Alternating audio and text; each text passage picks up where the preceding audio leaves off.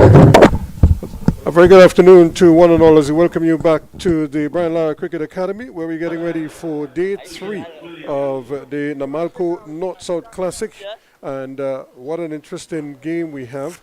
And it may very well be first innings might decide this one. South 273 for 3, despite the late drama yesterday when they North thought they had wicket number 4, that of Jid Guli. He was on 23 at the time. He will resume on 24. And the other man is the man of the moment, Jason Mohammed, who is on 134. I'm Ruskin Mark, working along with Liam Mamcham. Liam, good afternoon to you. And I suppose another beautiful day and another interesting day here because South now just 76 runs adrift. Yeah, it seems to me that they are definitely in the driving seat at this stage of the game. I think what's going to play a big part going into day 3 is the deterioration of the pitch. Are we going to see any sort of low bounce or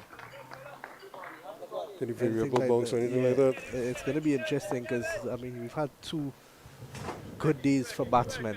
Into day 3 now. Guli, I think he'll count himself lucky to be there because there was obviously the controversial reversal of his decision which was out. Yeah, but so apparently when I spoke to him last night, he said that ball came off his pad and the North team agreed. But what they were really upset about was the LBW decision, the ball before. That one looked pretty close. Right. So we'll see how it goes. Williams it is. From around the wicket, trying his best here. And I mean, he would have been over the moon with that wicket last evening, and it was kind of like in the middle of a nice little spell he had there coming at the death. And that wicket would have been the ideal tonic for the Northerners, but it wasn't to be. My take on that is the umpire made a decision. You stick with the decision. I mean, how often have you know, the wrong decision has been made, but it's the decision that the umpire made, and you kind of honor the umpire decision. That's why they're there. And I think, based on what we've seen, that for all intents and purposes, the standard of umpiring has been very good. Yeah, for the most part, I think just maybe 2 decisions yesterday. The run out, remember the run out yesterday? Yeah. From the replay. But again, the umpire, it happened so quickly, the umpire didn't even get a chance to get into position, the ideal position, to see that. And I thought the LBW with Cooper as well was a bit unlucky. When he was on 98, he swept go via. The ball... It's going down leg. No, it's actually them outside off. So it was... The impact was definitely outside off, but I mean, you got to give it to the umpires. It's tough. You don't have much time to make a decision, and you know, you're not going to get all of them right.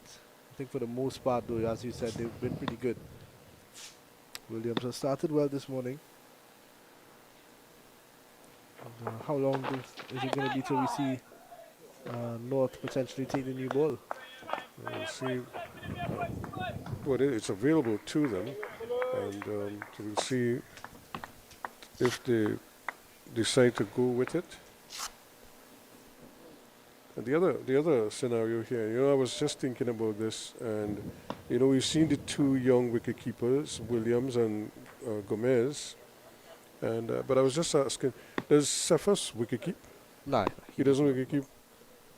You know, because it's we live in an age now where you look for players who can do multiple things, and sometimes you can put a batsman who can wicket keep as a stopgap measure. Although wicket keeping to me is such a specialist position, and it's one that can really lift a team if you have a good wicket keeper, because you know, not only can he like take catches and effect runouts and that kind of stuff, but when he makes a good take, it kind of lifts everybody, you know, and you don't want one who just either dropping the catches or misfielding balls when returns come in from the deep, and it just, you know, it just kind of deflates everything. But if you have somebody behind the stumps who is very efficient and very competent, it just kind of, it paints a better picture.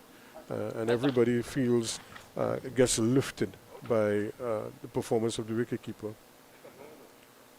You're right about that. So it is going to be Tion Webster to start us off. The new ball not taken just yet. Maybe just giving both these bowlers an over to get warm, and then they might take it. But it's going to be Webster. He bowled well yesterday. 10 overs, 1 for 33. Got the wicket of Joseph. And now he's into the experience. Jason Mohammed, 134 not out. What a knock he played yesterday. And this is the thing, if they don't remove him, a double hundred is not out of the question. And the way he kind of set himself yesterday suggested to me that that is what he was thinking about, of getting a really big score here. And 200 is, if he could get himself going again today, and he probably will score quicker than he did yesterday because they were in such strife. And if he can really just expand his game a little bit more, who knows? A double hundred is not out of the question. Yeah, definitely not. Obviously, he ended the day with a bang. He got that full toss from Carey Pair. Actually posited over mid wicket for 6. And it just told the tale of day 2. It was all south. Picked up the early wickets, the 2 wickets that they needed very early on in session number 1, and then after that it was just a Jason Mohammed and Sifo Scooper show. It just needed like 4 overs to get the 2 wickets that they needed. And it started with the removal of Carey Pair early, and then they eventually got the final wicket, and were able to limit the damage, so to speak, to 346, and then they polished off 273 of those at the close-up play last night. So that's where they started this afternoon, 76 runs adrift, and I'm sure they'll be counting them down as they go through. And this partnership has now gone up to 72. As Mohammed just got the first runs of the day. 72-run partnership. Mohammed continues to be involved in these partnerships that helps out so much. I believe it was about 170 odd between him and Cooper. 173. And then now 70 between him and Goody, 72 in fact. And that's what you want. I would imagine the selectors, the Trinidad and Tobago selectors, in a way would be very happy with what they're seeing from this game, because it's one thing to have like trial matches, but when you get into a competitive environment like this, now I'm not sure if all of the players who are playing here were involved in the trials. Every so often they can bring 1 or 2 players. That's a good delivery, just touching down and leaving them outside the off them. Every so often you could include a player or 2 from outside the trial squad, and you want to see them, on display in a competitive environment. But I think the selectors would be very happy with what they've gotten from it. Of course, they would have had concerns, the usual concerns, batsmen getting starts and not going on. But when you look at it, you had what? You got 2 half centuries in the north innings, plus you had a 38, a 37, and a 27 and a 29. So it meant that at least 5 batsmen got decent starts. And then you kind of flip that now. You got a 98, 134 so far from South. And then you have 2 good partnerships. You got one for 173, and you have another one that is 72. So that completes the over. Just a 1 run, 274 for 3 now. Now they're taking the new ball. Yeah, I thought that's what was going to happen. They give Webster and Filton Williams 1 over each just to get their bodies going. And now they're in with the new ball. So it's going to be interesting to see how Jason Mohammed approaches this. He's not going to want to be ultra aggressive, obviously. And we know that's the way he is going to play.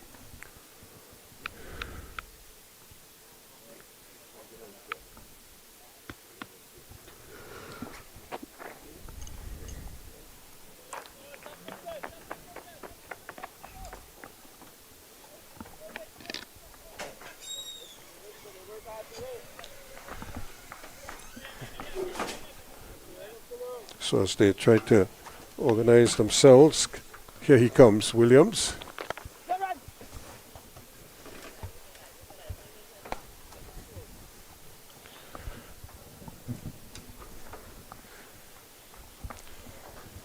But Jason Mohammed, I mean, what more could you say about Jason Mohammed? He's really just shows what it is, the benefit of his years of experience and his just his own abilities. Plays within his limits. Not a flashy type of batsman, but one who understands his game very well and plays his game, play to his strengths. Yeah, it's what he's good at, and he's, as you said, he's a crisis man. He's always willing to put his hands up when his team is in a crisis and get them out. And once again yesterday, I think it was 29 for 2 when Joseph got out and he came into bat. And you would have thought that North would have had the upper hand at that stage. And all of a sudden, South just completely turned over the game. And it's not like Mohammed came out all guns blazing. He consolidated a bit, batted for a while, got himself in, and then when he was set, we saw him expand a little bit, start to find the boundary with more ease. And then when Scooper got out, he had to do it again. He just had to slow it down a bit, get to the end of the day without any big mistakes. And here he is again to fight another day, 135 not out. Not much more you can ask from him. No, he's really put his hand up here for his team again. And you really have to just give him credit, because you could take it for granted. A lot of people say, look, I've done this before, you don't need to do X, Y, or Z. But I watched him here in the warm-ups, and he was leading the team. So they were following his lead, which suggested to me that the people in the dressing room listen to him. That not only are they looking up to him, I mean, he's shorter than most of them, but they listen to him, and it means that they're following his lead, and that is a good position to be in as an experienced cricketer. He's a leader of men. He's always been, and with all these years of experience, the younger players should be wanting to lean on him for any sort of advice, any sort of questions. He's the guy to go to, because he's been around, he's seen it all. He's certainly done an amazing job. Obviously played for the West Indies already. He's played some ODIs and a couple of T20s as well. And they need to lead the West Indies too, yep. And he captained the President's 11. He's really done an amazing job. The end of the over, another one in the books. And at the end of it is 274 for 3.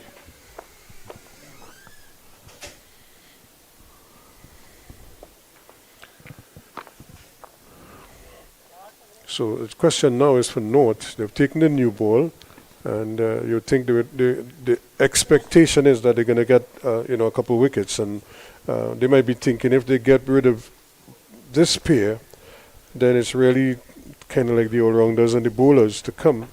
So they may be thinking along those lines and be feeling that if they can somehow prize out one of these two, Christian Turton, I mean, there's still lots of batting to come, so I think North would be looking at the task ahead today, and they would understand that they've got a big job on their hands. Still got Turton, still got Rambaran, who is not necessarily an all-rounder. I think he's more of a batsman that can bowl a bit. And then obviously Daniel Williams, who can keep a batsman, he can bat.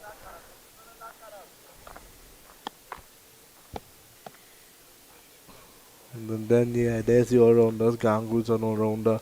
Manek could consider himself a bowling all-rounder, and Ratchak can handle himself with the bat as well. So a long day ahead for this South team, or this North team in fact.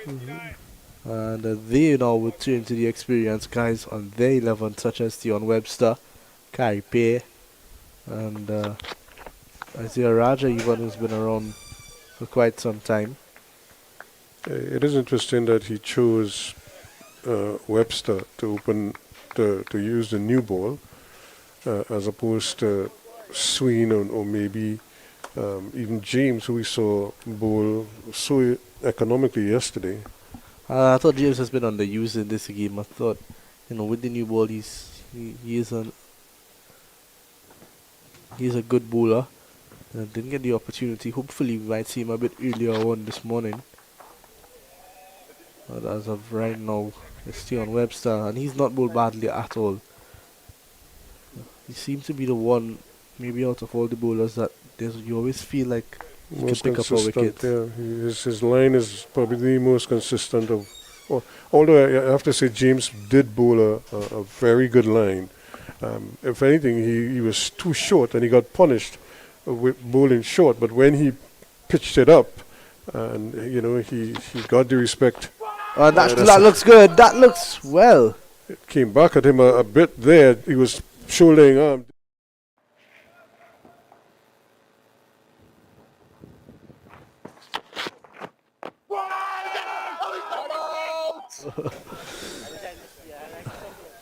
I think in the case of umpire Narayan, that one may just have been missing the leg stump.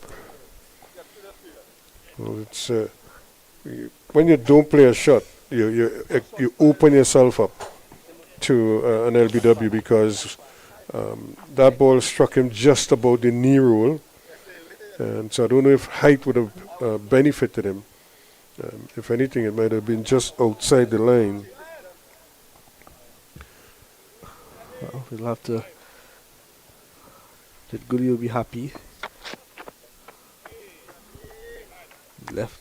Yeah, It's not a great lead from Gully at all. I think he maybe just there's sometimes when you're out there batting for a while, you just have that lapse in concentration for a second, and sometimes you just premeditate. He probably tell himself that, if it's outside the off-stump, he's not going to play. But that ball started outside the off-stump, but it came back a long way. And luckily for him, the umpire didn't think it had done enough. That one right back up into the block hole, swinging back in to Jit Gully, and he keeps it out at the end of the 88th over. So 274 for 3. Jit Gully living a charmed life here. It's been a. To his credit, he's kind of battled through because we know him to be another one of those batsmen who loves to get on with the game. But he kind of took a page out of the book of Cooper and Jason Mohammed and kind of curb his natural instinct and just kind of played the situation more than anything else. But and like we were saying, when you get one wicket, you think you could get a second and then you get a third. So they might be thinking that if these two get separated, that's a good ball. If those two get separated, who knows what is going to happen, next. They still have some runs to make to try to get to the 346. So they're not out of the woods just yet. They're 72 runs away. And cricket is a strange old game. We're now into the 5th over of the day, and just one run scored so far. This is the third with the new ball. And that was a beautiful filter. Williams who got that ball to just hit and leave the right-hander. This one going the other way. And a brilliant take down the leg side from Gomez. It's another fine take. Looks to be the better of the two keepers on the day in terms of this game. Not saying that Daniel Williams is not a great keeper. He just maybe not been on it as much this game. But Gomez, we saw that good one-hand take last night where we thought we saw the end of Jit Gully, but the umpire reversed the decision. And that worries me because one, if he made the decision that he was out, whether he played the ball or not, the umpire ruled that he was out. Yeah. Right? All the concern then would have been whether the catch was taken. The square leg umpire only comes into it for the catch. Exactly, yeah. And if the umpire said the catch was taken, and I think you concurred with the other players that the ball was taken cleanly by the keeper, Gomez, then he's out.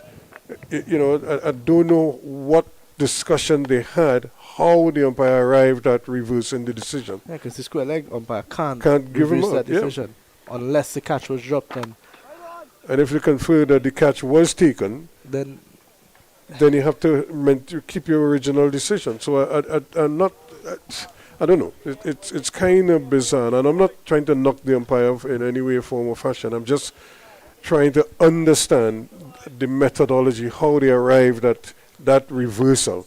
Because if he was convinced that the ball was edged, the catch was taken, the square leg confirmed that the catch was taken, then that's the end of the debate. You know, there's no other debate there, because we don't have the benefit of DRS, so there's not like a third umpire to assist in that decision at all. So on all counts, something just went awry there. But you know, it is what it is. 275 for 3. The left-handed goalie now comes into strike as the field changes over.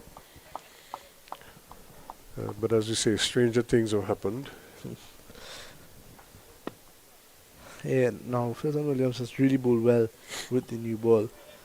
You saw that ball early in the over beating Mohammed and just found the outside edge where Mohammed was able to get a single.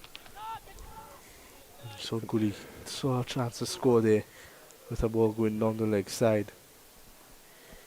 Yeah, that completes the over. It's been slow going. 275 for 3. Remember, they resumed at 273. And that was the end of the 5th over.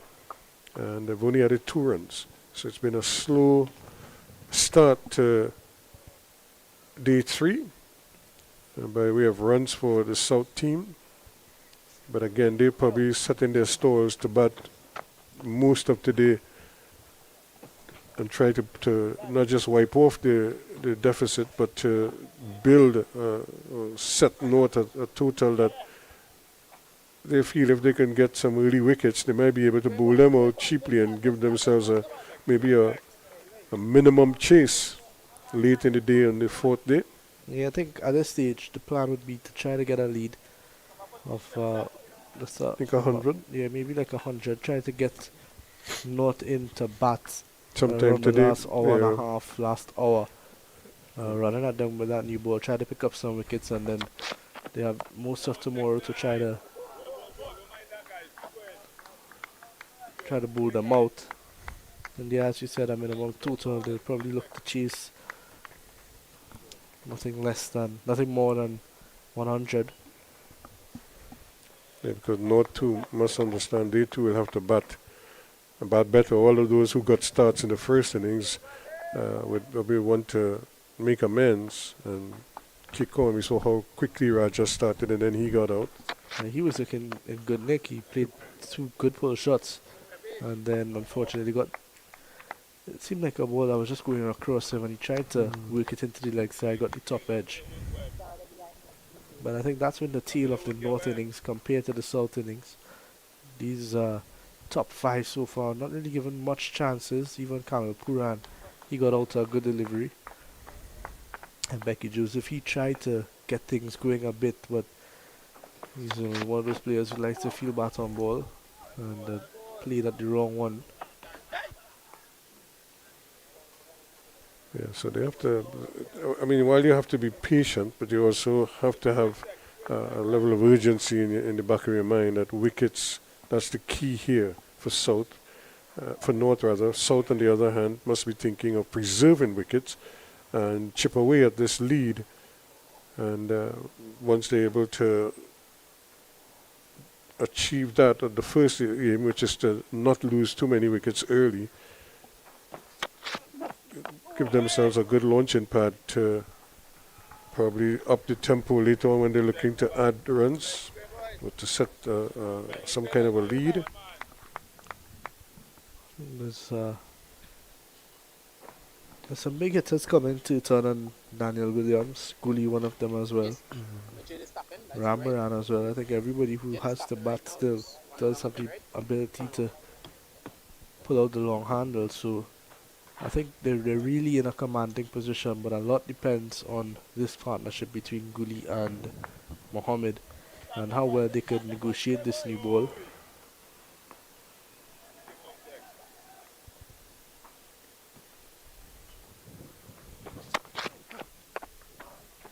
Webster again, probably just a little too short. He probably wants to bring the batsman onto the front foot and see if you can get him to drive. He's getting the ball to come back into the left-hander. So that's probably what he wants to do. See if you can get him to drive, pitch it up and entice him to drive. Maybe throw it wide, let him go after it. If he hits it, fine. But don't go away from that, because I feel that's the area where he could have success. He could go in between bat and pad.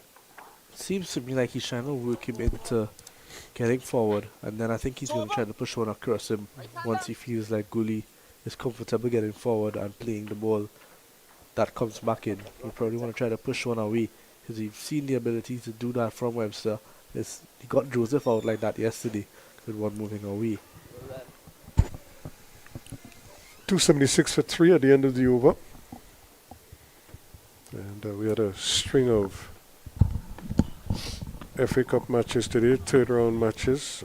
I think one big upset in the whole thing. A London derby, I think Brentford it is, who went under. They 1-0 to a team that is at the bottom of the championship division. They haven't won an away game. And Plymouth Argyle. yeah, Plymouth Argyle, and they pull off a 1-0 upset win today. Well, that's the beauty of cup football. You get these teams that might be in the 5th or 6th division of English football, and they somehow sneak their way up they're giving against. Premiership teams trouble. That's cup football for you. That's the beauty of it. Giant killers. You have nothing to lose, you see. And you know, there are a number of things that go into a game like that. Now, they are, by winning this game, right, they are now into the 4th round of the FA Cup. Right? If they get to host that game, can you imagine if they draw another Premiership team? they kind of, forget the game, but just think of the kind of revenue that they will get. And what I was in England one time. We were doing some interviews, and we went to, I'm trying to remember where, one of the London clubs we were. There's so many of them. It's not funny, but we went to the London club, and we were staying actually just about a stone's throw from the ground, and I walked over. Because when I saw all these people there, I just never find out, nosy Trini. I go on to see what is all the commotion about. And you know what they were doing? They were selling tickets to their FA Cup game, which was coming up 2 or 3 weeks away. But once they got the tie, I think they were hosting Tottenham. And once they got word that that was the draw, and this was the opponent, they started to sell tickets to the game. But here what happened, if you wanted to come to that game, you had to buy tickets for 2 or 3 of their other home games in the league. All right? And so from that date, going up to the FA Cup, all their matches were sold out. Because people wanted to get the tickets to the big game. So it was part of their marketing strategy. That's not a bad delivery. In fact, that's what we were asking for, just to try to bring them onto the front foot and see if we could hit the edge. He did hit the edge, but it didn't go to hand. I thought Fulton Williams has bowled so well, but he's been super unlucky even since last night and yesterday afternoon when he started bowling. He's been pretty unlucky. Got the wicket of Kamal Puran.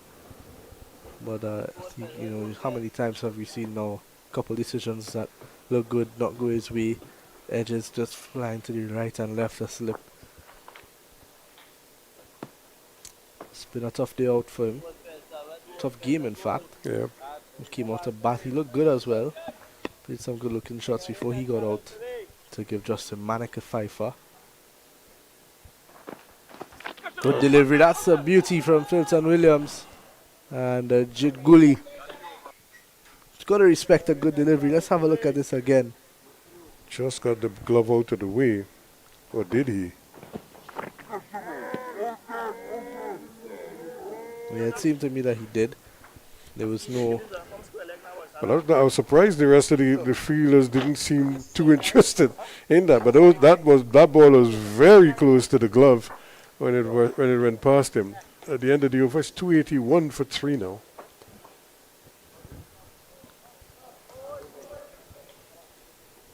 '28 of 87 for Gully. It's been tough going for him, but he's done well. He's still out there. He's fighting. And one thing you're gonna get for Jid Gully is a good fight. He really is a tough player. What? I offside it? 28 now, 87 deliveries, as I said. Not by any means his fastest innings, but he's getting the job done. Partnership now moves on to 79. Remember when he got off the mark with that? Well, it was an on drive that he dragged from outside the off stump. He just kind of hit it to the onside. He got to the pitch and then turned the face inwards and stroked it beautifully down past mid-on. We haven't seen much of that since. Shifted from Mohammed, straight to Williams at cover. Webster pitching up, looking for that swing again.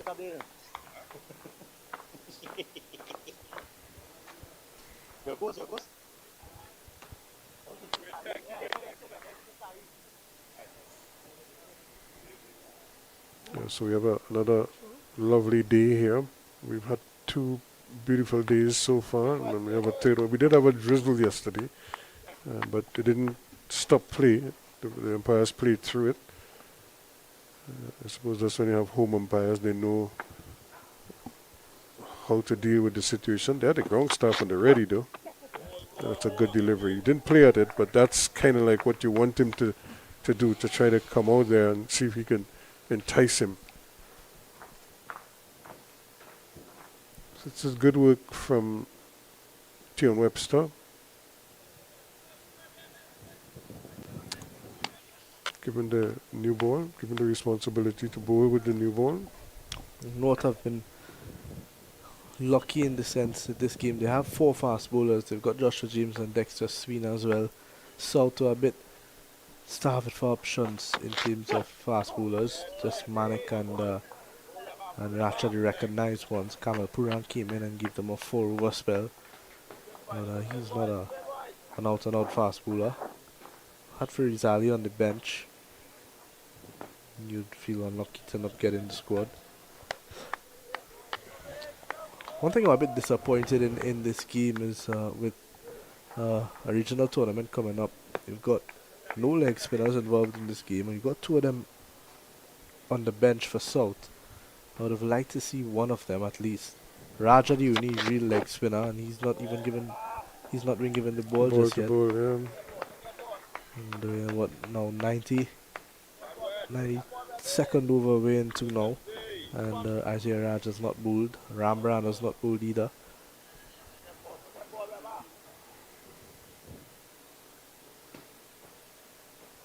Kerry Pierre can't say he doesn't have resources. He does have quite a bit. A lot of it unused as well. You look at the 2 teams, North definitely have had a stronger bowling lineup in terms of they've had more bowlers. Looking at South, you got Manik and Racha, and Justin Gangu as your only 3 real out-and-out bowlers. Gangu's still a bowling all-rounder as well. You had Kamil Puran come in and give you some overs. Jid Gully, a batting all-rounder. Jason Mohammed, a batsman who bowls a bit at times. Rambran, a batsman who can round his arm. So they really struggle to have out-and-out bowling. That's a good delivery to finish on Webster at the end of over number 92, 281 for 3. And South continue to stay in control of this one.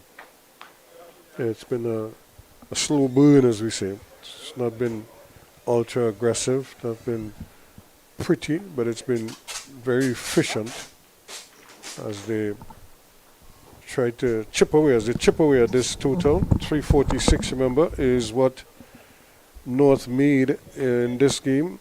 Now South are trying to ease their way past it, or as close get as close to it as possible. But I think they need wickets here. That's the important thing for them.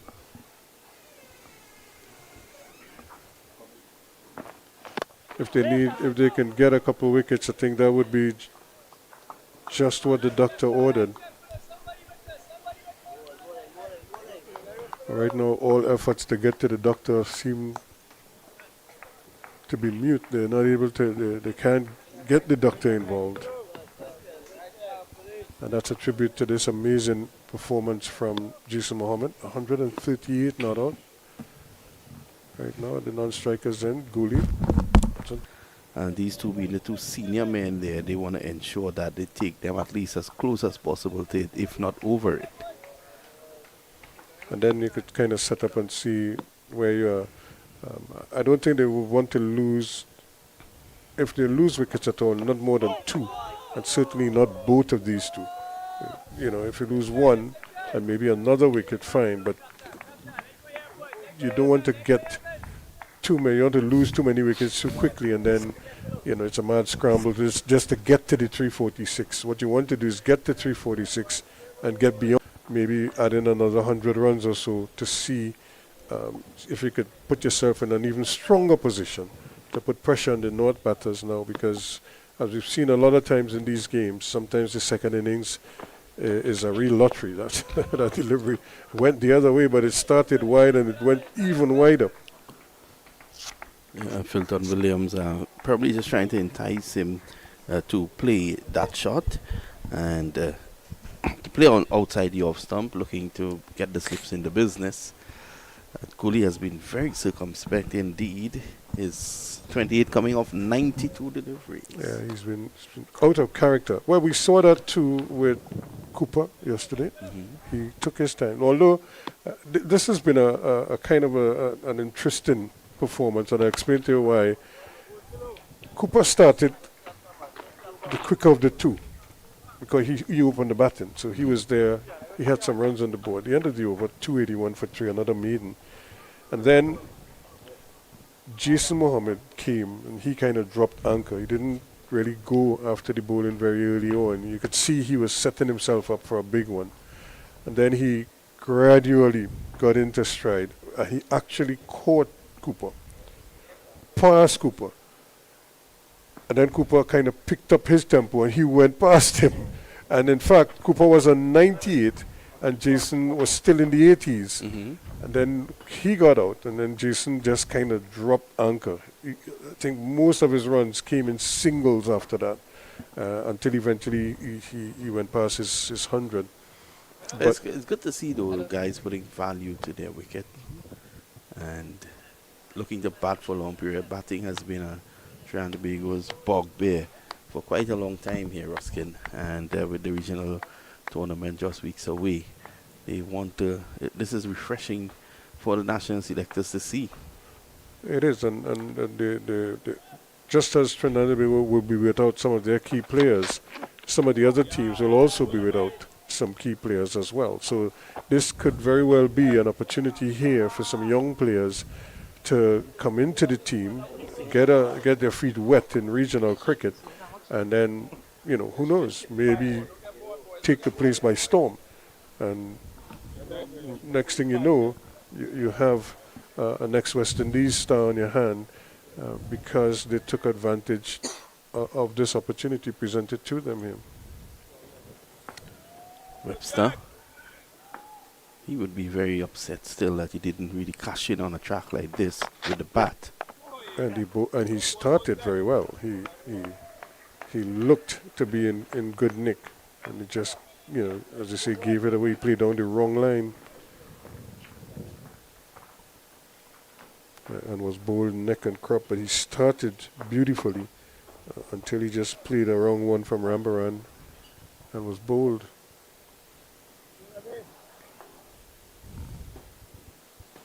And that's the thing, when you play cricket sometimes, you start up, as I say, you have to look at cricket with bad mind, you know, especially when you're on a show like this where you know so much is riding on a good performance. And this is what that's why I admire this knock from Jason Mohammed and from Cooper as well, because they apart from batting for South, they understood what was required. That's a good delivery again from Webster. Goolie's prepared to spend time out there. As you can see, Webster is looking to push it across him.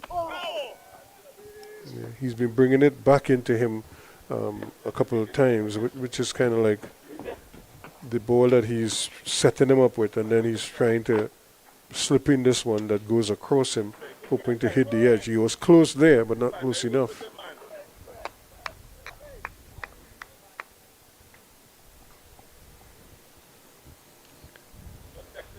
So Tion Webster.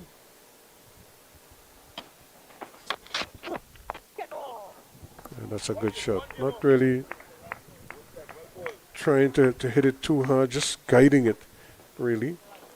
As you say, taking what the bowler offers.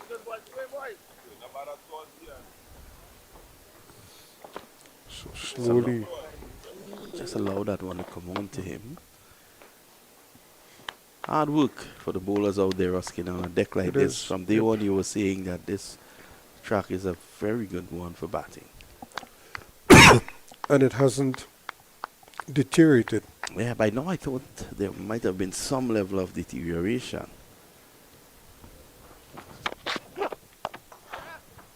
It's a great shot. That's 4 runs. That's leaning into it there, Jason Mohammed. Yeah, pitching up, trying to get the swing. But Mohammed covered the swing. The away movement instructed beautifully. He just continues to go from strength to strength. And he's up to 143 now. Well, the 150 is lurking around the corner. I am thinking double 100 here. Yeah. Because if you're batting this well, you don't want to give it away.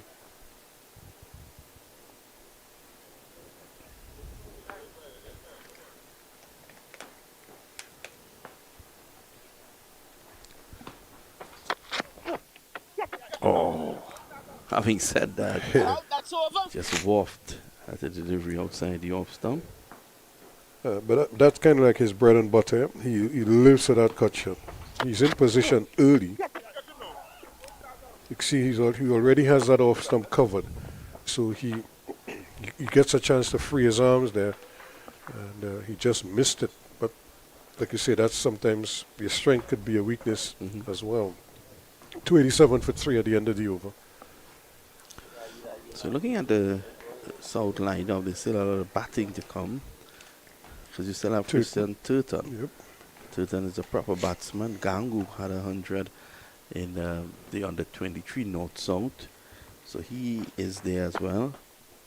And then Manik is no slouch with the bat. Raja can also hold his own. Daniel Williams is there, but Williams is one of those who loves to go after the bowling. This might just be the perfect platform for him. Yep. Tiring bowlers, a good score on the board.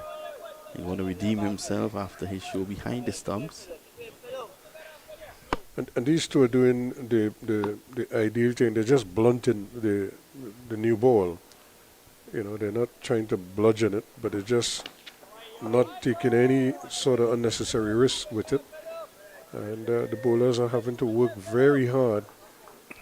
For Williams, to me, Williams is wasting that new ball at the moment, trying to bowl just close to, well, very, very wide, hoping that goalie goes for the shot. That's negative bowling. That's limited overs bowling. Goalie can leave it for the entire day. He's going to leave it. And by the time you take stock, the ball has lost its sheen. Yep. And again, the length is what he has to be mindful of here. He's probably a little too short and not allowing the ball to do. If you're going to bowl short, then you want to get it to climb up to throat height. You know, when you're bowling short, you're deliberately bowling short. But you're not just going to run up and bowl a short ball, a half tracker, with no venom and no intent of getting any height at all. That's good. That's much better. I think looking over the years, Ruskin, when no disrespect to what you see out there at the moment, and no disrespect to the players, this has to be the weakest fast bowling attack produced by North in any of the classics over the years. Yeah, it's essentially because we are looking at it and you're saying, can any of these bowlers get you 5 wickets? Yeah. You know, and as a unit, can they get you 10 wickets? Or can they get you 20 wickets to win a game? You know, and I don't know if you could answer in the affirmative to that, because on the evidence, it doesn't seem like that. In fact, the 2 wickets to go down, one went to Webster and one went to Williams. Those are the 2 wickets to fall. Nothing, you know. Well, Williams got 2. He thought he had the second one in the form of Cooley last night when the decision was reversed, and the other wicket to fall was Govaya when fell to Govaya, which was Cooper. But that's a good delivery. He seems to be a little bit closer to the off stump when he's bowling to the right-hander. When he's bowling to the left-handed goalie, he's a little bit all over the place. Yeah, very good line. Look at where Jason Mohammed ended up. An exaggerated leave, a Courtney Walsh type leave. Or what a Manas Labouche leave. Yeah, Steve Smith. Yeah. And that's the thing with cricket. Their batsmen have their own methodologies. Oh, that's so wide. Yep. Quick but wide. You really see him Remember Neil bending his McKenzie, back. speaking about batsmen and their own methodologies, also they have their own superstition. And Neil McKenzie, I remembered South Africa playing a test match, and I think they had recently repainted the dressing room, and one of the painters might have left a step ladder in the dressing room. So whilst Neil McKenzie was putting on his pads, It's 289 for 3 at the end of the over. Yeah, you're right. Some batsmen have, well, not only batsmen, bowlers too. You know. did you have any, Ruskin? No, not really. I can't say I did, but I know a lot of people. Some guys. That was my next question. Looking back at your some time. guys had. Some guys would have like a sharp lay in their pocket. They never took it out. You know, some guys had it in their boots. You know, just different things people would always do. Some guys actually like would wear the same shirt sometimes. You know, for like 2 or 3 days, especially if they make runs. They're not washing it and they're not taking it out. You know, they're sticking with that. Yeah, it's just like your bat. Yeah. You know, if you have a bat and you score runs, you're going to keep that bat. You might get new ones, especially with sponsors giving you additional bats, but you're going to always look towards that one first. And you know, you might break in a couple of others, but the first one is the one that like you said, the one you score the double with. As long as they don't take it to put in some warehouse or museum or something, you're going to persist with that one. You know, like the Brian Lara 375, the 400. They would take those bats away from him, and then he kind of like have to go to something else. But the way he was scoring runs, it didn't seem any bat. Didn't matter. Didn't matter, you know. And that, you know, that was such an amazing period, you know, because he was scoring runs like regionally, domestic, you know, regional cricket. And then it's almost as if once he got that opportunity, he just took off. It's a good shot. He's going to have to hurry here, and he does. He didn't hit it as hard, as well as he would have liked, and that probably what made it so easy for him to complete the single. But if you look at it, as soon as he struck it, he was on the go. Yeah. And that is what saved him in the end. The throw as well, not one of the best. So up to 290 now. So they're inching up to close to that 300 run mark. Mohammed is inching towards that 150. And Gully is 19 from 50. I don't want to say Gully's inching close to a half century because The way he's So, batted today, yeah, it may take him quite a while. But he could change gears. Yes, he does the thing because his natural game is to be aggressive. When you know, and we've seen him play, you know, play the long ball consistently. But this is good. With a regional first-class tournament upon us, Cooley has decided to spend time out there. And there's nothing better than spending time out there. Because you know it's muscle memory. Yeah? So if you get into the habit of spending the time out there, when you're playing better bowlers, you know, maybe on different tracks, because that's one of the things of this year's regional tournament. You're traveling, you know, I think we're in Barbados, we go to St. Vincent, I think, first, and then, you know, so you're traveling around the region, so you're going to be playing on different surfaces. And one of the ways to kind of set yourself up is to spend time in the week at each venue, because you're kind of learning a new strip, you know, new conditions, and, you know, familiarize yourself with it. And that's the best way to go. Try to, you know, battle long every time you go out there in the middle. We spoke early on during this match about that incident where the cows came onto the field in St. Kitts, and that game was affected by damage to the pitch, also wet areas around the pitch, especially the southern end, I remember, of the bowler's run-up. Jason Mohammed was unbeaten on 100. Never got the chance to go back To bat for the last 2 days. Yeah. But he's batted really well here. I'm sure if you speak with him, he would probably tell you this has been one of his better knocks. Not one of his more dynamic innings, but in terms of responsibility, in terms of reading and assessing the game, and then batting in tandem with Cooper. They really put their heads down to bail their team out. And he continues to bat well. Jason Mohammed, your thoughts on end of the over? It's 290 for 3.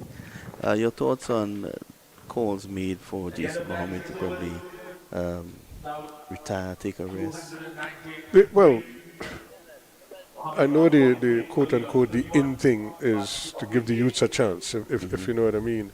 But tell me which youth is actually outperforming him. Yeah. You know, and I think that is what... so that's a luxury that too many other teams don't have. They don't have a Jason Mohammed, who is... Even in it's come like you have a Cristiano Ronaldo on your team. You know, he's still scoring goals. Yeah. He's still making runs. So you give him, I think he has earned the right to determine when he wants to step away. Excellent. From the game. Well put indeed, Ruskin. And I've heard a lot of arguments too and for his retirement or staying on, and that's probably the best comment I've heard. He has done enough Yeah, let him decide. to earn the right to decide when he wants to go. And he might surprise us all, He might just decide, I've had enough and, I really want to see. Or he may feel that there are young players now who are showing him that they're ready. So when officially goes down to mid-off but doesn't get there. But this is good by Sween. First delivery is actually attacking the stumps. So he's looking to make something happen, and this is what you want. Yeah, until he probably was going to say, look, I'm seeing we have a number of young players now coming to the fore, but not just young players, but accomplished players who are, showing that they could build an innings. They know how to go from 0 to 50, and then from 50 to 100, and then from 100 to 150, and then to 200. Because if you notice the performance in the first innings, and I go back to Andrew Rambaran and Joshua James, they got out almost as if they ran out of gas. If you follow what I'm saying, they couldn't carry on any longer. You just felt that they were gonna. This was the period where they were gonna falter, and that's exactly what happened. Another quick single here, and that's what I'm saying. they have to learn how to build an innings, how to manipulate bowlers when bowlers are on top, how you could still navigate those things and not stall the innings. And I thought that is what transpired with them. They got to 50, and then it was hard work after that. And so you learn from it, and this might very well be the innings that shows them, and then looking now at how Jason Mohammed went about his innings, and figure out, you learn by watching sometimes, and that's what I'm saying with playing in a game like this. You can't help but learn from what is going on around you, even when you're looking at somebody on the opposing team. I saw a lot of Joshua James in the last regional tournament because he played for the academy, and I thought Carrie Pear might have wanted to involve him with that new ball. I thought he was gonna. I was I'm very, hoping very he would shocked get a new about ball. that. Yeah, Yeah. Both when he started the innings and here when he took the second new ball, because he still hasn't bowled. Yeah, because I saw him use the new ball for the academy at Coolidge. I tell you, Ruskin, he was rapid. I mean, Yeah. did a lot with the ball as well. And he's been I'm consistent. His line was pretty good in this so far. Hasn't been used as much as he should be, and I am thinking that he's one of them who will be on that national team when it's named for that regional tournament. Give him the best opportunity. Yeah, to get wickets, give him the new ball and let him try to prize out a couple for you. Yeah, I'm shocked about that. Well, we've seen Webster, we've seen Williams, now Sween. Yeah, and we Still no James. Yep. So the over comes to an end. It's 292 for 3. It's 144 to Jason Mohammed, 32 to Jid Guli. And he's not carrying any injuries that I'm aware about. No, that I'm aware he of. bowled. He actually bowled yesterday, and he bowled well. But even then, he bowled. Again, he was second change or third change. Then he bowled a short spell, like 4 overs. And it was only late in the day he came back and bowled a couple more. And on both occasions, he didn't bowl badly. Well, I saw him warming up just now. He then walked straight to the umpire. And now he's walking back because Carrie Pear has decided to bring himself in yet again. So And he I don't think he'll be bowling from the bottom because Sween only just started. yeah, Sween just bowled a 1 over. he has to be carrying probably an injury, probably not 100% comfortable. I'm don't not know, sure. Ruskin. But he's moving around quite sprightly in the field. So But you look at him walk away, he looks dejected. I know that our viewers can't see him at the moment. that might be his normal gait. He just Well, it's hot out there. He just we'll ask his friend at the end of this over, Liam Mamcha and his friend will come and call him here. I think Liam spends some time with him sometime in the night as well in the town. So I don't know if that's his normal. I think he's this hot sun. That's his hot sun gait. When you say that's his hot sun game, these youngsters these days, they say that's his crawl. Here's Pear down the track, and that's a beautiful shot for 6. Jason Mohammed there showing that's his 150. Brilliant knock again, and he continues to go from strength to strength here. 150 on the board. It's 298 for 3 now. Yep. Give that man the keys to back paw.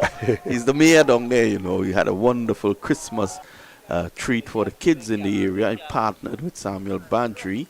And, he is celebrating now. He gave away a number of bats during the Christmas period, and now he's teaching the kids how to use them.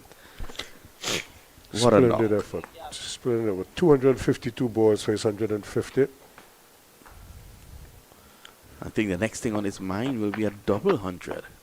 And he's one of the best. I've heard from his peers that he's one of the best players of spin bowling that this country has produced.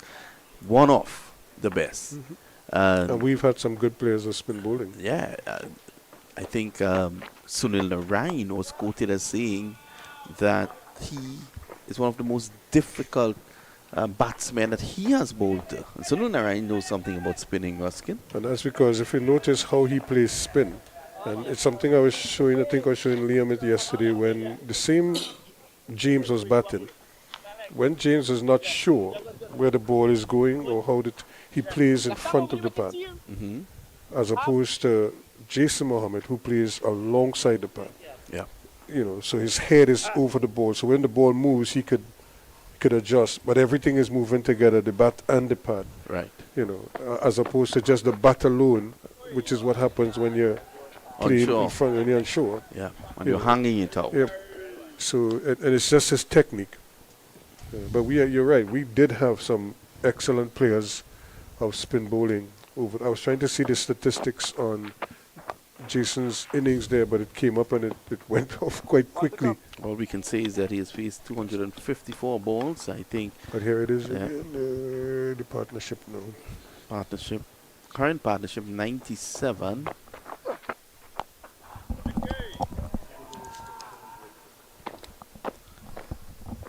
And that's the 300, Ruskin. The 300 is up. Yep. 300 for 3. Jason Mohammed. 151. 33 to Guli, and of course Cephas Cooper got 98. We've seen an hour's play. Your final comment before you take a well-deserved break. Yeah, it's more of the same, though. This has been a continuation on the part of Jason Mohammed and the part of South as well, because spiritual for Jit Guli, he too must have been feeling a little bit out of sorts after the incident last night. He was given out, then he got a reprieve. So he might be setting himself up here and thinking, I have to take advantage of this opportunity presented to me here. He's on 33. He's taking his time. He hasn't really set the place afire just yet. But we know that one or two big hits and everything can change for him. So we'll wait to see. Here's the stats on Jason's innings. 252 balls. 254, Right. exactly, yeah. 17 fours and 2 sixes. So a splendid innings indeed. Yep. An innings of class by this man, Jason Mohammed. I tell you something, this man not only has class, he has an entire school, the way he plays domestic cricket here in Trinidad. We take a short break. We'll be right back.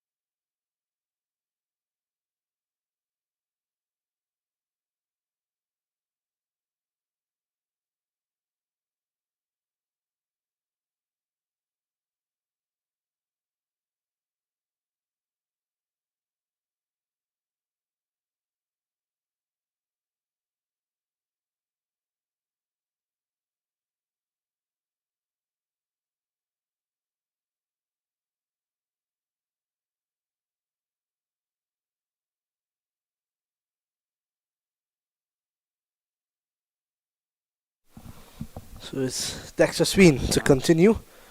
10 overs, none for 28, 2 maidens. Came back well after he struggled with the run up on, not a run up, in fact, the landing spot on the northern end. He's been good so far from the southern. Here he is to Gully, who is on a 33.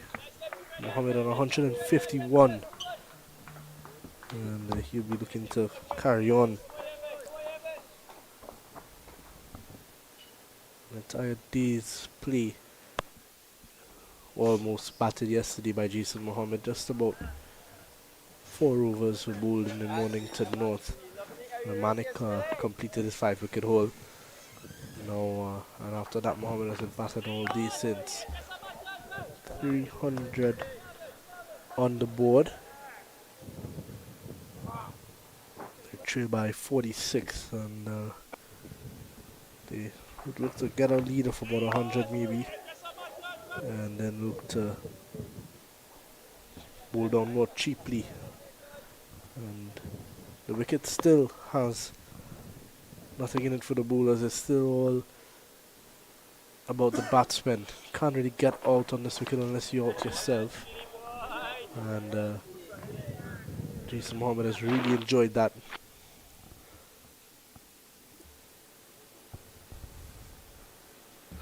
Just looking at Sween there, getting that ball to just angle away from Gully. If he could get it a bit closer, could cause him some problems.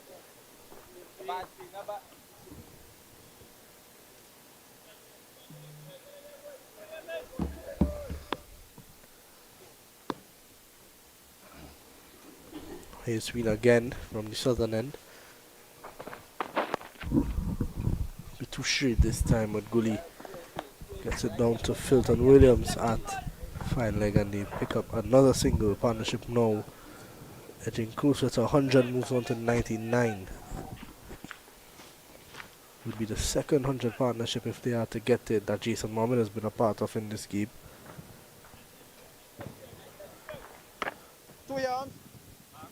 So 301 for 3, Mohammed. Setting up his stall probably to get a double here, Leo.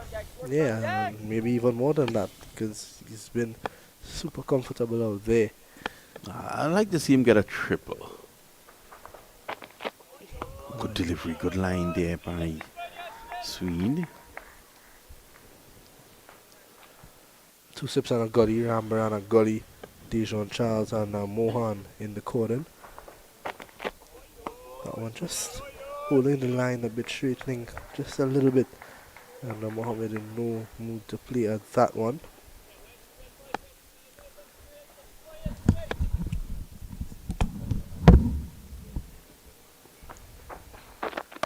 Cuts nicely, but Williams is down there at a deep backward point. And that's going to bring up the 100 partnership between Jid Gully and Jason Mohammed.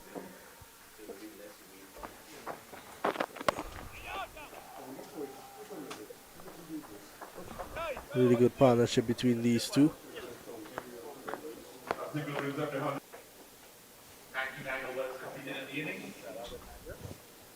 Gully contributing 34, Mohammed 66. Now it's going to be Kari Pair to continue from the northern end. Pair into now his 21st over. 5 maidens, none for 54.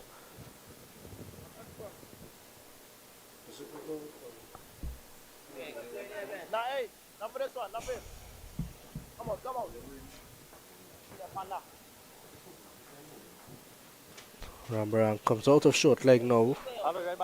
He goes into the cover region. 4 fielders out on the boundary, in fact 3 out on the boundary for Pair. He's got a deep backward square, that's Joshua James. Filton Williams is at long on, and the deep cover right here, Raja. And right where that short leg was, Jason Mohammed now maneuvers it to that region. Rambaran is going to have to go back to short leg. Haven't seen Rambaran at short leg before. Is it that he normally fields there? Not necessarily. He's not had a whole lot of experience there, but He's probably the youngest guy on the team, so he has to I go mean, there. You look around, and you don't want Joshua James or Dexter Sween there. Those are some big guys. Even Guvaya is quite tall. And I think Vikash Mohan is another guy that does it usually, but with Ramran in the team, he's got to do the dirty work. And yeah, the key to fielding at forward short leg is staying down as long as you can. So you want a short guy there. Yeah, and he fits the rule. He's just off the floor at 4'11".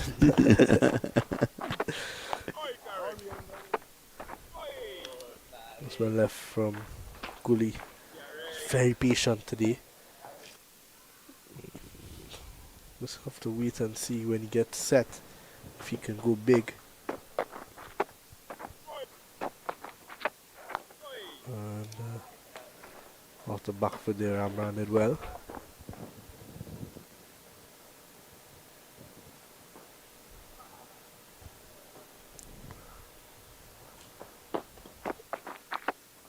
Nice forward there from Gully. And that ends over number 100, 303 for 3. Only 119 deliveries for his 34. As you can see here, Ruskin was saying early on, Gully knows exactly how he's spinning the ball, which direction it's going, because his bat and bat is close together. He can also make that late adjustment, and this is why he had right over the ball as well. Any value in having probably an Isaiah Raja or even a Rambaran? We haven't seen him. He's a bowler. Especially earlier on, I thought that Raja or Rambaran would have been given the opportunity to try to break that partnership of Cooper and Mohammed, which went on for a long time. And with, both of those bowlers turning the ball away from the outside edge could have caused a problem, but we did not see that. Now here is Sween to Mohammed, and driven nicely from Mohammed. Not a man move. And that's 4 runs. Lovely shot through the offside. Mohammed continues to prosper here. 105 run partnership now. 105 runs to the good. Lovely shot. Second century stand that Jason Mohammed has been a part of. On 173 with Cooper, and 105 with Gully.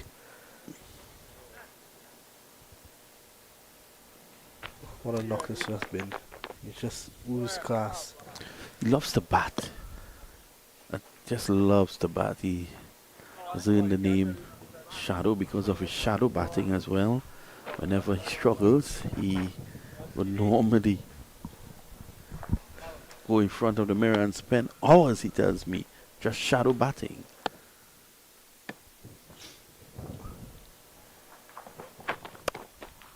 Tapped away. Runs here for Mohammed. Williams cuts it off. I see Big James is having a limber. So I don't know if we may see him. Yeah, it seems to. He's warming up down at mid-off there.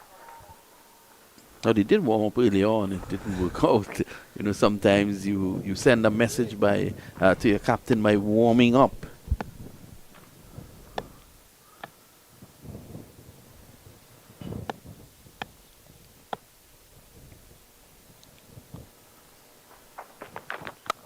Cutting. There's protection there, as Mark was saying early on. He's very proficient with that shot. Hence, there's a backward point on the boundary and a squarish cover on the boundary as well. So, just for that shot.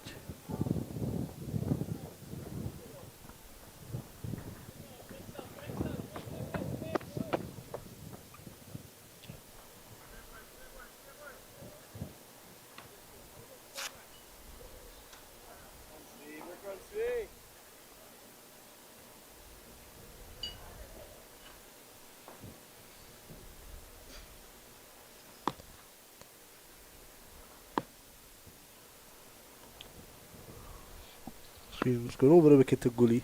He's going to try to push this ball across him. Get Gully to play. Oh, that one came back in a bit. Gully knowing exactly where his off stump is. There's no bother there. Yeah, you can take a look at this delivery. initially angling across and he brought it back. That's excellent. Goalie will be in two minds now. You have to be very sure where that off stick is. So one of the most important things as a batsman is to know your off stump is, especially in this form of the game. So goalie earlier on leave one of Tion Webster that came back in sharp, and maybe got away because of height.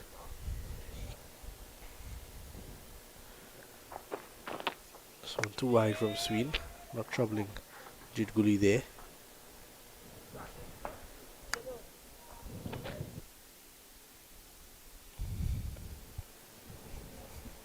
There you can see this one holding its own.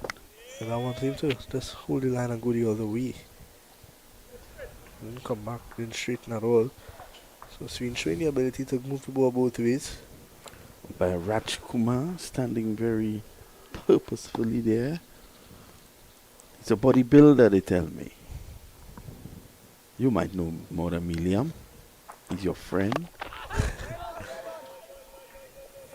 I would have umpired a lot of cricket that I played at youth level and even at regional level. He did not umpire any games of Trinidad and Tobago, obviously because of that conflict.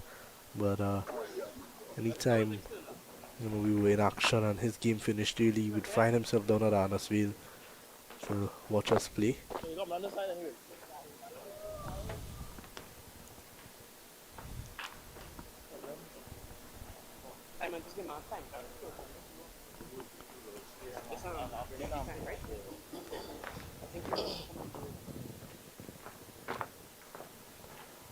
Well, it's going to be paid to continue. Joshua James's attempt to warm up didn't seem to phase Gary Bay, as he's into over number 22 now. 55 runs conceded, no wickets just yet.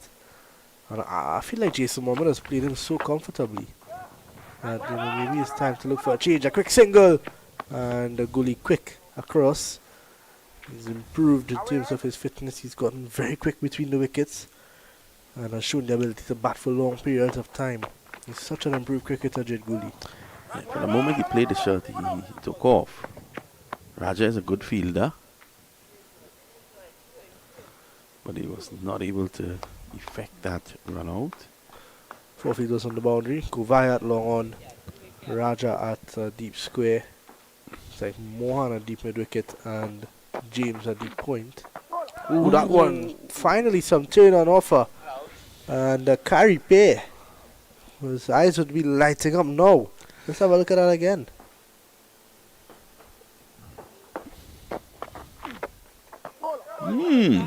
Well, you can see the rough starting to build up just about outside the off stump of where Gully is, and Pierre seems to be targeting that now. That Gully's going to be very concerned about leaving now. And this is why the approach by these two is so very important. You want as best as possible to make this a one innings match, because the rough areas are very pronounced. Now I'm looking at it from here and it's very dark. I was even asking myself the reason it's so dark, whether or not it's because the water table is high down here due to all the rain prior to the game. And there is moisture around. Mohammed just stabbing this away. That would encourage Carrie Pay. And you look at the other end where Pay is bowling from, there seems to be even more rough on that side, which tells me maybe it's time to try Mikel Govaya from the other end. This one keeps low. So we're starting to see some evidence now of some deterioration in the wicket. And I think that's why maybe Carrie Pay would have persisted with himself, seeing that that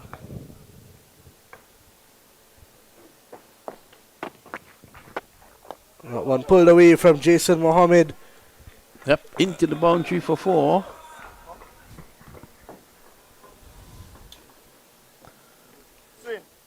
And that takes the score down to 316 for 3.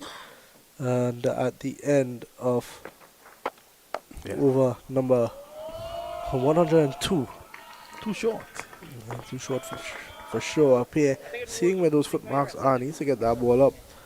It seems like it's going to be James now, finally going to get his chance. at the southern end.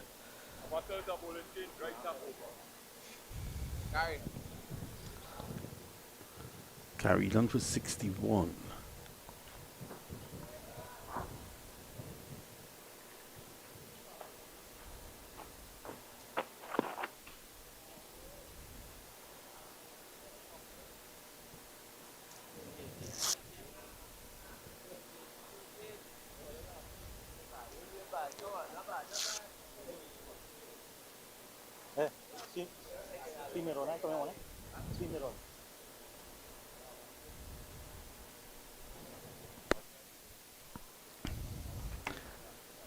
Cooley has been studious. 2 slips of gully, waiting for that edge.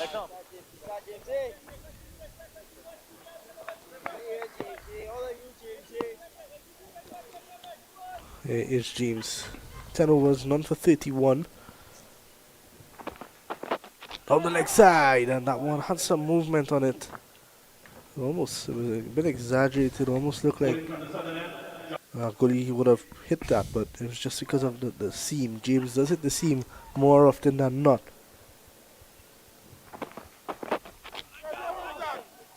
Good stop though by Gomez.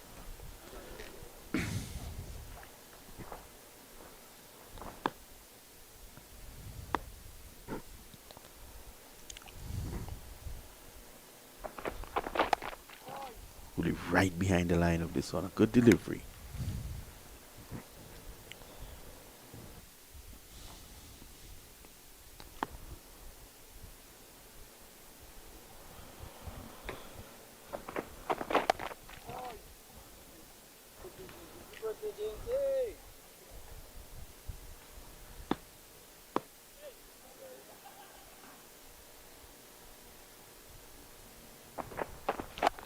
Short.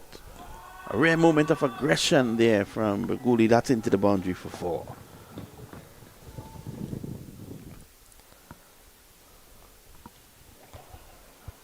And that's been the issue from James today. Well, not today, in fact, yesterday. Sometimes he's been a bit too short. And it's been really looseners, and they can't really bowl a loosener to these two, Jed Gully or Jason Mohammed. They're both very good batsmen. 2 of the best batsmen around in Trinidad and Tobago right now. And you've got to be very careful with your lines and lengths, especially on a wicket like this, where there's so much for the batsmen.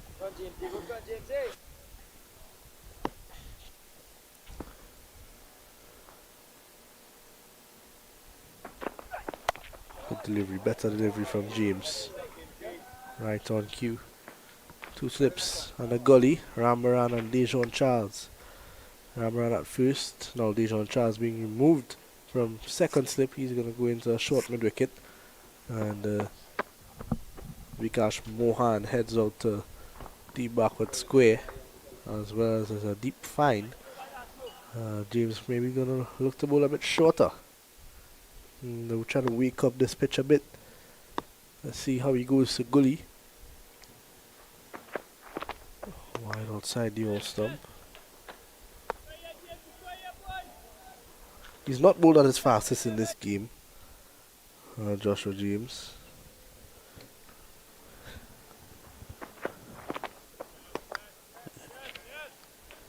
Chance play there for Guli. You can see the boys from the north, they've dropped their shoulders.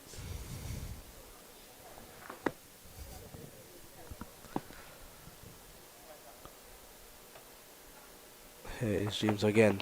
Driving. Looks good there, Gully, but straight to carry play and mid off. And that's the end of another over for James. 11 overs, none for 35 for him.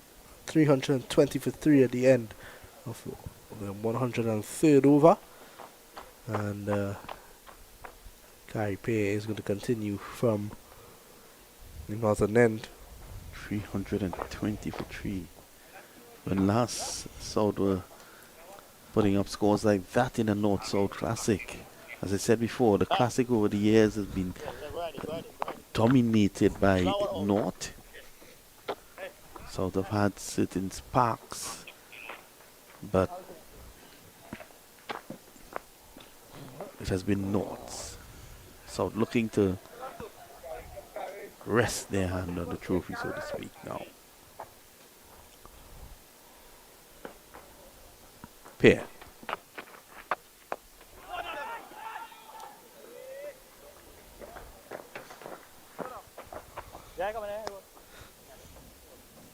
Treated by just 26 now. Really approaching a half century. Mohammed looking for that double century. You can see that there's some pep in Guli's step at the moment. He's looking to take those quick signals, looking to get going. And you could see umpire in the Ryan telling Kyrie Pierce to run off the pitch. It's crafted. And there's an official warning. So if he does it again, he could get himself in some trouble. And that's well played there from Jason Mohammed, and that's another boundary. A sweep shot there. And yeah, really well played there from Jason Mohammed. He now moves on to 169 from 266 deliveries.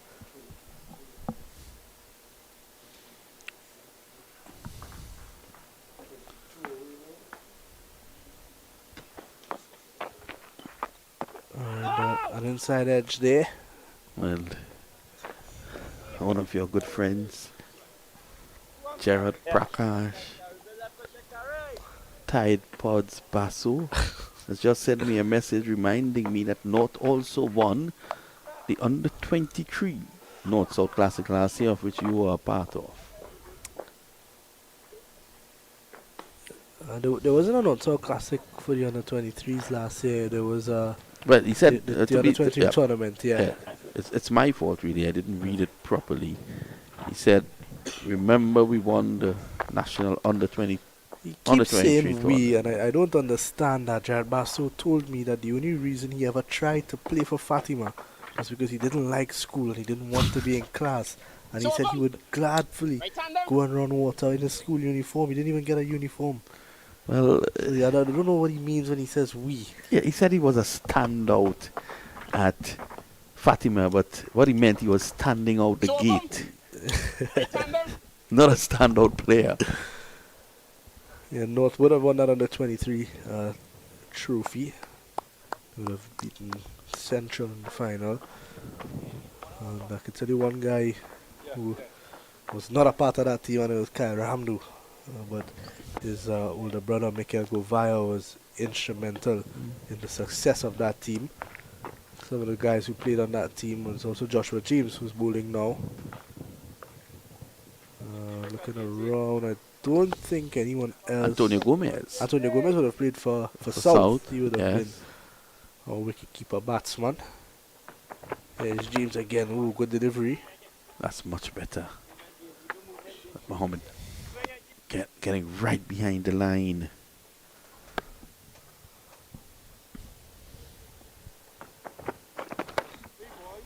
That final of that under 22 tournament would have been played right here, and Eric Garcia batted with Shiva Makun at number 11 and got the game down. It was a game that nobody thought they would have won after Govaya got out. And then Makun and Eric Garcia really played a brilliant partnership there for the last wicket to win the game. Well left. Manos faced 269 deliveries. Could leave a delivery just outside the All-Star. He might have been tempted to go after, but he wasn't. Did Ramdu fail to make the North team? No, I think so. The rule is when you're only allowed to play under 23 when you finish under 19. So Karam was still out of the year under 19 cricket, so he was not able to play. But he said he'll be playing this year. He got the call. But he's a young chap, isn't he? And he says another title loading in some weeks. We'll have to wait and see about that. Oh, whipped away for 4. Lovely shot. And Jason Mohammed just whipping this down through fine leg into the boundary for 4. He goes on to a monumental 174. I tell you something though.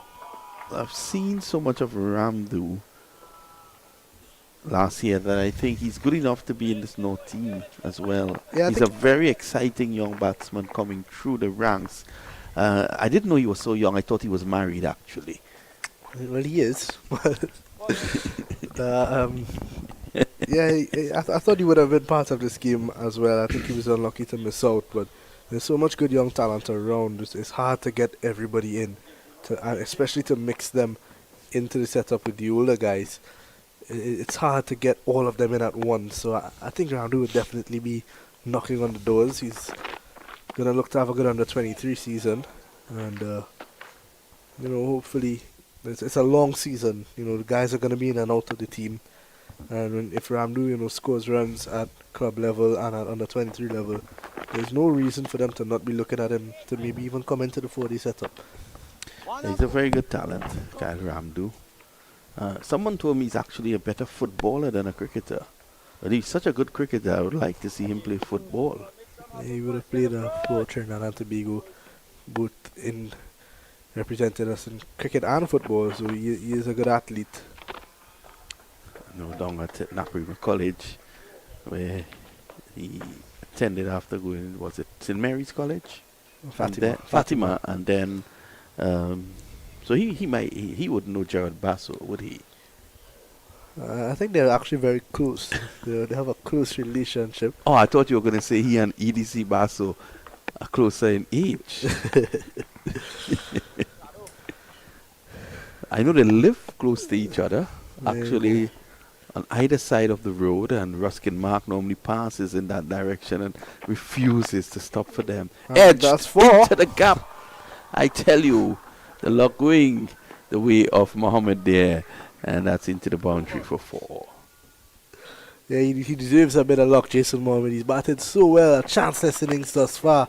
And that one was never really going to hand. It seemed that it dropped before the cordon, and Mohammed easily places it almost. So he goes on to 178. Well, A top inning, 333 for 3. all the trees. Graham Goosh, I remembered once, I think he got 333.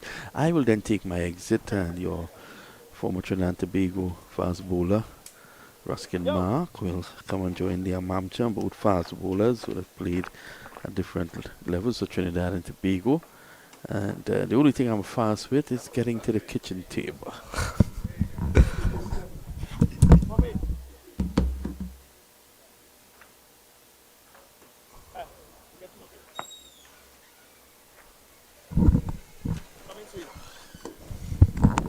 So the Sky Pay to continue as we welcome Ruskin Mark to the commentary booth, and this time Goalie looking for the single but not there. Really good start for South today. Yeah, these two have, they've batted the first hour and a half, so they've not been separated, and they haven't really given too many chances. One or two anxious moments, but other than that, they've kind of weathered that storm, the new ball, the threat of the new ball. They've kind of nullified that to some degree. We saw one jump early from Williams, and then we saw a couple from Tion Webster coming back at remember the LBW appeal, the one he left alone. Yep. But outside of that, we haven't. Well, one just hit the edge from Jason Mohammed there, but it went down. It didn't go to hand. And the same old, it went right through the slip cordon because they have that one slip and then A gap, big gap. So I think what's been a bit disappointing to me is that I think we're in a North-South Classic where guys are looking for opportunities to get into that team for the first game, and you have the thing that with the missing likes of De Silva and Django and those guys, Philip and Seals as well, and Terence Hines, Caripe is the front runner to captain the team. it's another good sweep shot. He might get a boundary here as well, and he does. So he just continues to. You could see him changing gears here a little bit, Liam. He started to really press the accelerator. He's quickly up to 182 now. And his 150 came off 252 balls with 17 fours and 2 sixes. He's up to 182 now from 277 balls. Yeah, as I was mentioning, Kyrie Pay is more than likely, was the captain of the team. He's more than likely going to be the front runner to captain the team for that first game, especially. And be the big spinning option as well. I don't see the need for him to be bowling 24 overs in a North-South Classic. I think he, as a captain himself, needs to understand that we've got guys out there who've not bowled yet. Rambaran, Raja, James has been underused.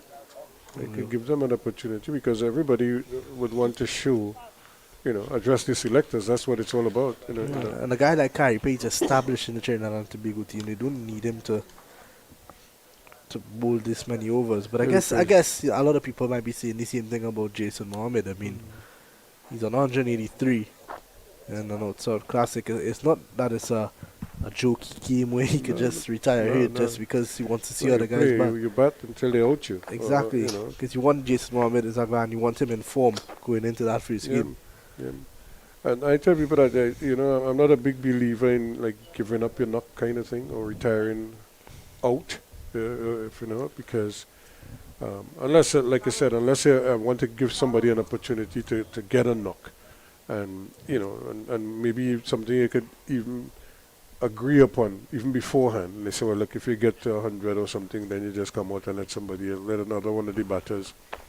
Because the two camps would then say, look, we could bat with 13 or something like that, or we bat 11 batsmen. You can make those arrangements and then you just follow through during the game. And then in that way you get the guys who... Everybody gets an opportunity because you look at the three guys on the bench on either team, they'll be disappointed to be left out. Obviously, you want to get a chance to address the selectors. So. And that's what this game is all about as well. More inside edge. He's bowled well. He's apart from his biggest problem is his length sometimes. Short Every ball, time he goes short, he's not short and rising to the point where he's troubling the batsman. It's just short and staying down. So it's at a nice, comfortable height for them to hook. But he needs to, if he's going to bowl a short ball, then bowl a short ball, because you want to get it up to his head. Jason is not that tall a person, and I'm sure he could get it head height. Yeah, I've not seen much of that today. But he's going to have to bend his back.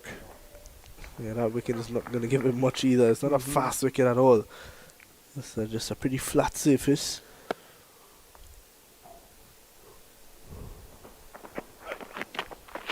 You can see him putting the effort in because that explosion at the end of his action there, that takes a lot out of you. And then he's a big unit as well. So, there's a lot of torque coming at you when he plants and he comes through. That's that a looked good good. delivery. Height. Height saving Jason Mohammed there. Yeah. It was way over the leg stump maybe. Let's have a look at it again. But every so often he produces one of these. Height. He's climbing over the pads, well over the top of the pads. I think Jason Mohammed did not expect that one to come back in that much. And because I don't think you can leave on length on this pitch too often, especially coming into D3 now. That's flashed away from Mohammed and that's 4 more. Yep. 187 to Jason Mohammed now. I tell you, he's changing gears here, Liam. He's really starting to rotor now. 187. No, he's really eyeing that double 100. But a lot of people that, 343, they're just 3 runs away. A lot of people have a lot to say about Jason Mohammed and his selection and the team, but you look around and there's nobody else doing what he does anymore, available. I mean, we saw Django get himself a double 100 against CCC in the regional 4-day competition last year. But you look at these trials and Jason Mohammed showing the young guys how to get it done. Rambaran got out on 84. Cooper got out on 98. Jason Mohammed is telling them once you get a start, cash in, and he's cashed in twice. Yep, he's eyeing a double 100. And that's another good shot, but good feeling to his own bowling. And I've seen a double 100 score in a north-south Luckily for me, I was on the team that the batsman scored there, so I was sitting and watching it. I think that was Sheldon Gomes scored that double hundred. And in that game, I think Larry also got 100, or he got a big score, and Richard Gabriel got 100. I think North scored in excess of 500 runs. But we batted at Gilbert Park, and once you bat the first hour or two at Gilbert Park, it's like glassing. You could close your eye and make shots. Leg by signaled, so just one. Mohammed 187. He is off strike now at the end of over number 107. It's 344 for 3. 2 runs away from tying the North score of 346. And you want to believe, too, this was the plan. For these two to try to get them as close to, or if not beyond, that 346 that North scored. And it's worked out well so far. And it really is a tribute to their batting. And finally we're going to see young Raja. 107 overs into the game. I don't think he would have been expecting this late of an introduction, but he's there nonetheless. He's a leg spinner. Leg spinners are always a taking option. And you've got guys like Raja on your team. You've got to try to use them, especially when big partnerships are building. And I think it's been way too late. But it's good to see. You should have bowled in mid-afternoon yesterday. Once you get the quicker bowlers off. Once Cooper and Mohammed were building that big partnership, you got to get your leg spinner in, or somebody who could turn the ball away. Ram's another option. And nobody is really spinning the ball much, and maybe he might be the one to generate some turn and bounce on this wicket. We've not seen a leg spinner on show in this game just yet. For the first time, we're going to see Raja. We've got Ruplal and Samir Ali on the bench for South. Good start from Raja. Mohammed gets the pad in the way outside the off stump, so he is safe. I would put the forward short leg, and take out the mid wicket, short mid wicket, and put him in there, and maybe take out the deep mid wicket and bring him into a short mid wicket, but put somebody at forward short leg. It's a very defensive field to Raja. Maybe just waiting for him to get going. This one driven nicely from Mohammed down to Mikel Govaya down that long off. Mohammed on to 188 now. Pierre took a little bit of the sting out of that one and prevented it. So it's one away now. 345. Trying to get to 346, and they've done what they set out to do, which is to try to get to and overhaul this 346. And what is even better, the same 2 guys who resumed overnight are still there. I think Imran Khan would be a happy coach at the moment with the way that the South boys have gone about it. Here is Raja now to bowl to Gully for the first time. And there it is. Scores are level here at the Barnard Cricket Academy. Gully, he moves on to 42 now. 41 in fact. One by one they're filling the baskets, but we've seen a slightly different approach from Jason Mohammed. He's really extended his game a little bit now with a few big blows. Cut away, but straight to Rambaran at point. He really looks in the mood here now. I think that 200 is on his mind in a big way, and it should be. It's 180. He's 12 away.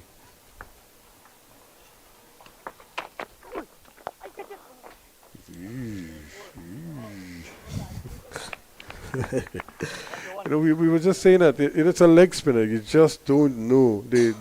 One could just jump, hit the glove. Like that one came off the bat at a knockout height. If you had a forward shot like there, who knows? You might have had a chance, or Jason might try to play differently with somebody under the bat. Cut away from Mohammed, and he's going to look for 2 here. And should get there easily. And he does. So South have taken the lead here. Jason Mohammed 190. And South have won first innings here. And it looks like he's he's probably going to just. retire.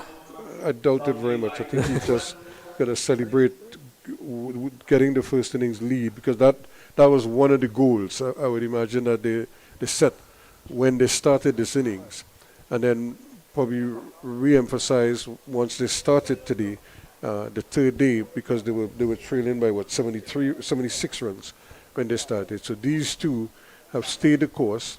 They've avoided any sort of getting separated, and now they're in a position where they can actually launch this attack against the North bowlers, and maybe start to, as they say, put fear into North now, because if they all of a sudden start to score quickly, then you're wondering where they're going to get success from.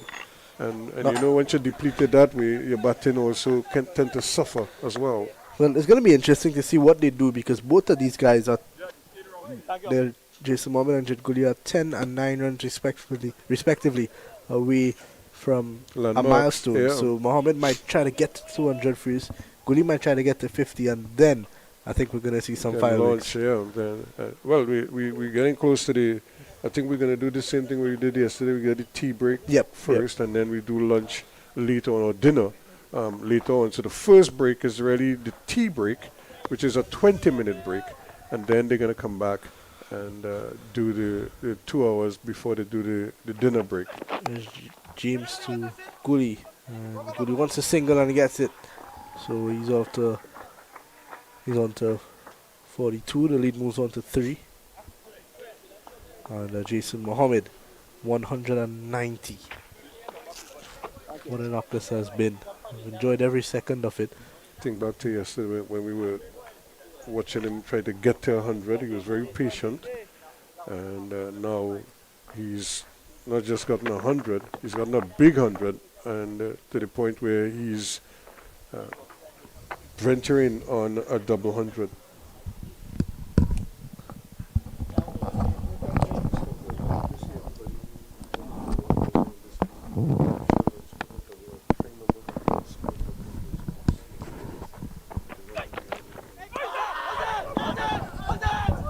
There's a stifled appeal, but I think the gloves were well away from it. So if it touched anything, it might have brushed his forearm or closer to the elbow, if it's anything. That's a good delivery, though. It's a bit of a halfway appeal that it didn't go up convincingly. Actually, there's one earlier, I think it was to Gully, and they just, the bowler just kind of put his hands up, but I thought that one passed very close to the glove. It was the one that rose on him a bit, yeah. And they just kind of brush it off as, okay, you didn't touch it. But as we see in the modern game now, some very thin edges. Batsmen get those. They don't even feel it sometimes, but it shows up eventually. But we don't have the benefit of the DRS here. That's well played. What a response. As if to say, how dare you beat my bat.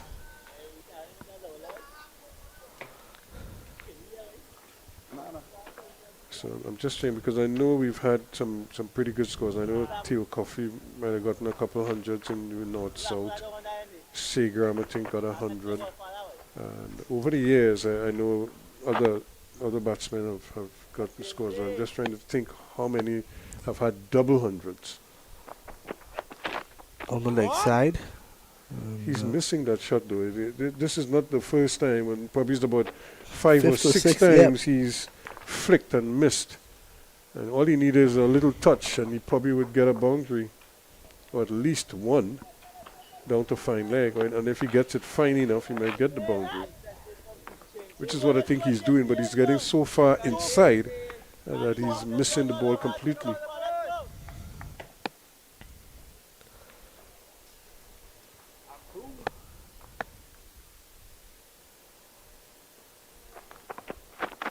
Cut away nicely, but straight to Big Dexter Sween at the point. Get a single. Mohammed moves on now to 191. The 350 comes up for South. So that's another significant moment for them now, because they're actually adding runs now. They're building up a lead. And North must be, North, I'm sure the players out there must be constantly looking at the scoreboard to see how big that lead is, and what is probably going to be worrying is if it starts to build quickly. And then it becomes a real headache for them. It's already a headache because they haven't had a wicket all day so far. Oh, good delivery from James to finish off his 14th over, just beating the outside edge of Gully. And at the end of over 108, is it? It's a 350 for 3. Let's look at it again. Yeah, no luck. He hasn't had any luck at all, James. He's really been bending his back here, but to no avail. And there will be days like that. And another day, probably would have had 3 or 4 wickets already.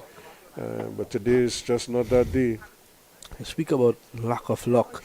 You've got to think about Filton Williams, who's pulled his life out, and he's not really gotten the results that he would have liked. He did pick up the 1 wicket of Kamal Puran with a good delivery. Yes, well, he should have had 2 with that dismissal that was then reversed. So he must be thinking in his mind how different this game might have been if that decision stood, and then a new batsman had to come, and a less experienced batsman to come and join Jason Mohammed. Just to remind back to the ball right before that, where that LBW appeal. I think the only person who saw that not out was the umpire, Anjit Guli. It looked very close. As Raja is in to bowl to Mohammed. Down the ground. He's going to look for 2. It's wide of Govaya and mid-off, but he gets around. And they get 2. 193 now for Jason Mohammed. And let's look at the way he's going to navigate his way through the 90s, well, the 190s. You know, as we saw when he got to his first 100, to the 100, he played a couple singles early, and then he got a couple 2s, and he essentially just finished it off in singles at the end. And I'm trying to remember, when did he hit the 6? I think it was to get to 100. To get to the 100. It was he was on 96. He got it, and then he hit the 6 to get to the, it was a 94 rather, and then he hit the 6 to get to the 100. Well, I think it was a 4 actually. I think it was a 4. The 6 that he first hit, 6 that he hit was to get to 134. It was the final delivery of the day, and then the second 6 he hit was today to get to 1. Was it 150? No, I think he got his single. He got it, yeah, but he hit a 6 over there, over long on.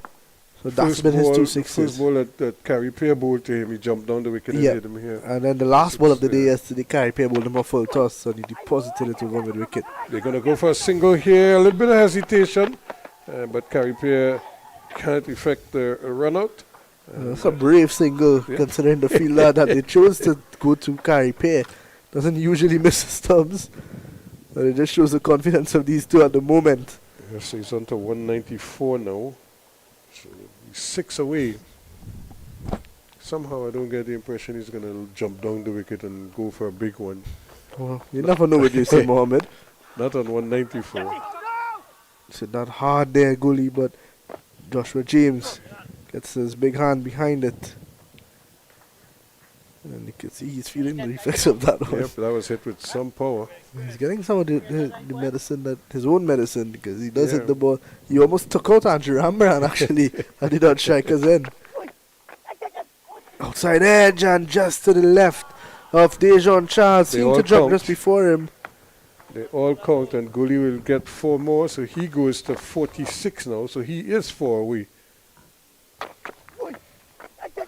Both of these guys just off their milestones.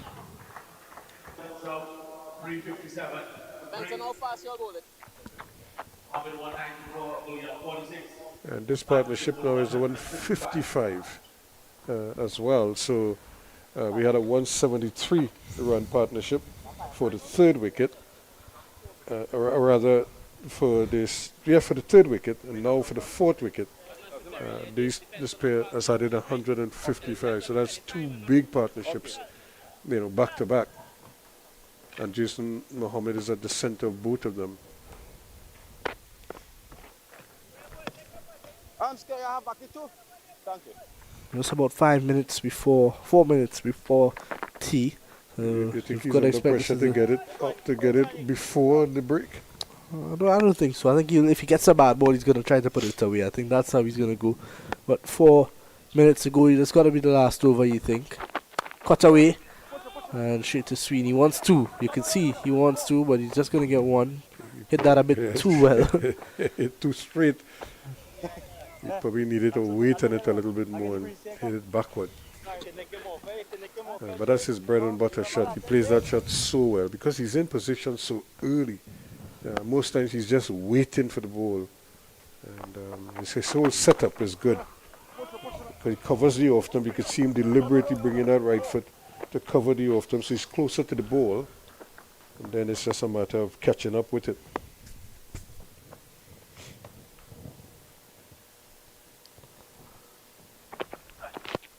And appeal for LBW. Yeah, Well, I I feel think like it's going leg.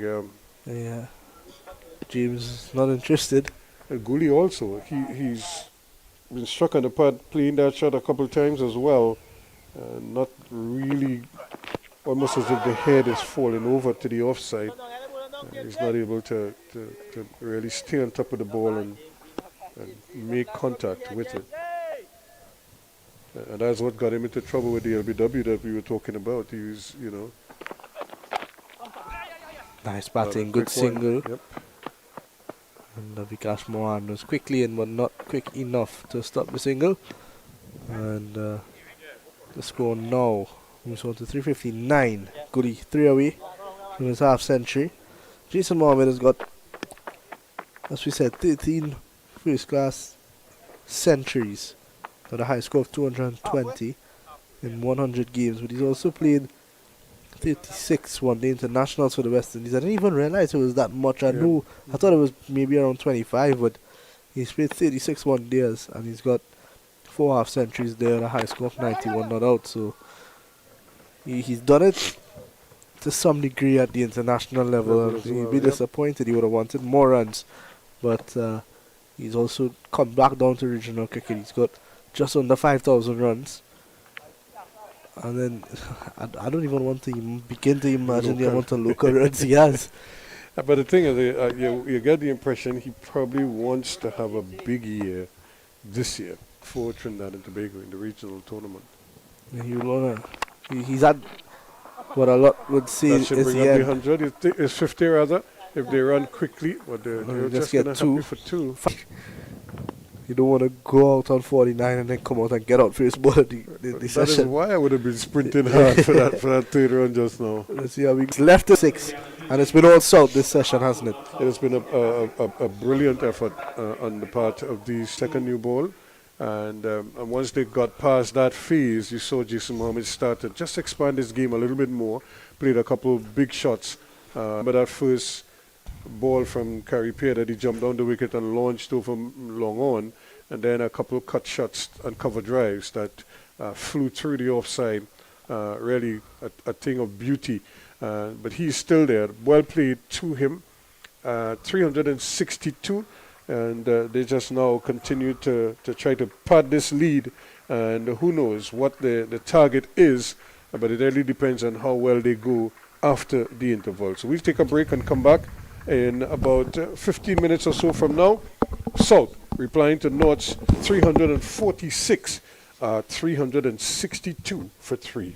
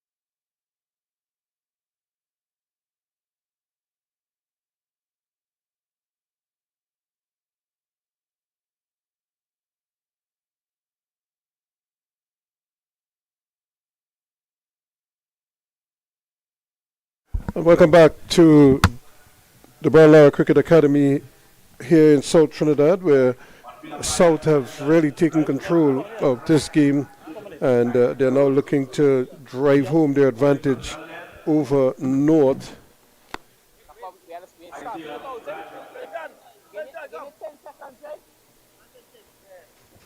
With a lead that is beginning to grow here, and which with every additional run, it certainly means that North could really start to get worried. If they're not worried already, they must very well think that this is something that they probably didn't want to see, but it's exactly what is happening here with South not just batting through, but they've now taken the lead in this game. And the fact that they haven't lost a wicket for the day, it means that they are pretty much on course for a formidable total. And that could put even more pressure on the Saturday. They might get a second run here if they hurry, and they will get a second. He's going to have to hurry here, and the return is not a good one. And in fact, he's going to get 3 runs. Well, and that is going to be 199. Yep. Well, they actually ran 3 runs inside of there. So they almost ran a 4 inside the ground. 199 now, Jason Mohammed. And I'm sure there will be no butterflies. He's a man has tremendous experience and would have scored double hundreds before Ruskin.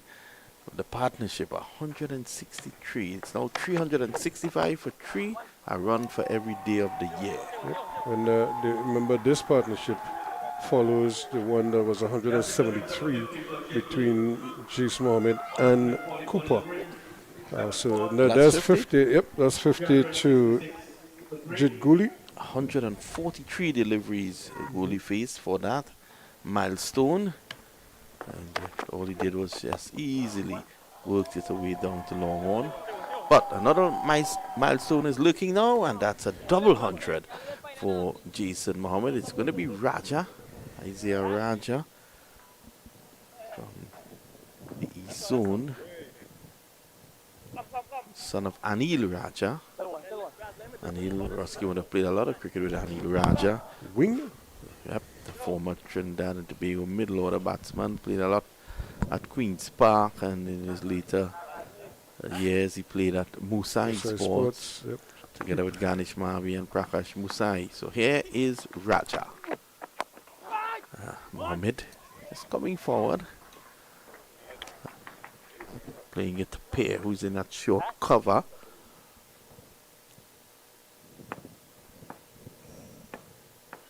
Yeah, just the one slip. He's He's going to go for it here. He's going to have to hurry, and he does. Well, that's Jason Mohammed, a double 100 in the North-South Classic. The evergreen Jason Mohammed continues to show his class, and of course his effort has put South well and truly on top. Yeah, 200 from 302 deliveries. And but what a brilliant effort it is indeed. And you know, as I say, he's like fine wine. You know, as he gets older, he gets better. And that will put him in great stead as he moves into the regional 4-day tournament.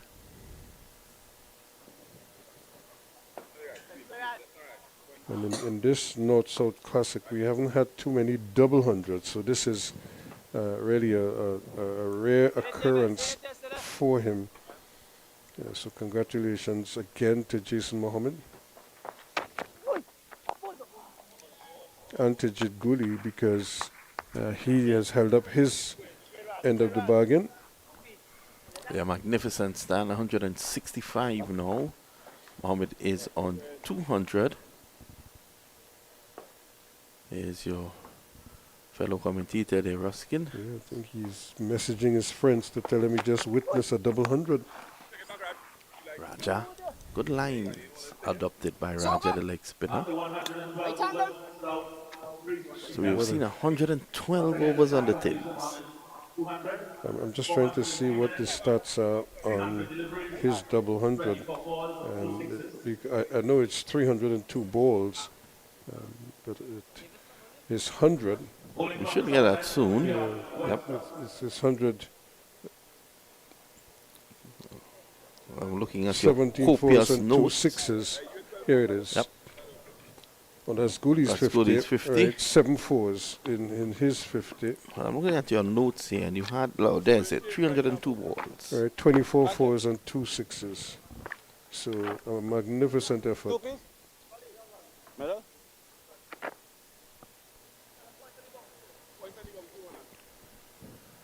So now the question is, are they going to change gears here? Well, Webster is back into the attack, and Mohammed is on strike. Let's see. Guli has reached his half century. I think they've ticked all the boxes. Guli has reached his half century. Mohammed has reached his double hundred, and They have the South lead. have gone ahead of North.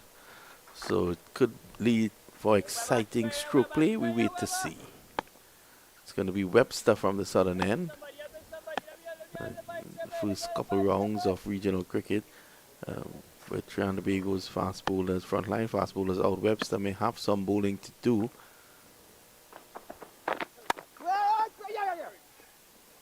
And that short ball, that cut shot is he hit that so early. He actually hit that down to wide middle of extra cover.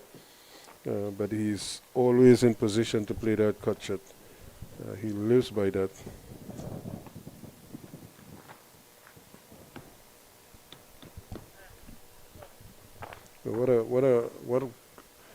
I really think you put on your cap as a selector, and you talk to the batsmen and you tell them, you want them to play big innings, you want them to bat, occupy the crease, and they got all of that in this innings from Jason Mohammed, Stafford Cooper, and to a lesser extent Jit Gooley. One bouncer. And it just continues.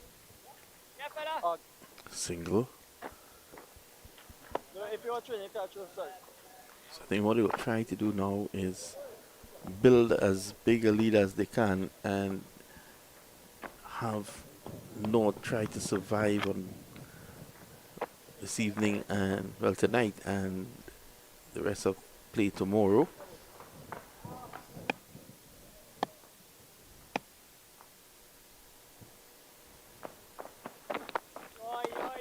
Yeah, that's the area here, because you could basically grind them, and force them to wilt.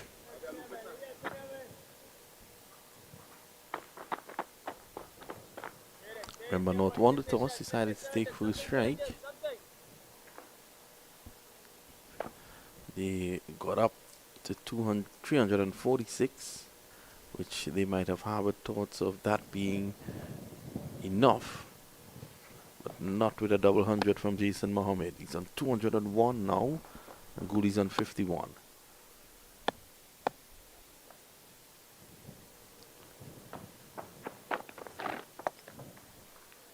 Right, and North cannot afford to kind of drop their heads now. This is the period where they need to pick themselves up here and, double their efforts.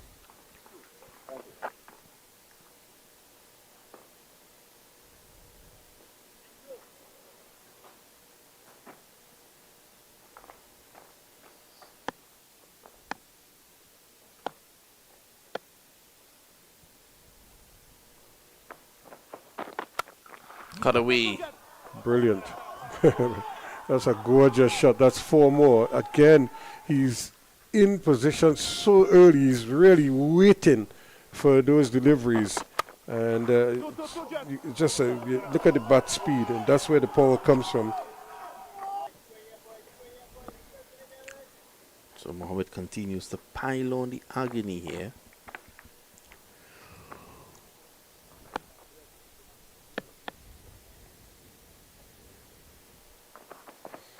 And this is where the game could get away from North very, very quickly. if they're not able to continue, we'll separate these two. Up end of the over 373 for 3.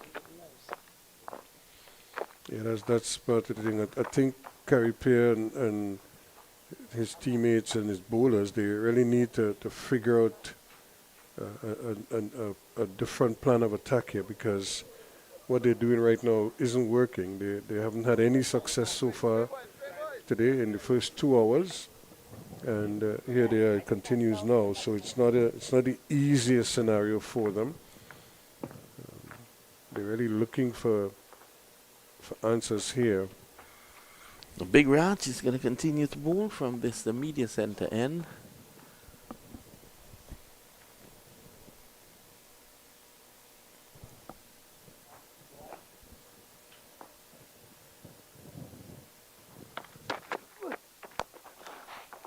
Straight back. It's forceful. And almost like it burst through his hands. Couldn't hold on to it. Not a catch, but it just hit with great power. And maybe now is the time that these two can decide, look, we're just going to pull the choke in. Let's see how many we can get and how quickly we could get them.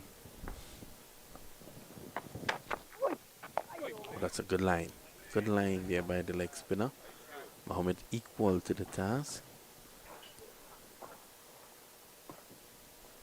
That's not badly, Raja. No, he's bowled a pretty good line, and for a leg spinner, his length is also very consistent. Well. Just as I say that, He's carted away into the vacant party stand for a massive 6. talk about a commentator's curse. I was just commending him for his line and his length, and then he just serves up a nice, juicy full toss, just about waist high, and got deposited over mid-wicket. 211 now to Mohammed. And he's just going from strength to strength. And the thing is, if they don't out him, he might just, especially if he can kind of change gears and get rolling again, who knows? Don't rule out a triple hundred. Yep. Because no one seems to be bothering him, or nothing is troubling him right now. And everything looks so easy. He seems in total control. And he seems like he has the appetite for it.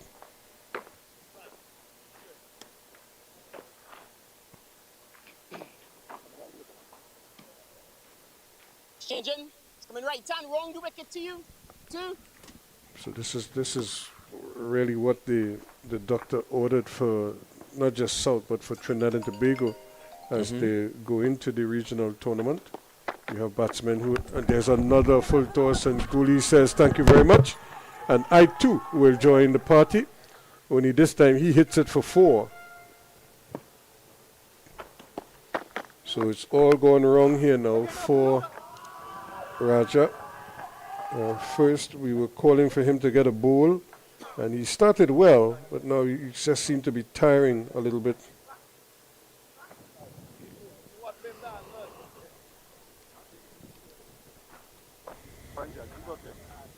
One target.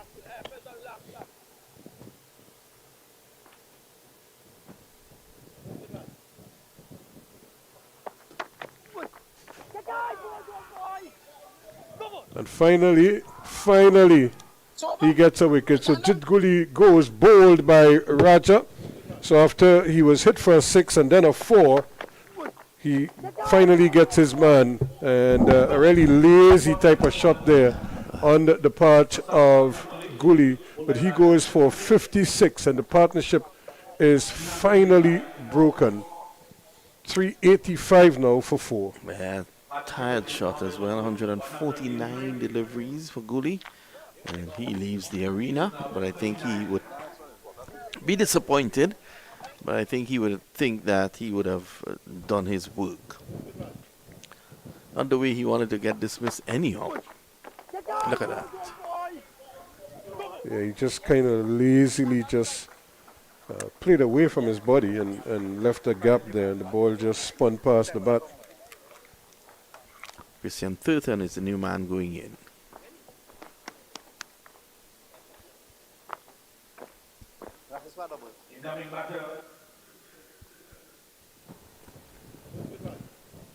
So finally, North has something to celebrate here.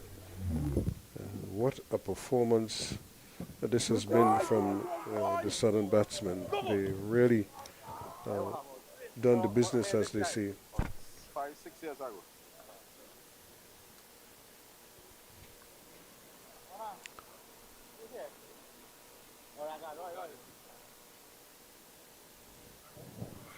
So the North-South Classic, of course. Being played here at the Brian Lara Cricket Academy.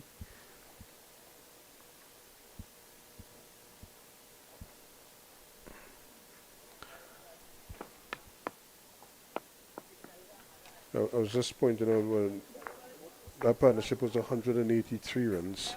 The one before was 173 runs. So two really big partnerships back to back put South in total control of this game now. They just lost a wicket.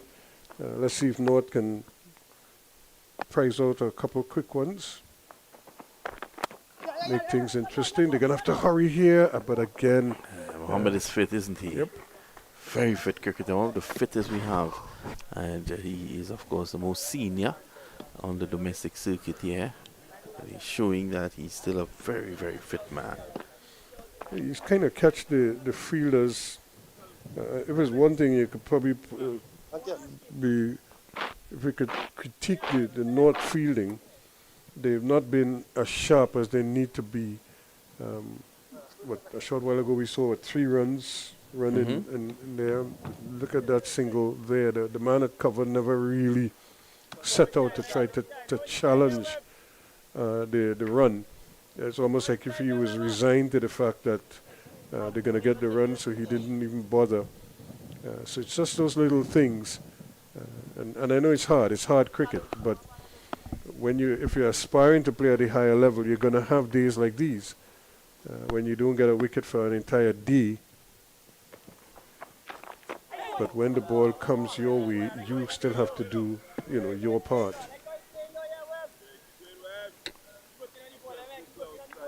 So Mohammed continues the battle, and the non-strikers then at the moment 213 for him.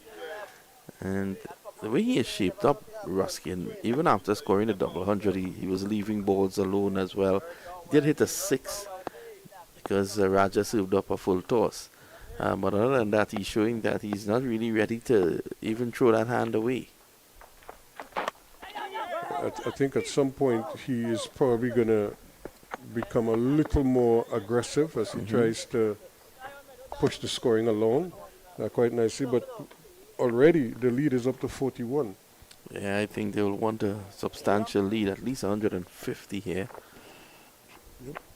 And they would know that time would run out and they want a good batting track to dismiss North. So what they will want to do is, as the evening progresses, Mohammed may want to lead the charge and just up the ante a bit.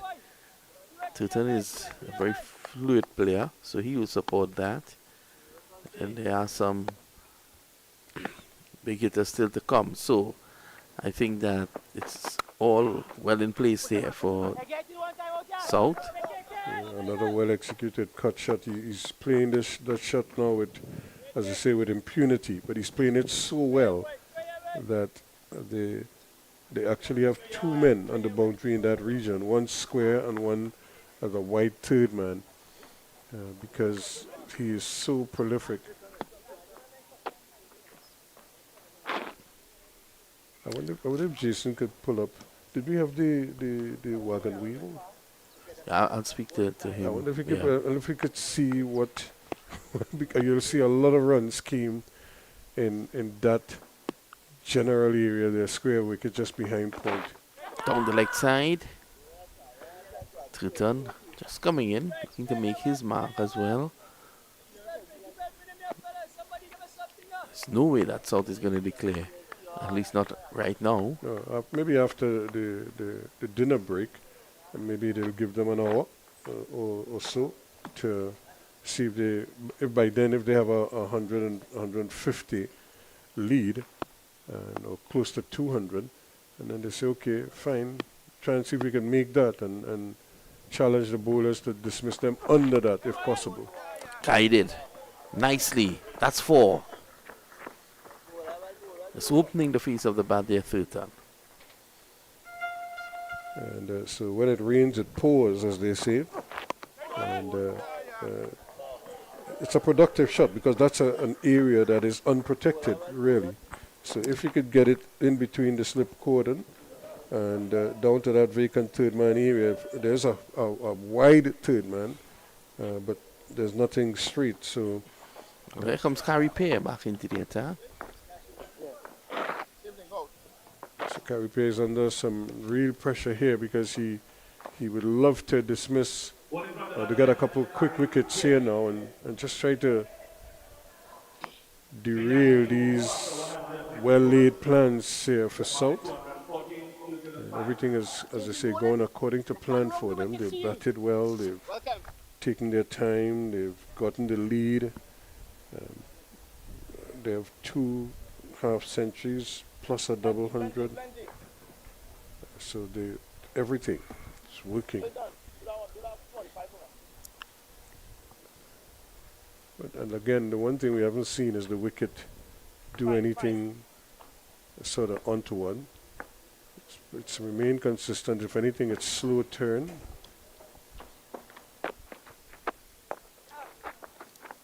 And they're doing well, quick singles.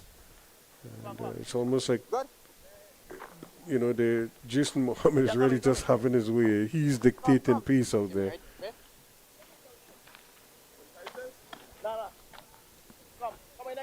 Already he's up to 215. He just went past his 100 a little while ago, but he's already up to 215. And even though he has lost his partner Gooley, that hasn't affected him that much. He still continues to soldier on here.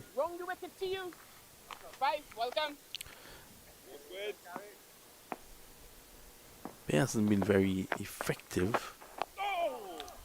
Doesn't have to look at him though. He's a wily fox. He's playing him off the back foot, which means that he's playing him off the track. Yep, not sure which is the arm ball and which is the one that is spinning.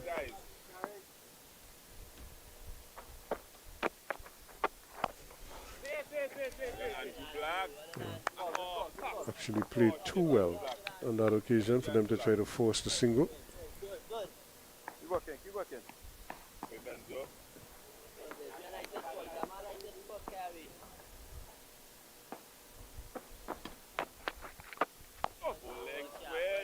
Good delivery there by Payer. Turton, of course, just coming in. He's meeting a well-set Jason Mohammed, 215. And Mohammed may just want to put some This time they go for it. He has to hurry. Whoa! I thought that was chancy. Mohammed, it was Turton's call because the ball was in front of him.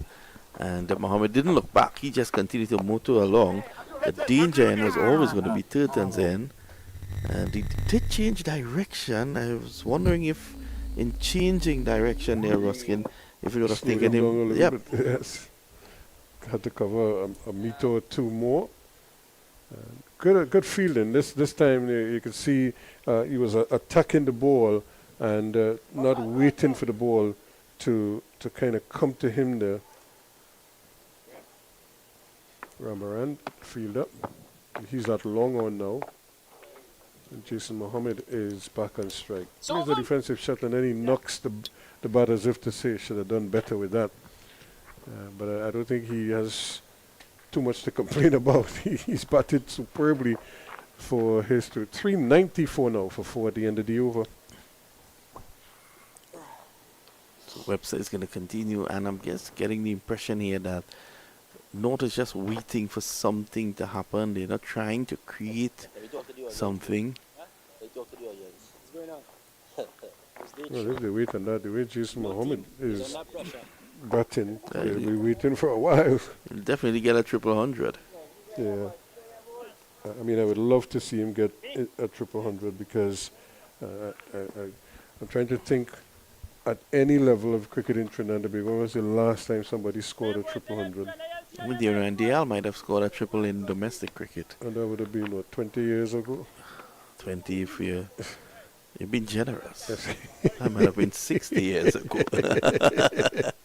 But I did think that he scored that for Couva Sports. Or Endeavour, was it? Endeavour Sports, one of those clubs in the central zone, but not at this level. Certainly not in a north-south game. I can't even recall, although I may be wrong, the high score. I can't recall in recent memory anyone making a double hundred in the North-South Classic. I'm thinking, but just off of my memory, I thought Sheldon got a double, but I think Sheldon's double came against Jamaica. And remember, after he made the 8 ducks, he broke the sequence with a double. Wow, That's what that's happened. the way to do it. He went to Jamaica and he scored a double hundred there. And but I remember one year we scored like 500 runs, but that game was played at Gilbert Park, and either Larry got a big hundred, and I feel Sheldon got like 188 or something like. But I don't think he got to the double hundred, as it were.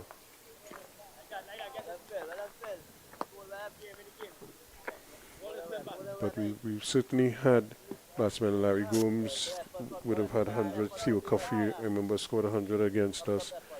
So we've had guys get hundreds, but double hundreds. Samuel Badri got 100 in the North-South Classic and was chosen for Trinidad. He made his debut for Trinidad and Tobago as a batsman.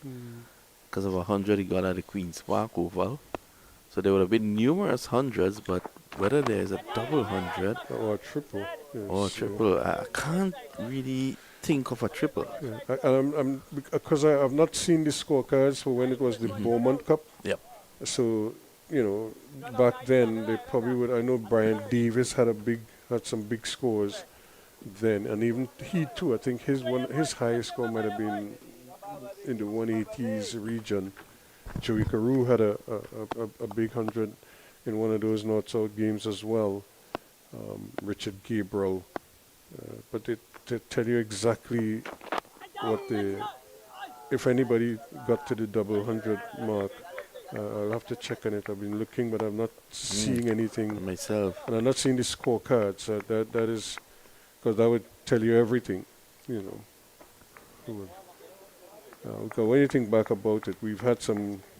Because all the senior players would have played, you would have had guys scoring runs.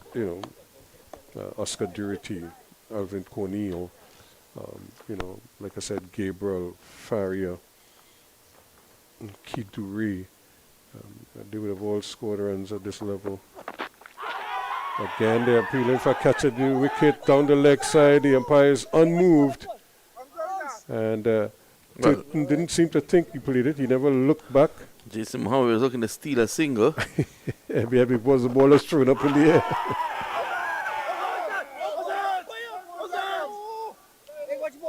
And that is similar to what transpired last night. If anything, the ball brushed the pad on the way through.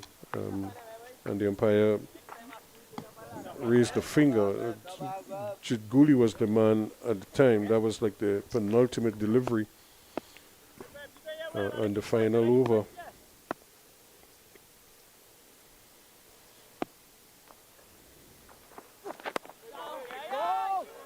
Now he wants a single, but this time Jason Mohammed sends him back to end the over. Pretty good over in the end.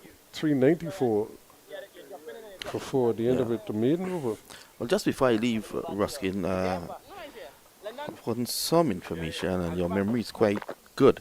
Brian Davis, up until 1966-67, Brian Davis got 188 not out. By then, the best bowling figures would have been 7 for 63 by Bernard Julian. I think he got a hat-trick in that game. And Joey Carew, who you also spoke about, got 182. So I've sent out some questions for some of the statisticians, and I await their response. In the meantime, you'll be joined by Leo.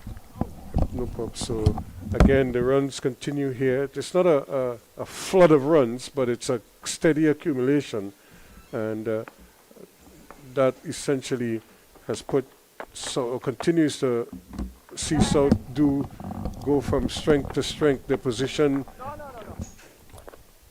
is being solidified here even more as North start getting a little bit ragged in the field, and the disappointment of not getting wickets, and I suppose the burn in the hot sun, the grind is beginning to take its toll. The good thing is that there are some big shadows in parts of the ground. You can ask the field in those positions. So welcome back, Liam. Tuton to face up to Pear. Tuton was a lot less pressure on him. To just go 395 for 4. And he could take his time. He doesn't have to try to rush anything. Take his time, maybe face 20 balls and get accustomed to the pace of the wicket, and then maybe he could start to see if he could push the scoring along quickly.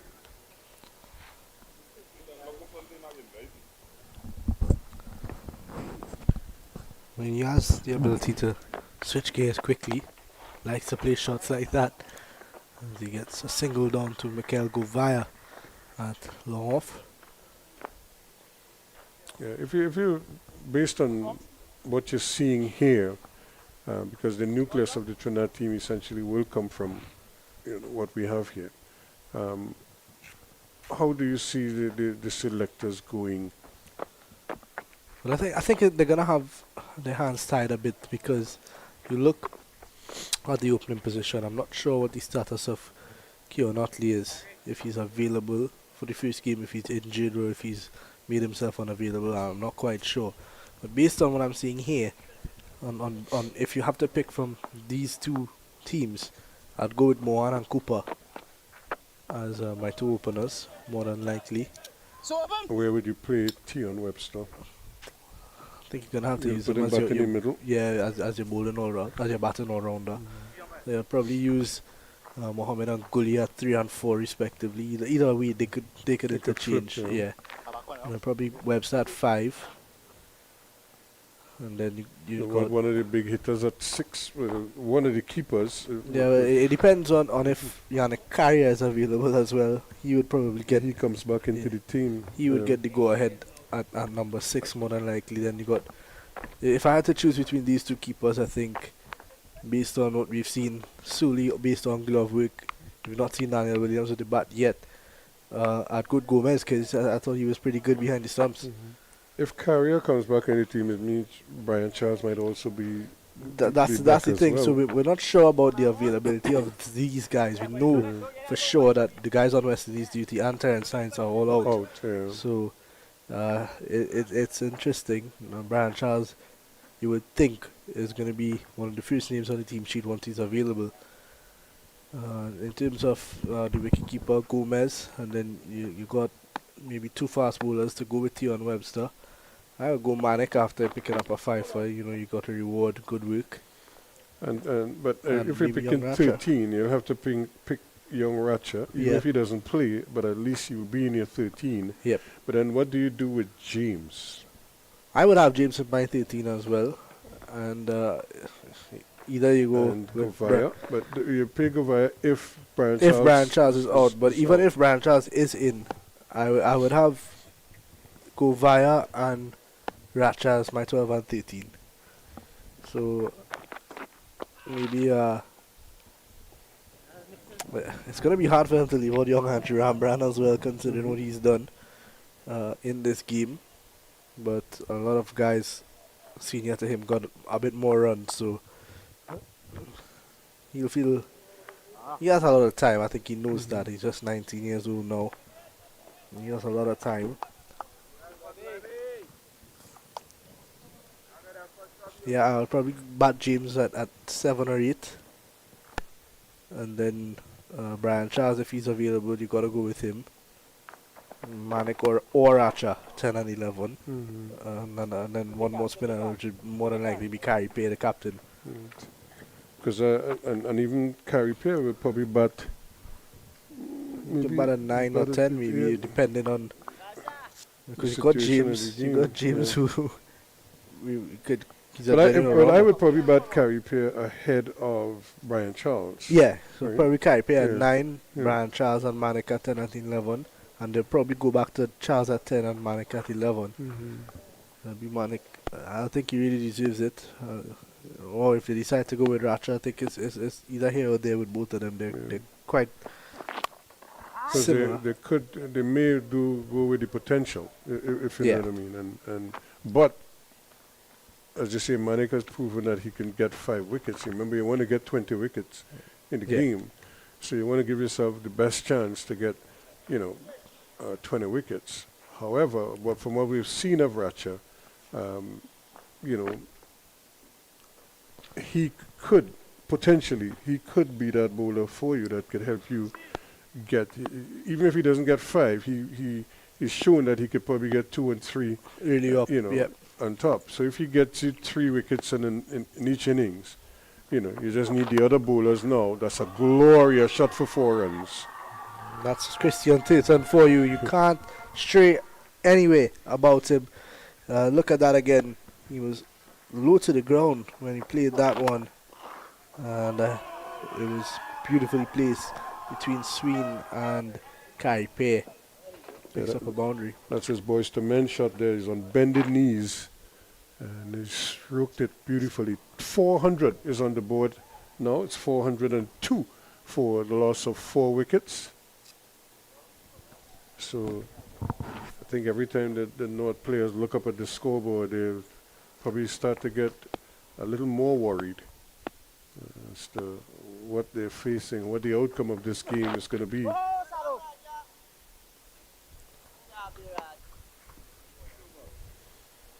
So the end of the over 402 for the loss of 4 wickets, 119 overs completed. The lead is now 56 runs, and they're going at a rate of about 3.38 per over.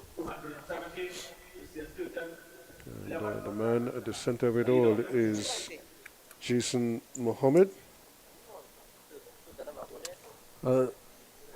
Another thing, we're looking at this game, and usually it is the last game before the team is selected, but this team is going to play, both these teams are going to play a trial match almost. They're going to mix up the teams that play next week, Wednesday, Thursday, Friday and Saturday for another holiday game across in, I think it might be Pre-Sal in Chanali Park. And a couple of guys have been, they're going to tweak a bit and bring in a couple of guys. And I would probably rest Jason after this. And but knowing Jason, he's not going to want to rest. He wants another 100 next week. Play, But I would probably rest him. Or even if he plays, I would probably just either just let him bat or, if he gets 50, then call him out and let somebody else do. That would be one of the games where you could see, where we're talking about 11 batsmen could bat, and just give all the other batsmen a chance to see what they can do. We know what Jason could do. He's proven it here. And Still 2, yeah? and then you want to see some of the other batsmen. You want to see Rambaran, if he could produce another good innings before the tournament actually starts. We have Young Turton here. Let's see if he can put his head down and get a half century, or maybe even get 100. Look at Felton Williams as well. He's bowled so well. He's been unfortunate to not get more wickets. But he's someone who would feel like, he's not far off. It's just there's just little things he has to tighten up on, the consistency of line and length. And when you're in this kind of situation as a bowler, you start thinking, where can I put the ball where the batsman can't score? Where he can't score quickly, or where he can't punish me. and because That's you're middle and now off, yeah? Okay. trying to be a little bit defensive without being negative. You know, and one of the key areas is you attack the stumps, but you can't attack the pads because you know they're gonna feast. They'll just pick you off, even if they don't hit you for 4. They will. And even if you hit the pad there, it's going down leg, so there's no real anything out of that. A good effort there from Dejon Charles. Yeah, I thought he was very late trying to get there, Jason Mohammed. He started late and he almost got run out.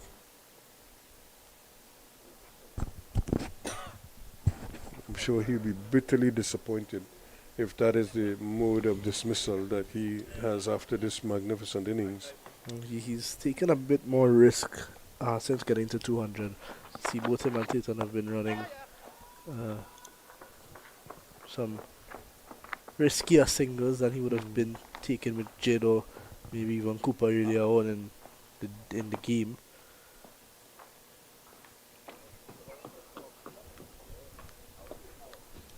.219 to him now, so he continues to accumulate his runs, and Turton now is on 12 from 22. He too is taking his time. He's probably setting himself for a little assault later on, which makes sense. You can see Tatum just looking to Wicket into the leg side to get one, but hit straight to Carey Pay. Still no young Rambran. We did get to see Raja, and Raja got the breakthrough. And we spoke about this, that it should have been so much earlier. You never know what Raja could have done to even impact that partnership between Mohammed and Cooper. You know, I mean, when a guy's on 219, there's not much that he isn't seeing out there. That's another good delivery, and a little bit of inward movement, a bit of swing in the air as well.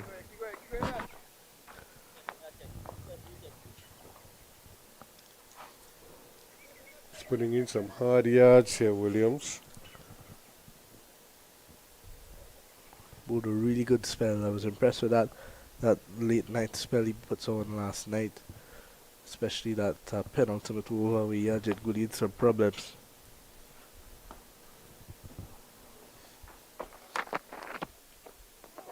Oh, that's a fine tee. He's putting on a show, Antonio Gomez, for the selectors. He's been good, he's been excellent. He's not really let anything past unless he really couldn't get it. So he's done well. Daniel Williams is probably going to bat next, or maybe Satran Ramram before him. But we'll see. Daniel Williams is going to want to make a claim for his selection as well. He just played in the he was part of the squad in the Super 50 when Josh Da Silva left to play for the West Indies.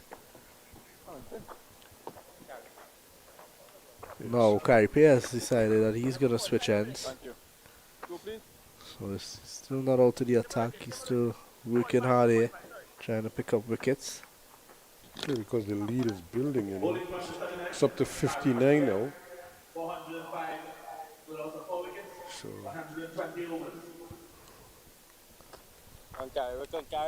it's a small matter of trying to avoid an outright defeat here. Not by you, Chalo. But the way Jason Mohammed is playing, he's sort of dictating everything at the moment.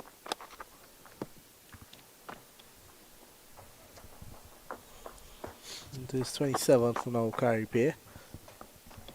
I think after his first about maybe 11 or maybe his 12 to 13 overs, he was really good, and then after that he's just been easy to pick off. And Mohammed has had a good time with him. And Evanjit Guli played him quite easily.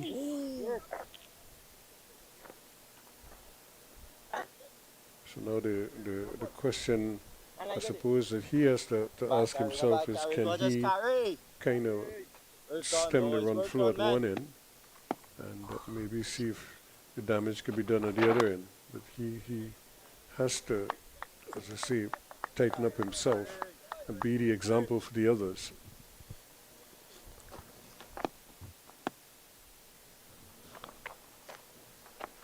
In that short leg. Tita looking to go over the top. Good shot, gets it over. Once it gets over, it's safe. And Mohammed wants to. And Gonna they have get to there. hurry. And he's back. Umpire is saying not out, he's in position. And so, unlike the other one we had last night, the umpire never got chance to get into that position. So good throw from Filton Williams. Look at him, he's way, he's turned late here now. The return is on its way. It's taken a while to get there. Probably needed a stronger return. And, Yeah, he looks good there. Oh. And, you look at Mohammed, a guy who's faced 322 deliveries, he's on 220 not out, and he's still able to complete those quick ones and twos. Shows the fitness and the fight of the man. yeah, like I told you, this well, it would have been around lunchtime when the South team was warming up. He was the one actually carrying on the session, getting them warm, getting them loose and ready for the game. So he's obviously is pretty fit at the moment and is enjoying the exercises and everything out there. And then that's the thing, when you get to that age, you have to change some things. And if you're going to play sport at this level, then the fitness is the biggest thing. That's probably the one thing you have to change. And you have to design a regimen, a rigid regimen. Because if you're going to be out in the field for 4 days, for 7 games in a 2-month or 3-month period, then fitness is going to, you have to be at a certain level of fitness, and I think he has achieved that. And there's another good shot, that's 4 more. Again, just drifting into the pads, and Mohammed just helped himself there, took it away from the man at fine leg who's a bit squarer, more backward square, and picks up 4 more. So he continues to push along. It's up to 224 now. Yeah, what an innings. What an innings. And I know that we've been praising him a lot, but there's not much more to say. I mean, he's been excellent. And he's really led by example. And you're going into a game where a lot of your senior players are missing. You're going to lean on that experience of Jason Mohammed that much more. Here is Williams again. And Mohammed hit straight to pay at mid-on. Short with wicket, in fact. Funny enough, this morning I was listening to some music, and I think it's not God Brooks. I try to remember who I was listening to. Yes, but it's a country western guy, and one of the songs was "The Older I Get," and I'm just thinking of this Mohammed. The older I get, is the better I'm feeling. If you know what I mean. That's probably what he's singing right now. 38 years old now, Jason Mohammed. Yeah, and I made the comparison with him and Ronaldo. I say, That's his favorite athlete as well. He does the CR7 look at celebration. Ronaldo's fitness levels. Yep. You know, look at LeBron James's fitness levels. You know, they celebrate today. But what a fantastic catch there by wicketkeeper Gomez, one-handed, going to his right, similar to the one he took last night that had that little. It is, and congratulations from all the players on the field, which is to see. Hardly put a foot wrong. Exactly, yeah. What an innings it was, and he deserves all the applause. All that is going to be Satran Rambaran. But credit to Jason Mohammed, a true class innings from him.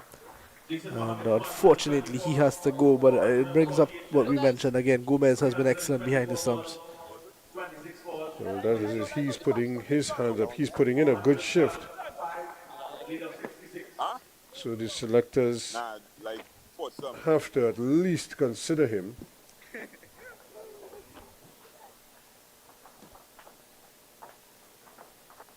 So we wait to see if they do in fact pick one or maybe both. You never know, they might actually carry both of them. into the squad, especially when they travel. Nah, you're in the middle right now. Because if you just have a Afraid one looking into wicket you. keeper, That's two, you're yeah? asking for trouble. If he catches a cold, he wakes up with a stiff neck or something like that, you know. I think going into the first game, though, it's going to be. They might just pick one actually, because the first game is here in Trinidad. Two to come. Always two to And come. well, we'll have to wait and see. I think the selectors have there's that just bit of excitement when a regional tournament is about to start, and you wait for the selectors to see to name their team. There's always conversations around it. Who should be in, who should be out. No, you know, the name we haven't considered, and well, we don't have all the information, so we can't say with any degree of certainty, but is Shannon Gabriel available? You know, it is that they just spared him the demands of the 4-day game here, but who knows, maybe next week in that trial game, he might be one of the guys back in the fray, and immediately Chattogram is off and running. Yeah, it's going to be interesting because Gabriel is recovering from knee surgery, and once he is fully recovered, David Furlong did mention in a newspaper article, that interview that he did, that he would probably be the one that they lean on for that bit of experience. I think in a situation like that, you don't mind having Shannon Gabriel in, because you just to mix up that bit of youth and experience. You don't want to go into a regional tournament with a 19-year-old and a 21-year-old who have got in total one first-class game between them and a handful of 4-day games. They've not played much 4-day cricket, because we don't play 4-day cricket locally. We play 2 and 3-day cricket. You want to lean on that bit of experience. But hey, stranger things have happened, you know. And I wouldn't be disappointed if they go with the youngsters. No, me neither.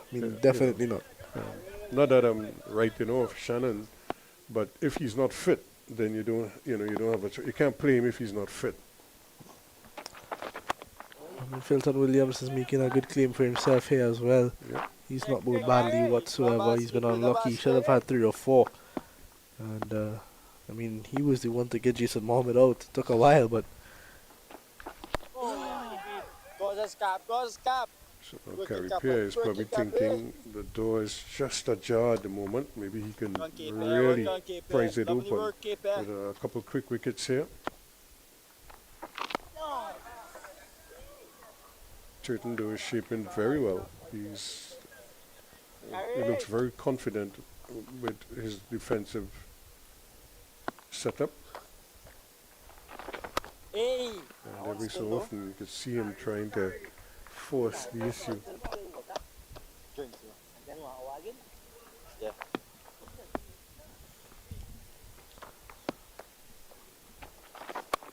off the back foot, and nicely played from Christian Turton.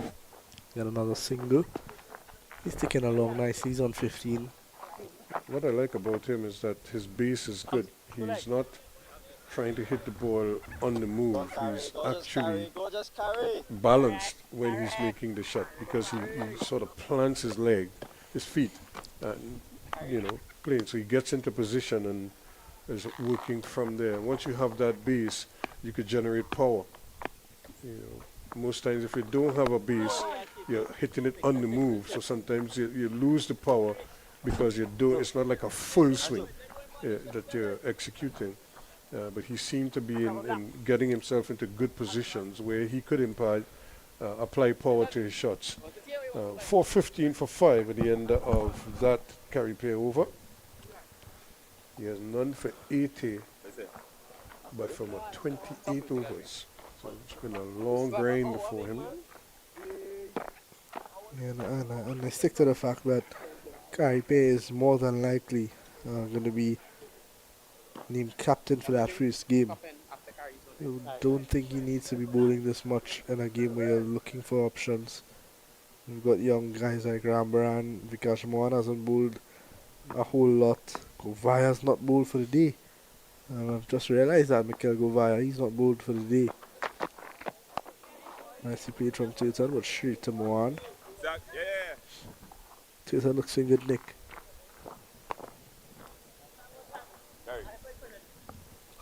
So now they're going to pull out one of the slips and put him at a straightish or a square mid wicket. There's a straight mid wicket and a square one now. And then there's one, a deep mid wicket as well. Just slightly for the square. I wonder if Filton Williams is going to try to bowl some short stuff. With this field here, we'll bowl like into the ribs. We'll have to wait and see. Just pushing that man on the boundary squarer. That's well wide. played. Yep. Yeah. Rambrand has a chase on here. He's quick. You can see how quick he got there. And they pick up 3 runs. That's Nonetheless, positive running, yeah. It's a good shot, but very good running as well. Rambrand on strike now. He's on 2. The lead has moved on now to 72. South in a really good position. I think they're thinking 150 or maybe 200. But they have a lot of time still. Today, I'm wondering if they want to bat the day out or just bat until maybe like an hour. Until an hour left. And what a good delivery. Filton Williams is producing some magic here.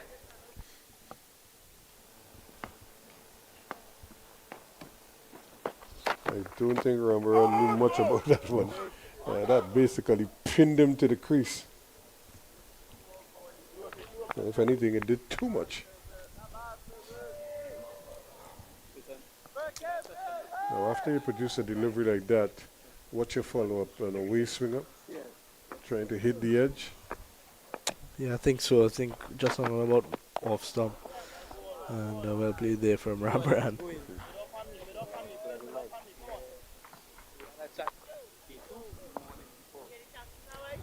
Umpire Avinash Ryan here on the northern end. Umpire Rajkumar, Lyndon Rajkumar on the southern. It's currently at square leg.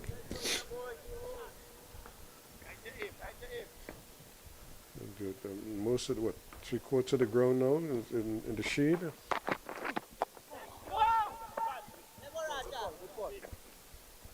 Yeah, pretty much. And the light's starting to come on. I was just getting into that twilight period where it becomes a little bit more difficult for batting. Just about that 20 to 30 minutes where the sun is still up but it's almost set. It gets a bit difficult for batting. And there you can see there's that shadow over the pitch. So here is Filton Williams to Ramaran, and that one came back in nicely.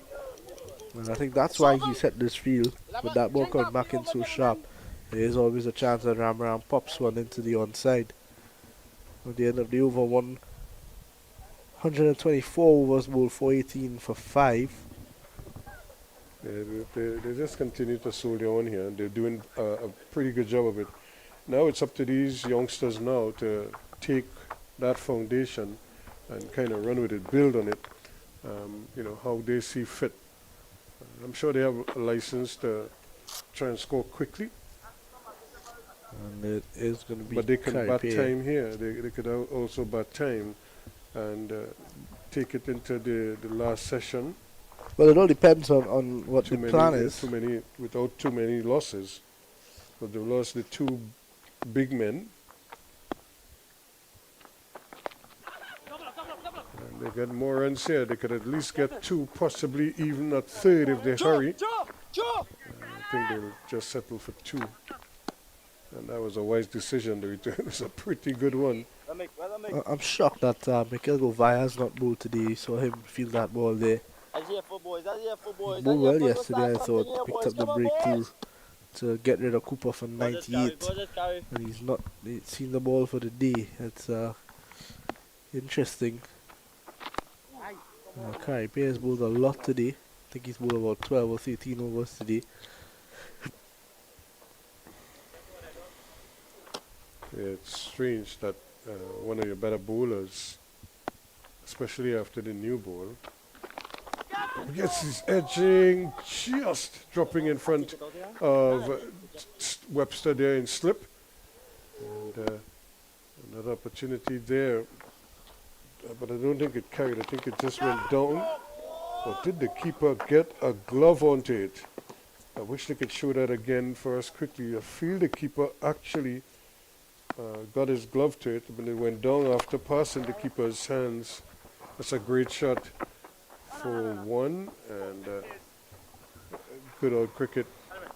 Fulton Williams still having some work to do, even though he's bowling on the other end. If we look at it here again, this might be, it might have been actually gloved by the keeper, but it went down. We look at it here. Yep. Was an edge. Yep. And drop catch from Gomez, a sharp one, but Yeah. they want two. Ramran wants two, but Turton says that's enough. Yeah, so you really say there'll be days like these when nothing goes your way. You just, it's a grind at this point. But it felt like it's the second time that this has happened to them back-to-back days, because even yesterday, nothing went their way really. They had 2 early wickets, and after that it was a grind in the field. And it's been nothing short of that today. So that's going to be the end of the first hour of play. We're going to take a short break and we'll be right back with more. 4:22 for 5 at the end of over number 125.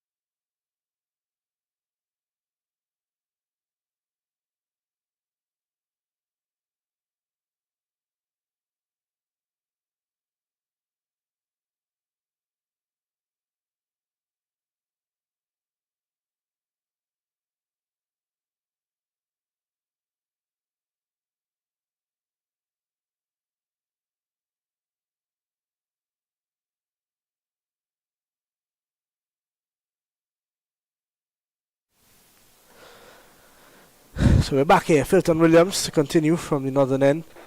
And he's well excellently 2 for 65 in his 21. As we keep mentioning, could have had a couple more. But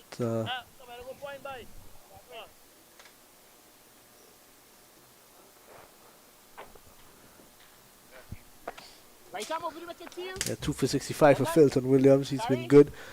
Antonio Gomez has been good behind the stumps. We saw that wonderful catch he took to dismiss Jason Mohammed, and it took something of that sort to get rid of Mohammed. 224 runs to his name, and something tells me he's going to get to play for Trinidad and Tobago very soon.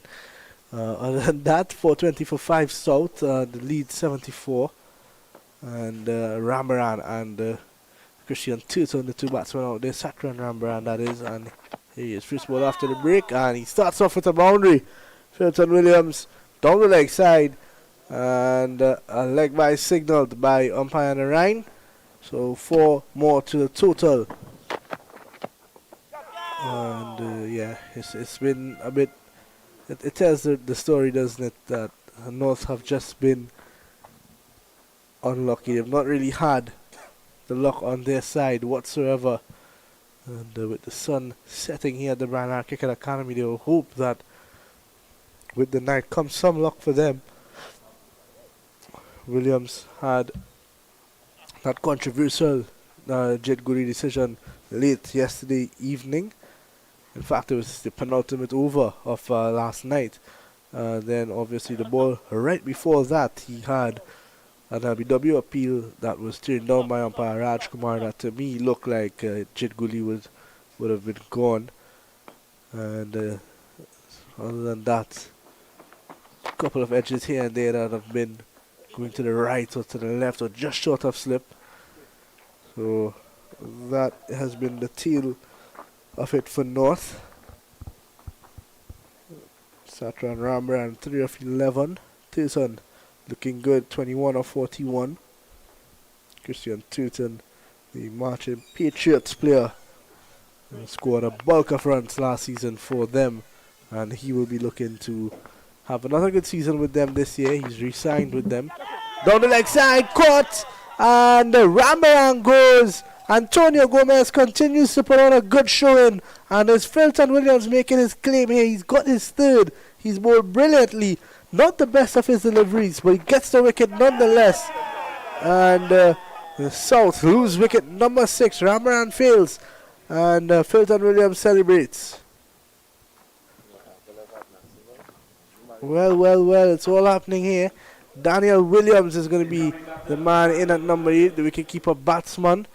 Did not score as much as he would have liked in the last year's North South Classic, but he's been right up there with Amir Django and Joshua De Silva in terms of selection for the Trinidad and Tobago Red Force team. He actually replaced Django De Silva when he left during the Super 50. Did not get to play, but is right around the corner.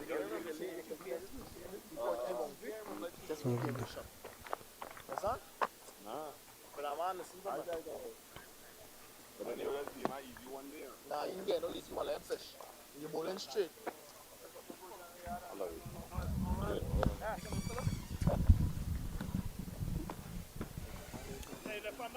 Yeah.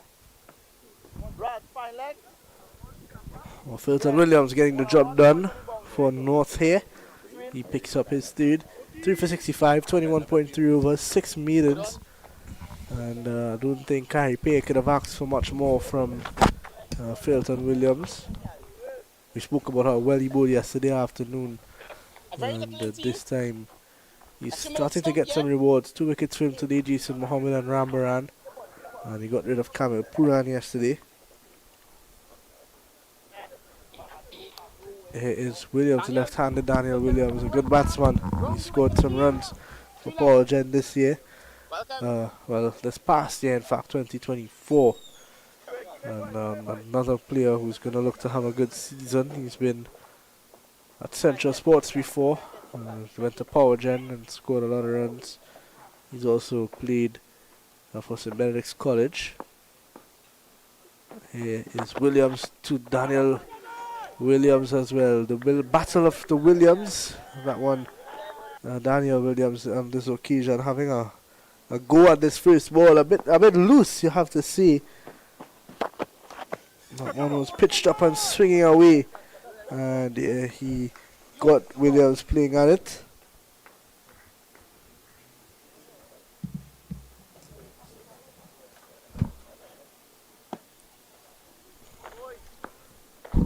Oh, here comes Filton again. He's into ball to Daniel Williams. Full and wide, and Williams chasing it. Look at that. He played that one from the wide line. And there's no real need for Daniel Williams to do that. Two balls, chasing both of them wide outside off stump. Well, a lead of 80 here by South Learman. How critical is that on this track? Given the time left today, what do you think they'll be aiming at? I think 150 by the end of today. I'll probably take a run in at the North batsmen for probably about 10 overs. I think that would be the ideal situation for them in terms of trying to get a result out of this game. Daniel Williams seems to have broken his bat, so we'll have a bit of a delay. Well, the bat seemed to have been banded up already, so probably just doing some more damage to it. He really chased a wide delivery there.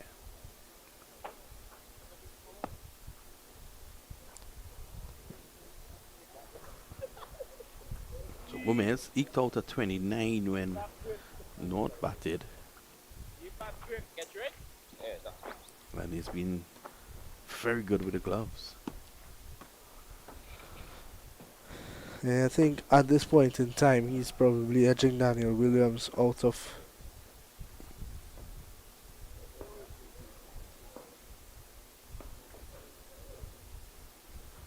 So it's going to be Williams 3 for 65. He'll be eyeing a 5-wicket haul.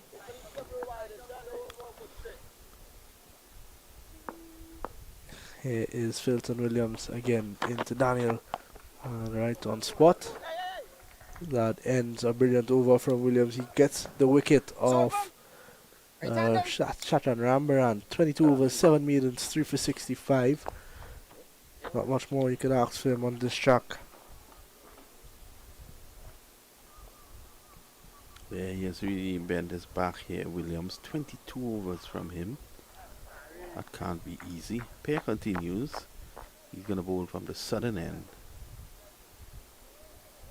Of course, South owe this position to a brilliant 224 from Jason Mohammed. 98 from Cephas Cooper. And 51 was it from Jit Gully. Yeah, half century for Gully as well. Titan has seen 2 wickets fall around him now. He is another young player who's been up amongst the runs every season for the past 2 or 3. He is going to be looking for a big score here. Down the ground to Deshaun Charles at long off. Well, mid off really, and he got a single. Lead moves on down to 79. Kyrie Payne has brought himself. Well, he's not taking himself onto the attack. And the lead of 81 runs now. Pair none for 85. They work here, boys. They work here, boys. They work here, boys.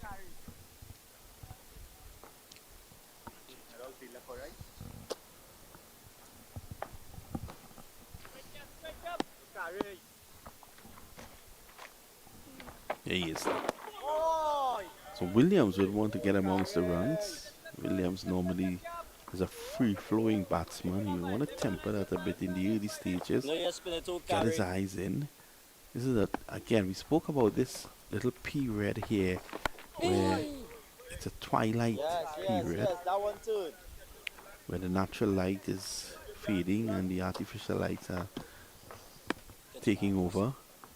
On day 1, I was on with Ruskin Mark. I had asked the question during this little twilight period, 2 batsmen played down the wrong line, and I was asking, did it have to do anything with that? Because I know initially when they started day night cricket with the pink ball, that was always an issue. That little 20, 30 minutes was always an issue. True. So it's going to be a period where Daniel Williams and Tilton might just have to see out.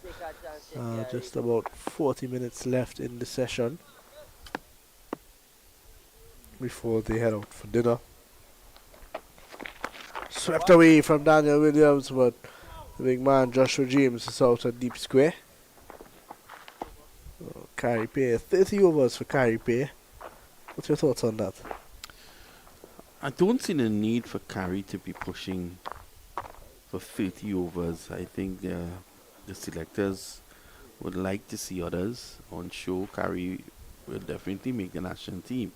In fact, the way things are looking, he may even captain the national team for the regional 40. He was the standing captain when Joshua Da Silva left the Super 50. So I don't think there's a need for him to bowl 30 overs. And in the main, he has been ineffective on this track. He's not picked up a wicket just yet. Not saying that he's bowled badly by any means. He's bowled well, but yet to pick up a wicket. And you've still got to keep mentioning young man like Andrew Ramran, who's known as a genuine all-round player. He's a good bowler. We haven't seen Govaya. And Govaya's not bowled for the day, and I think that's the one that confuses me the most. Because we didn't see Ramran bowl yesterday, so maybe the Carey Pay considers him just an out-and-out batsman. But Mikel Govaya's not bowled for the day. And he picked up a wicket yesterday. He got the breakthrough. He has spent the entire day on the field, which means Govaya, there's absolutely nothing wrong with Govaya. I haven't seen any bandages on his hand, on his fingers. He has been fielding at mid-on and mid-off, throwing himself around. As normal. he usually does. He's just as normal. There's no reason for him to not be bowling. Driven nicely from Daniel Williams, but big Joshua James gets in the way. Good to see James throwing himself around. And he's been a man that has struggled with injuries in the past, and usually you don't see him. You see him a bit tentative because of those past traumas, those past injuries, to throw himself around. But it's good to see him back to his full fitness. I would like to see James with some more overs under his belt as well. It's been Filton Williams' show, though. He's been excellent. And I think out of all the North bowlers, he's definitely been the most effective. It shows up in his figures, 3 for 65. The other wickets going to Tion Webster. He got the wicket of Joseph. Zia Raja picked up the wicket of Jid Guli. And the other wicket, I believe, Govaya got Cooper out. So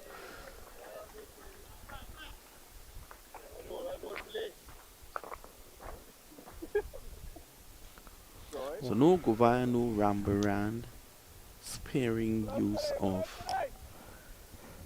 James. Sween as well. I thought Sween has bowled well today, and he's not got much overs. Because Carey Pay has been bowling a lot, and also we have not seen Vikash Mohan for the day either. I think Mohan got a 5-wicket haul, did he, in the last not so? Yes, he did, as well as 100. Pushed away. They're going to come back for 2. Big Swede. Can't stop it. I'm a bit disappointed to see a lot of these players not really getting the overs that they deserve. There's no reason for Carey Pay to have the most overs under his belt in this game.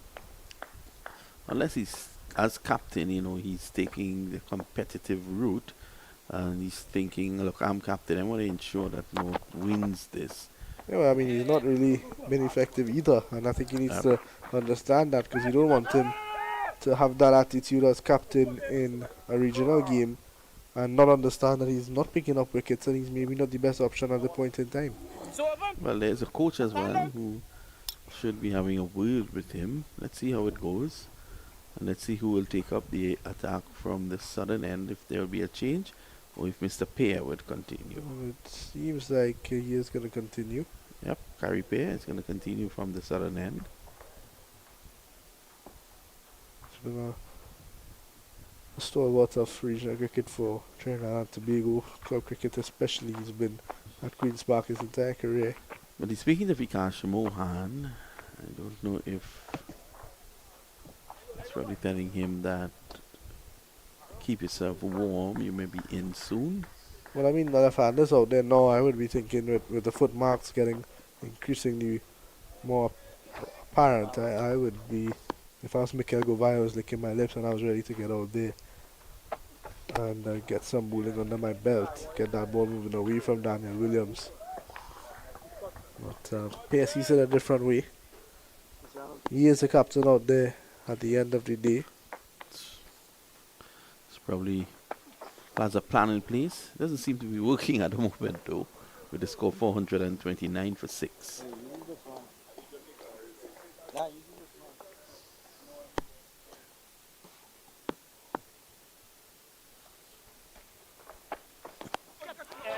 Pushing, and it's opening the phase. And go via chance of a run out. In fact, Daniel Williams is quick there, so he got 2. Bad carry, a bad carry. 433. No, 431 in fact, the score. Carry pay into 31st. The lead is 85. Beaten outside the off stump, and Gomez takes it easily.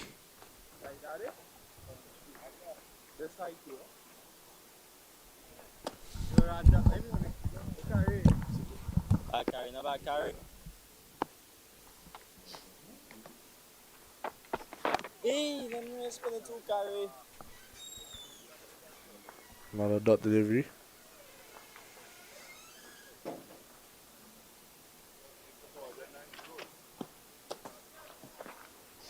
Bad cap, no bad Skippy.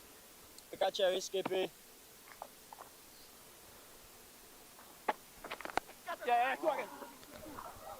And the runs again for Daniel Williams. He gets 2 more.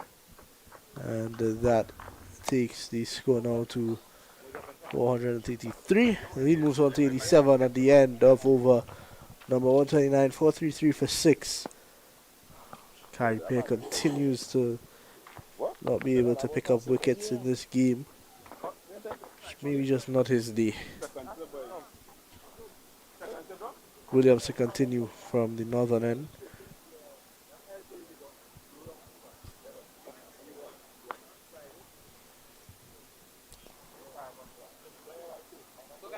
See Filton Williams having a read with Dejon Charles and Carey Pear.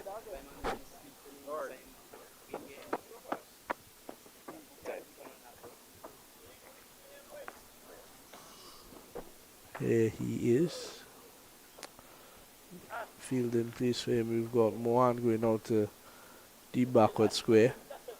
Dejon Charles at short mid wicket. Joshua James at a regular mid wicket. Carey Pear at mid on. Govai at mid off. Davis on the field as a sub. He's at cover. Rajas at deep point and Ramra under one slip. Dexter Sween is down at fine leg. Man off the field for North at the moment is Theon Webster. Opens the face there and easily gets a single. Theatre moving on to 21 now. Wrong, Theatre.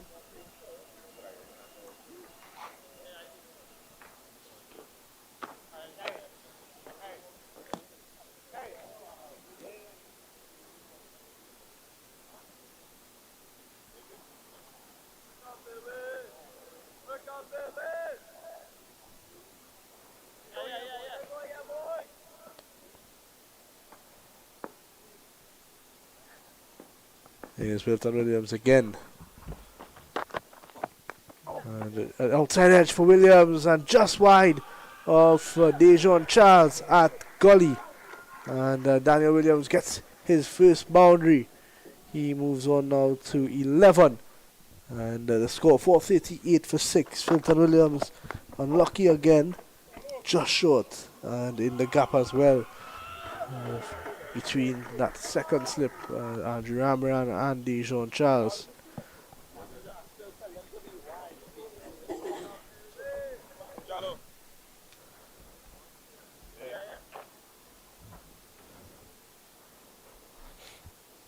11 of 21.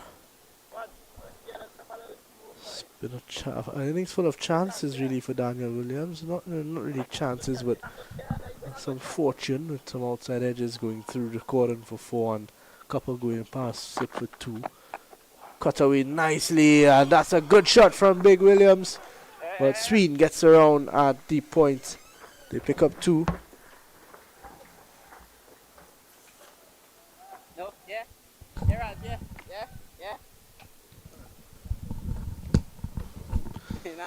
440, and that is a man, Daniel Williams, 13 of 22. So he scored the last 13 runs, because when he came out, Tirthan was on 21.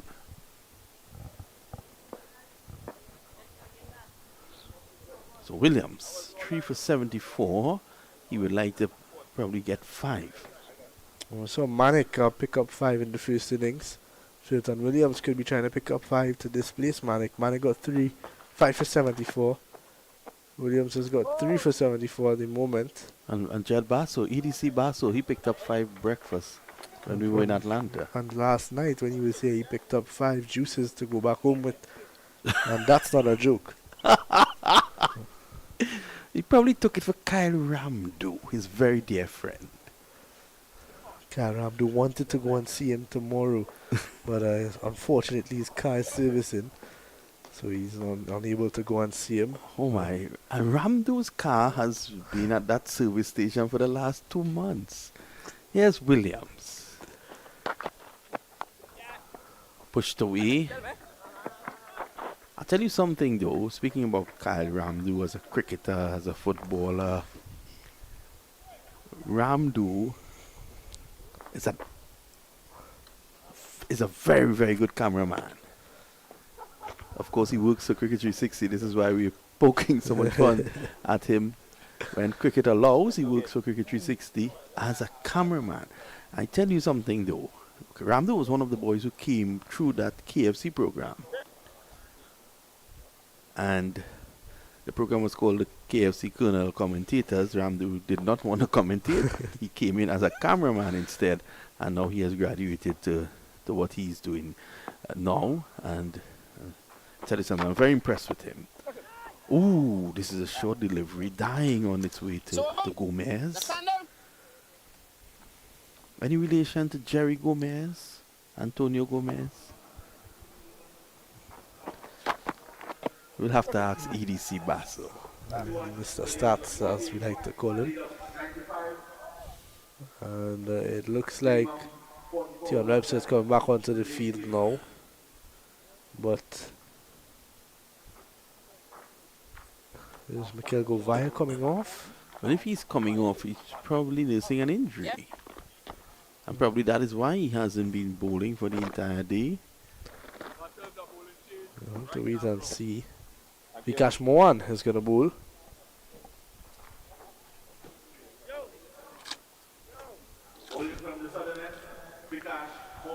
Can't understand it. It's very, very puzzling indeed.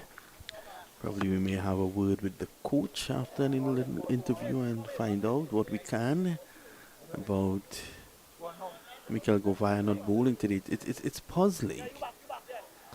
You had a talk with Faf Duplessis about him in Abu Dhabi, and Faf did mention, I believe, that Govaya has something in him and he has far to go. He said that. He said he's a special cricketer and he's got all the skills. And unfortunately, he's not kicked off into this game, in fact, with the ball just yet. But well, a 37 not out though. I thought he was good, and he could have had a 50, but Tirthan Williams ended up getting out. And so Mohan's in before Govaya. You could have had 100 for Trinidad. When your partner got out and you, I think you were on 1. You were just 99 short.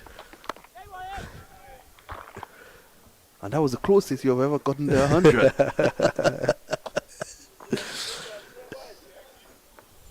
So Daniel Williams on strike again, 14 of 25. He's looking to score some runs now and driving straight to Pay. Pay, one of the best fielders in the Caribbean. Mikel Govaya played with Kaipe in the CPL, and he came on as a sub a few times and took some splendid catches. He posted some of them a few days ago. We were having a look at it on Instagram. And Govaya took some stunning catches. He took one actually right in front of the party stand here in Brian Lara Stadium to dismiss Kieran Pollard. Yeah, he's And a special he was almost, that ball had no right getting into Govaya's hand there. He got it just off the ground. Govaya is such a good athlete. This is what I'm saying. But more than that, I've always said it from day one. What I like about Mikel Govaya is his fighting spirit. If Govaya gets the ball out there now, he will go and try. He'll give you 150%. I remembered Govaya playing for Samp Army in the Chief Sec tournament in Tobago. He had just flown in to take part in it, and he was playing the first game. He actually played the first game, and during the break, I saw when he took his playing top off, there was this huge bandage, and when I spoke to him, he actually said he had a cracked rib. And obviously that injury did not come during the game. Govaya came with a cracked rib to play. I tell you something, men like them you want in a battle with you.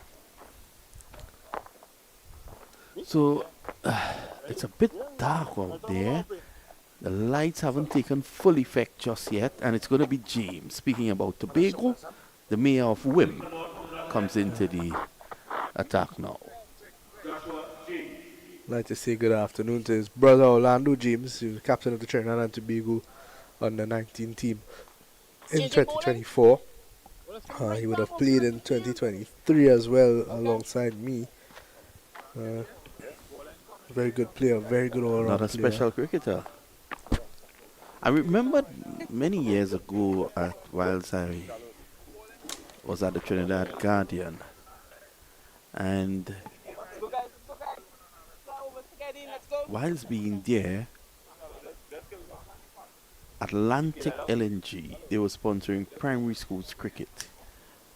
And when the scores came in from Tobago, Wim Lekan always won their games. And you always heard the names of Orlando James, coming up. Of course, the whole James clan,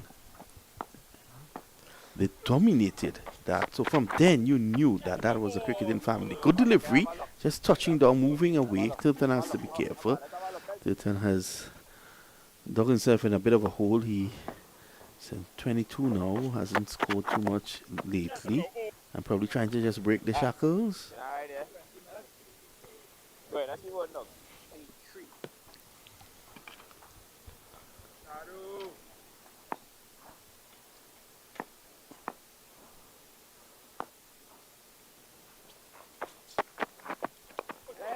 Nicely played there from Tilton, getting behind, playing it late, and guiding it away for one. Sensible.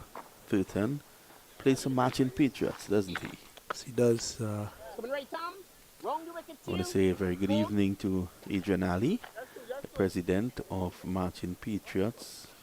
He also plays. He's a wicketkeeper. He's the loudest cricketer on the team. He's the shortest and the loudest. This morning he took the boys up to Bamboo Cathedral. Well, interesting you see that. I saw the pictures, but I didn't see Adrian Ali in any of the pictures. He was giving a speech, actually. He took his car and he drove behind the boys. I remember seeing young Kali Charan.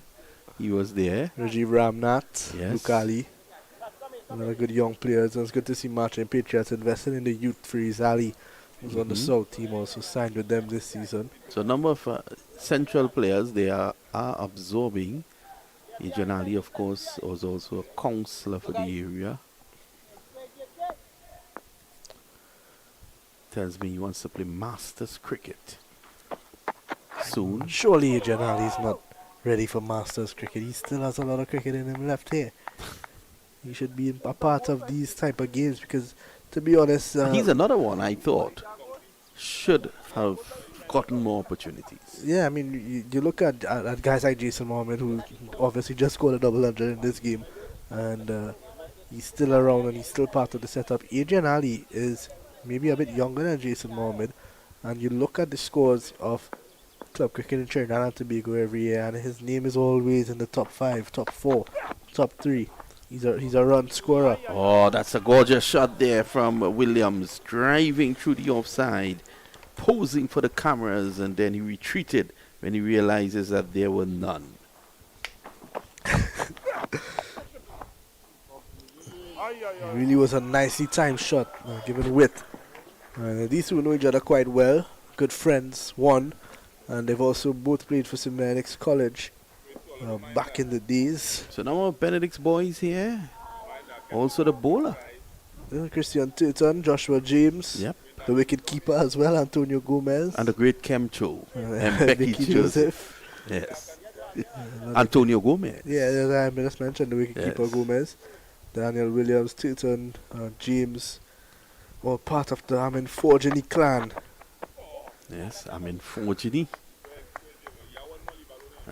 And don't forget, Anil Dungilakan did a lot of work at Benedict's College. Yeah, he did a lot of personal work as well with Antonio Gomez when he was younger.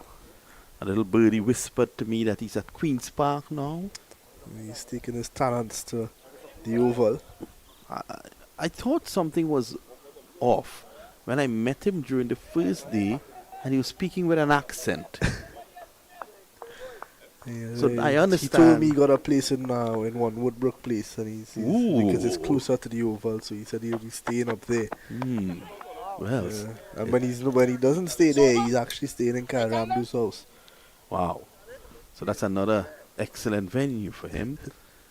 The great Anil Lakan.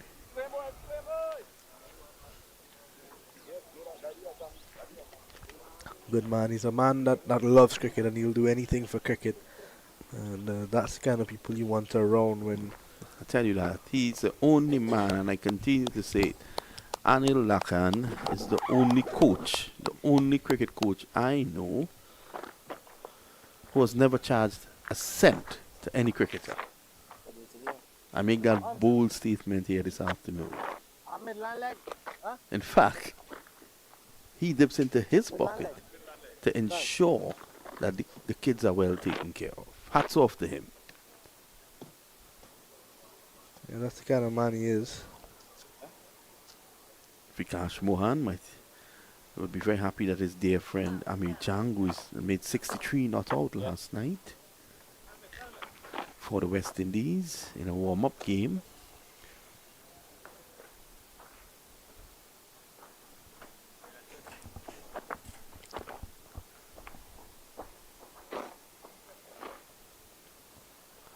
Did you or Ruskin see the venue where the West Indies played that warm-up game? There wasn't a blade of grass. And I'm not speaking about the pitch. I'm speaking about outside the pitch as well. The entire place was brown.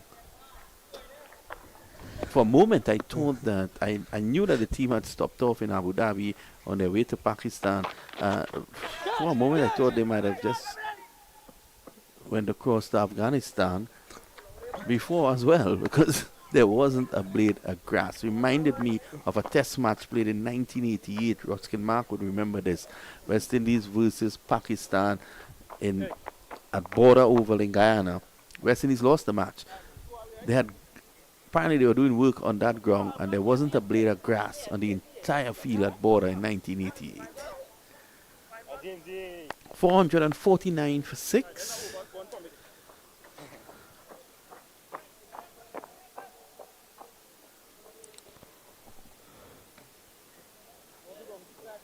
Williams 19 of 33.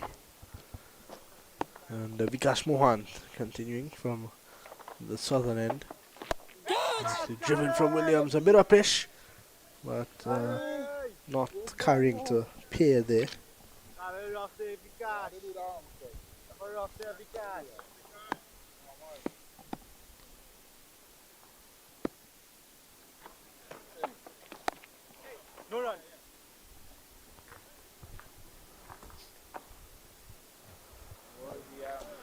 Batting still to come. Justin Gangu is padded up there. I see Justin Manik as well. And the last man might be Ratcha. So the leader's gone past the 100, as you said, but there's still a lot of time in this game.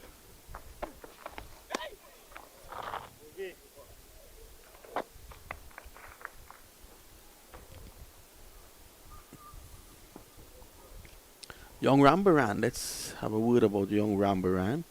He was the best of the Trinidad and Tobago bowlers when you played for the Trinidad and Tobago on the 19 team in that year.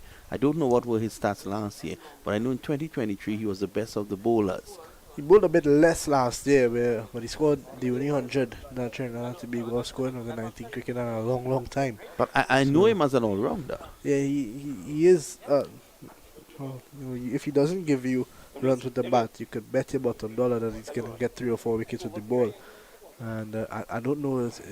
Carrie Payne knows him. It's not that Carrie doesn't know who he is. Carrie Payne knows him.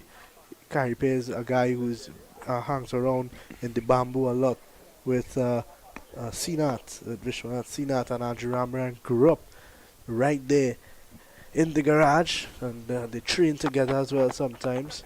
So then why not bowl him? He knows about him. Look at the situation. 450 has now come up. 6 wickets down. And Andrew Rambaran hasn't gotten a ball. Some very strange tactics here by the North captain.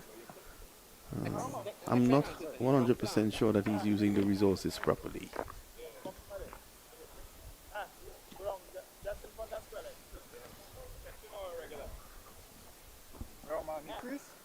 On the crease, Gary. Yeah, you know, man. One-on-one, spin out a little bit. Recap. 2, you second slip. This has been a bit puzzling. Rambaran noted for his bowling. It's good to see Joshua James, though, getting an extended bowl now. Not bad. There's Andrew Rambaran.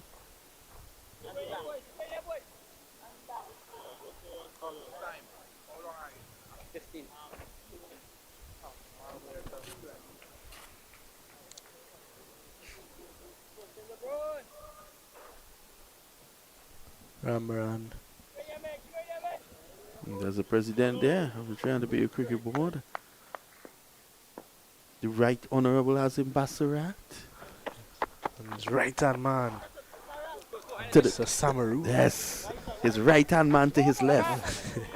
Amar Samaru, the former Comptroller of Customs here in Trinidad and Tobago. I also saw one of the directors at Heritage Petroleum there as well. Fayed Ali, former teacher at your alma mater, Naprimo College. Unfortunately, I never got the experience of learning from Mr. Ali. He left. I think it was the year before I started. I started in 2016. I think he left in 15. But he's always been around to give back to the school. Here is James again. No wickets for him just yet, but it does not show how well he's bowled. He's bowled really well.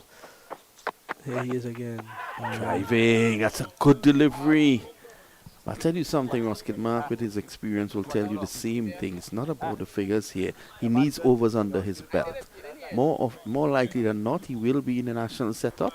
So, for the regional 40, but he needs overs under his belt. I mean, you would hope so. And you look back at when the likes of Hines and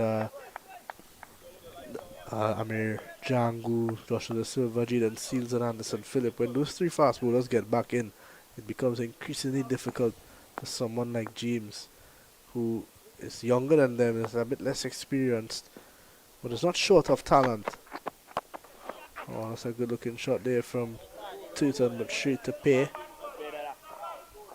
I take you back to some years ago, quite a while though.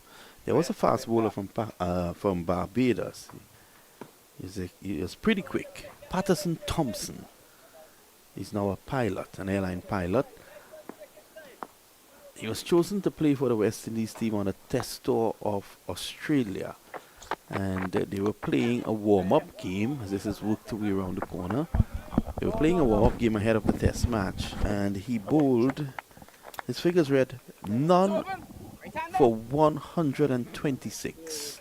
And Tony Koja, the deceased Tony Koja, may God bless his soul, wrote in the Express newspaper here in Trinidad that he bowled brilliantly.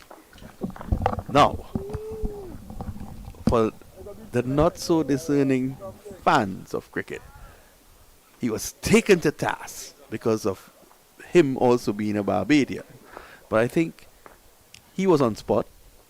He would have seen the performance, and I think that Tony Koja, with all his experience, would have realized that the young man needed overs under his belt. He might have bowled well. Probably he was unlucky. So I think this is the issue with your good friend Demos. That's the name.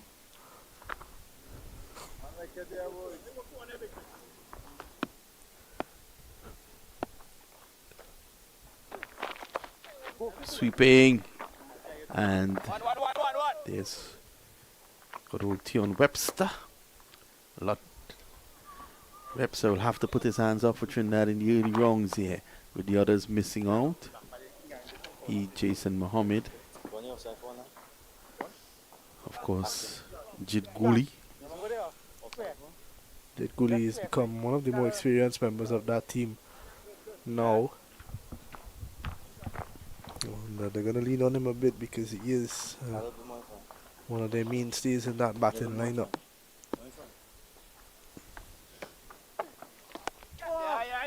Well played, William. Just coming forward and opening the face of the bat. And this is a good move, though, to have Vikash Mohan into the attack. He's an off spinner, and as I heard you said earlier on, the marks are very pronounced now. The damage on the track, the bowler's foot marks, it's becoming very pronounced. You can clearly see it on our shot there. And if he can hit the rough off the left-handed, especially with Daniel Williams on strike, could create some problems. And this is where Mikel Govaya would have come in as an important I'm asset. disappointed that he's not in already. I think he's probably a big turn off the ball. I think he's probably injured. I think it's the only logical explanation. We'll have to find out. They're going to look for two, chance of a run out. Brilliant by Titan. Absolutely brilliant. He was eagle-eyed and he saw the slight bubble there from Webster, and he was able to take advantage.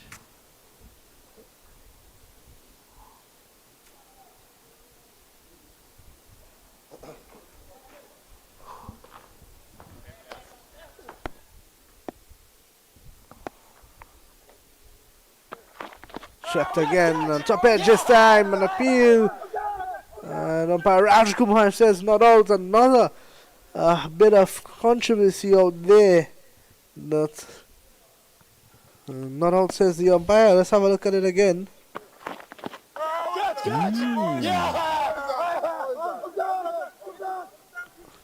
They're appealing for a catch. Vikash Mohan not happy with that. Probably if we can get one look at that again. Mohan is still asking the umpire, probably looking for an overturn, like what happened last night. We saw it happen last night, so there's no reason not. Let's see this. I'm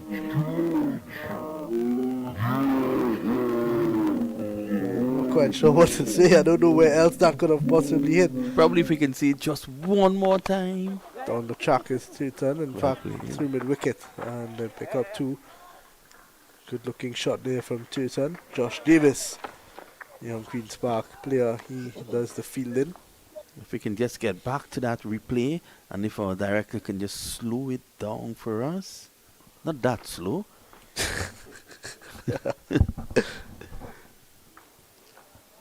Okay, they will get back to that. Here it is.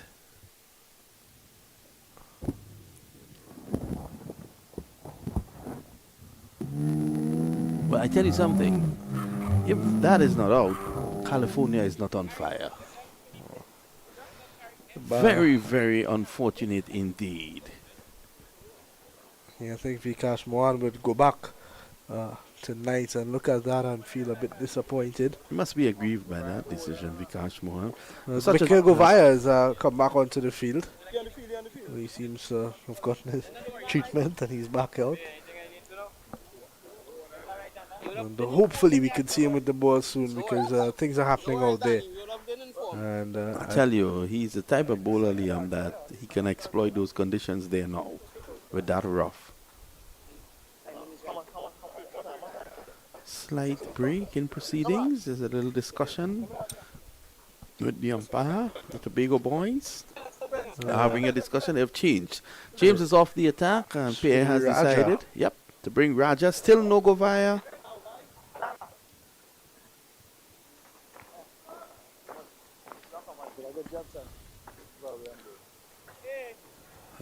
Well. Govaya has his hands in his pockets. Guess if there's no use for those fingers, you keep it in the pocket.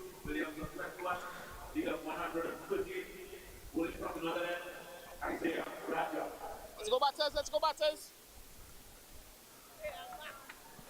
he seems visibly disappointed and I can understand. You see, Govaya wears his heart on his sleeves and he's a team man, so he's probably looking up at the scoreboard and seeing 459 for 6 and thinking, I am not getting a chance to bowl here and I can make a difference. He is a difference maker and that's what's been interesting to me. I'm not in total agreement with a lot of the decisions that Carey Pierre has made. I mean, he's the captain at the end of the day, so it's up to him. But still, you know, I think he some things to think about. He's had. Yep. I think one of the decisions that up to now puzzles me as well is Raja was able to bowl Jid Guli and then immediately took him off the attack and he brought himself on the very next over. Yeah, definitely some questionable decisions. Mikhail Govaya is down at long off.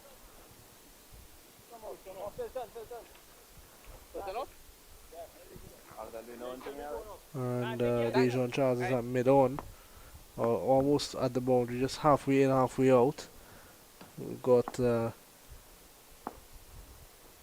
Tian Webster's back on the field. These are deep cover. And appeal for LBW. Raja is off in a celebration, but not out, says umpire Ryan. Isaiah Raja making things happen here. And the North, nothing going their way at the moment. Let's have a look at this one again. Seemed to be the slider from Raja. It was maybe just going down leg, but they were excited about it. And Raja back into the attack and immediately sending them upstairs. I think they would have reviewed that if it was available to them, but it was going down leg. Here is Raja again. And the Twitter is playing it to Sweden cover. So Raja creating some anxious moments. Raja's 4 was 28 runs, but that represented really one bad over. And you got to expect that as well. He's a leg spinner. He's also a part-time bowler. He's not a full-time leg spinner. And so you're going to expect a bad over or two. But he's gonna create things. And look at that delivery again. I love the line more than anything else that he has adopted. He bowls a line that asks question. I'm looking at Raja. I'm a bit impressed with his bowling, you know. Yeah, he can bowl. He's a good bowler. So he pulls this one down. Big Dex does the fielding down at deep mid wicket. Dexter Sween. Big Dex will have to come good with a bat in the second innings if he... Well, he's batting at number 9 because of how deep this not batting lineup is. Yeah, we'll have to do something because they are under pressure here. And they will be under pressure from now on to save the game. As close as you could there, Cap. Govaya's out at long on, a deep mid wicket. That's Tion Webster and a deep square. It looks like Vikash Mohan, is it? Or Josh Davis. But, this has been good from Salt. 460 for 6. This partnership growing now. 36, Staton 33. Williams 21. The lead has moved up to 114.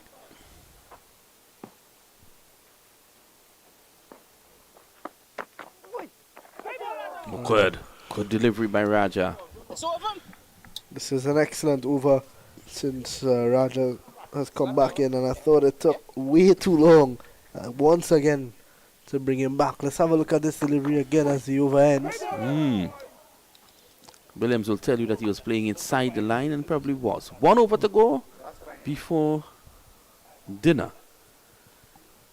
Yeah, they're going to try to sneak in an over, and it's going to be Vikash Mohan. This is an over that I would have loved for Govaya to bowl. Speaking about With dinner, some pace. I just mentioned 1 over to go to dinner, and I get a message from EDC Gerard Basso. I think the EDC stands for eating dinner constantly. Eating dinner constantly. I like that. So Basso has sent some stats for us. Andrew took 11 wickets. My phone is giving some trouble. Andrew Rambaran, who has not been used with the ball, and South is 460 for 6.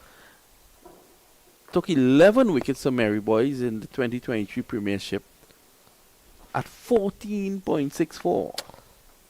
4 wickets at 19.50. That must have been in the 50 overs.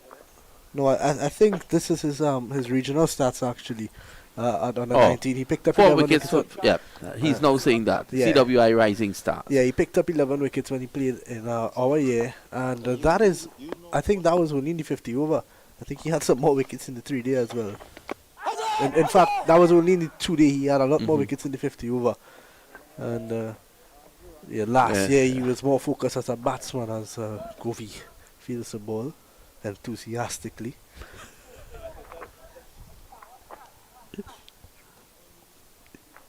.462 for 6. Just a couple deliveries before dinner here. Total on 34. He needs to consolidate a bit, and the ball seems to be following Mikhail Govaya. Should probably take it on bowl. I know he wishes he could. 3 deliveries left. I would on 30, and he's looked good. He's an impressive player, and I thought it took a while for him to get his opportunity, and he didn't know so now. And he's going to try to grab this opportunity with both hands. He doesn't want to. Played right from Williams. He doesn't want to give up on this chance. He played in the regional Super 54 CCC. Came in as a replacement actually. Was a reserve at first, and then a couple of guys got injured. He got into the setup and had some good starts, but didn't get that big score. So now the final delivery before dinner, and it's Vikash Mohan to Daniel Williams. But it's been once again a better session for North in terms of they picked up 3 wickets, but it's been all South today so far. Williams has been composed. Pushed away, and that should be dinner. So this session continued with South. They now lead by 117 runs. There are still 4 sessions to go in this match. And during this session, we saw the fall of Jason Mohammed for 224. So that's the situation at the dinner break. South 463 for 6. Yeah, this one is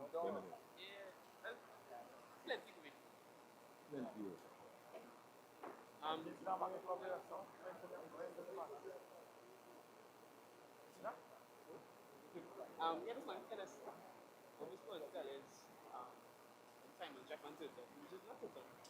But just sit on the edges. So Ready to just have a chat with you on it.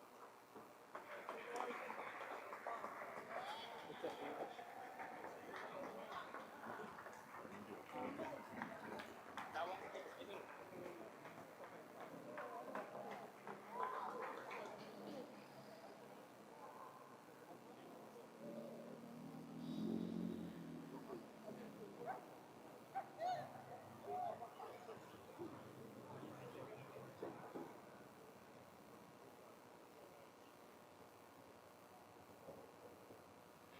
That's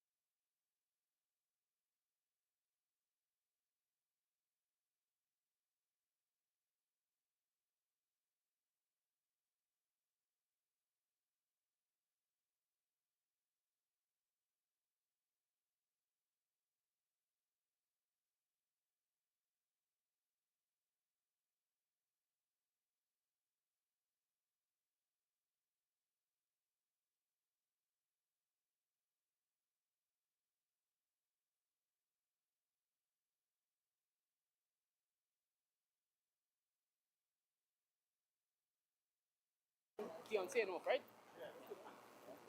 Players about to receive after the dinner break.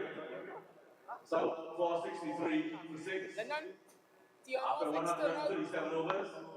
Tion off. Mr. Natal on 35. And the Williams on 22. Minimum 37 overs left. The evening's play. This is Namalco, North South Senior Classic, brought to you by the Trinidad and Tobago Cricket Board. On-field umpires, Rajkumar, Avinash Narayan, field official Simon Peru. Well, thank you very much, and welcome back to the Balnara Cricket Academy, where we're getting ready for the final session, the third and final session on day 3 of this 4-day encounter, the Namalco North-South Classic. And what a game it has been, 346 rather, North, and in reply, South of 463 for 6, an overall lead now of 117, and looking to maybe pad that lead. How quickly is the big question right now? Do they go gung-ho at the start here, maybe bat for another hour, and see if they can add another 50, 60 runs, and then see if they can get a full hour or so at the North batsmen? A lead of 117 is already a formidable lead.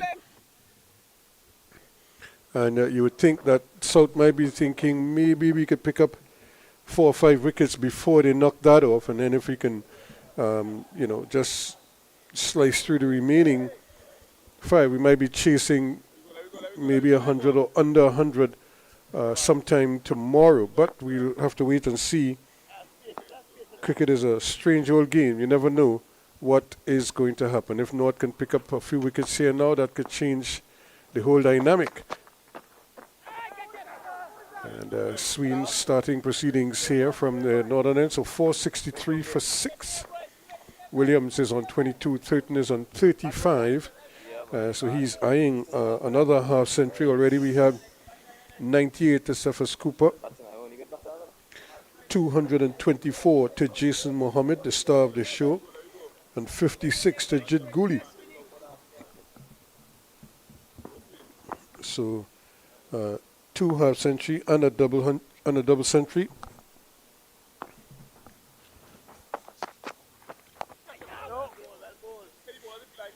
Tooten is shaped well. He hasn't been too extravagant, kind of reining in his natural instincts, as the whole plan, I would imagine, here is to maybe bat and try to bat North out of the game, so to speak.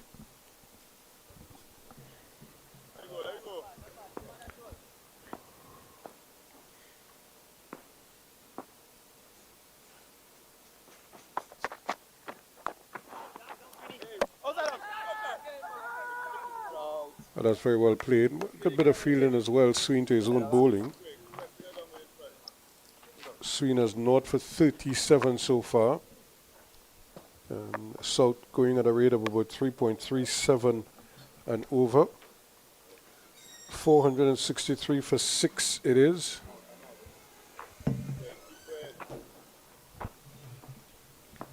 And this really represents a formidable advantage to the Southerners. The problem with South is that their bowling is probably, they're a little bit limited in terms of options. A lot of bits and pieces bowlers, but you want to believe if they can do some damage with the new ball, chances are that 117 could seem like 317 if they were to pick up a couple early wickets when North bats a second time, which we expect that they will do sometime later today, or if not first thing in the morning. As welcome back, Vinod, and no doubt Vinod out 117, 118 advantage right now. South are sitting pretty. It will be interesting to see how they approach the next hour or so. Well, I think just to build on your point that you made just now, Ruskin, I think that given the limited bowling resources, they would want as big a lead as they can get. So I think they... I mean, they may very well bat out today, if they can. You never know. They may well do that because they would know that tomorrow hopefully the pitch may misbehave. A bit of wear and tear. Yeah, we are seeing visible signs of it already, and they will think that it should become more pronounced by day 4. Yeah, I'm trying to think back the history of this wicket, and I don't think it's one of those wickets that sort of breaks up. It doesn't cake much, and Keeps low, if anything, it's just bowlers, boot marks might give you some assistance. Yeah, but generally, the water table in this part of the country is a bit high. So what you find is the pitches here are generally slow. You wouldn't show up here and see a pitch that will make you feel any danger for your life. So what may happen because of the wear and tear, and given that fact as well, in addition to the bowler's foot marks, they'll be hoping that there's inconsistent bounce on the final day. So it should be interesting to see how they progress. I think right now North would be hoping they could maybe prize out a few more wickets here and see if they could, as I say, put the cat among the pigeons and try to upset South's best laid plans. And the way to do that is to take some wickets and to try to take them as quickly as possible. And then you have another situation here where players are vying for spots on the national team. So you might find that Fulton wants to throw his innings away, or even Daniel Williams. He has curbed his aggression to a great extent. So then you have that to contend with as well. They're probably listening to Mr. Practicality himself, Imran Khan, who, when you look at how Imran played his cricket, he didn't go to extremes. Kind of played within his limits, but he always, whenever he batted, he always tried to make runs. He always put value to his wicket. So he's always a pragmatic type of batsman, and I think that's what you're seeing from the team here, where everybody who comes to the crease seem to want to put their heads down and dig in and try to put runs on the board.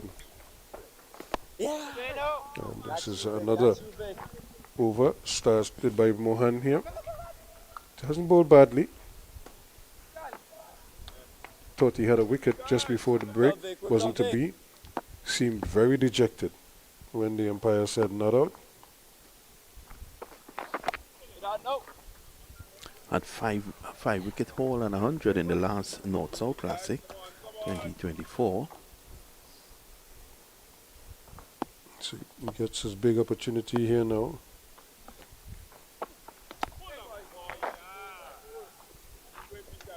But the thing about it is that all the players out there, they have to start thinking and acting like they're playing in the regional tournament. That has to be the attitude. Not everybody is going to be, it's like only 11 could play, as they say. But at the same time, you don't know when the selectors might call on you. And, voila, you're in the mix. And so you have to operate at all times as if you're making the team because you want to be doing your best shot. This one is in the air. It's going to fall safely. And it's just one of those things that spooned off the outer edge of the bat, went high over point, and not much Williams and Co could do about that. Well, let's see if that one was in the rough. Let's see if that landed in the rough. Well, no, not really. Just to the edge of it. Williams, as I said before, he's one of those players who wants to play his shots. Yeah, I'm just wondering what the instructions might have been at the dinner break. I suppose in the next over or two we might see signs of that. But I want to believe they might have been told to maybe just step on the gas a little bit, see how many we can get, and if we could get them in quick time, fine. If not, just keep going. And they go for one here quickly, another well taken single. So seeing India announce their squad for the white ball series against England, later this month. Mohammed Shami is back, and they no Rishabh Pant. And so it's kind of unusual, but I suppose they have to give him some rest. Yeah, I think as it's, well. it's more You know, giving him remember rest. he's still recovering Yeah. from that horrific accident. So, yeah. And he didn't seem himself, and he doesn't seem like to be 100%. You know, you look at him, even when he's wicket keeping, it's almost like he's taking certain things for granted. You know, he doesn't run up to the wicket as quickly anymore, and he kind of allows the ball to come in, and somebody in the field will feel it when he really should be the one up there receiving the ball. And that tells me he's probably not, you know, fully 100% just yet. So he's kind of, as they say, taking shortcuts on the field. Sween from the northern end.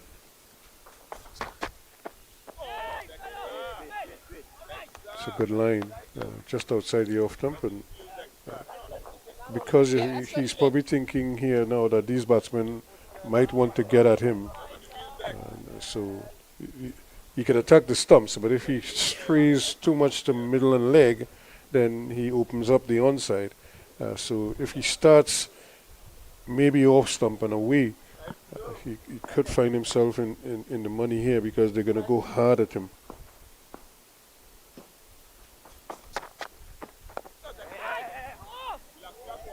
This is good running. Yeah, running has been a feature of this partnership. It looks like it's a deliberate plan as well. You know, when we were doing the Super 50, remember the big topic was to incentivize rotation of strike. You know, it's the same thing in the 4-day format. If you could pinch quick singles and just rotate strike, it amounts to the same thing, because it means that, one, the scoreboard is ticking over, and bowlers are having a hard time honing in on any one batsman. Nice punch there from Williams. Can't get a run. Webster ensures that. Just saw David Williams coming through the turnstiles downstairs. You were saying that Daniel has to bat and make runs.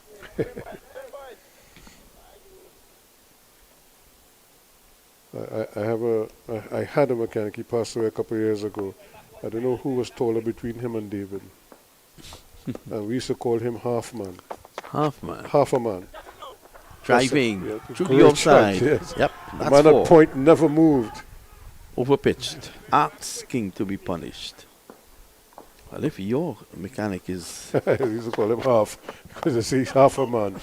Well, if because he- of his height. If he was shorter than David Williams, he could have actually walked under your car to fix it. Half man, but So Daniel Williams goes up to 28. Valuable runs here.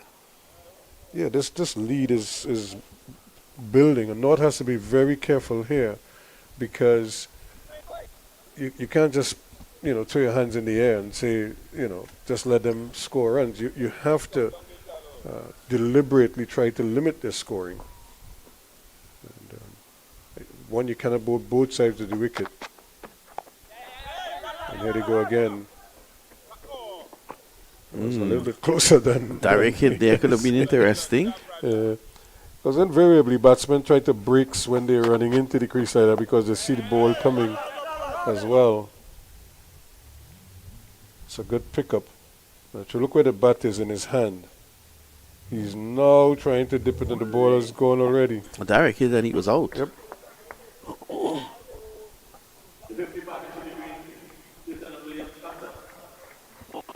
So a 50-run partnership between these two. So the saga continues here for South, this heavy batting lineup that they have. They're just putting the North bowlers to the sword here right now. A lead of 128 runs.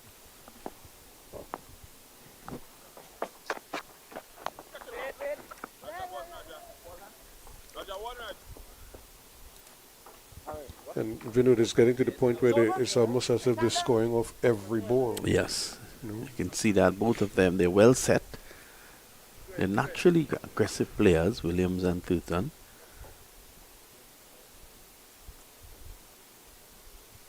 So 475 now for 6.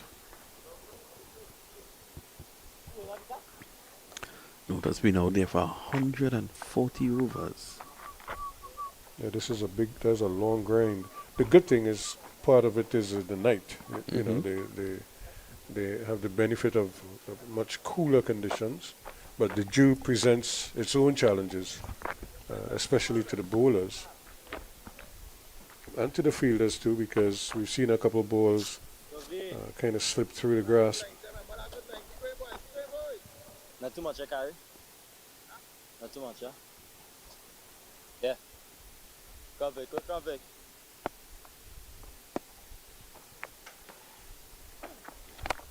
Ow! No. We'll Vic. Slide Vic. That's good feeling to his own bowling again. Work on Vic. And he's 14th over, 2 for 36, 2 maidens rather, 36 runs so far. Needs a wicket to complement that. There it's turn, but a slow turn. Yeah, and when there's slow turn like that and no bonks, you play on pitches, it's slow turn, but there's some bonks, so you have a chance as a spinner because you always feel you could get one to just do something, but there's no bonks there. It's like, it's like what they call pedestrian turn. It takes its own sweet time. That's why so many of these batsmen play on the back foot so much, because they know if they go back in the crease, they have that much more time to negotiate whatever turn or spin there might be. And since there's relatively little, they're comfortable on the back foot.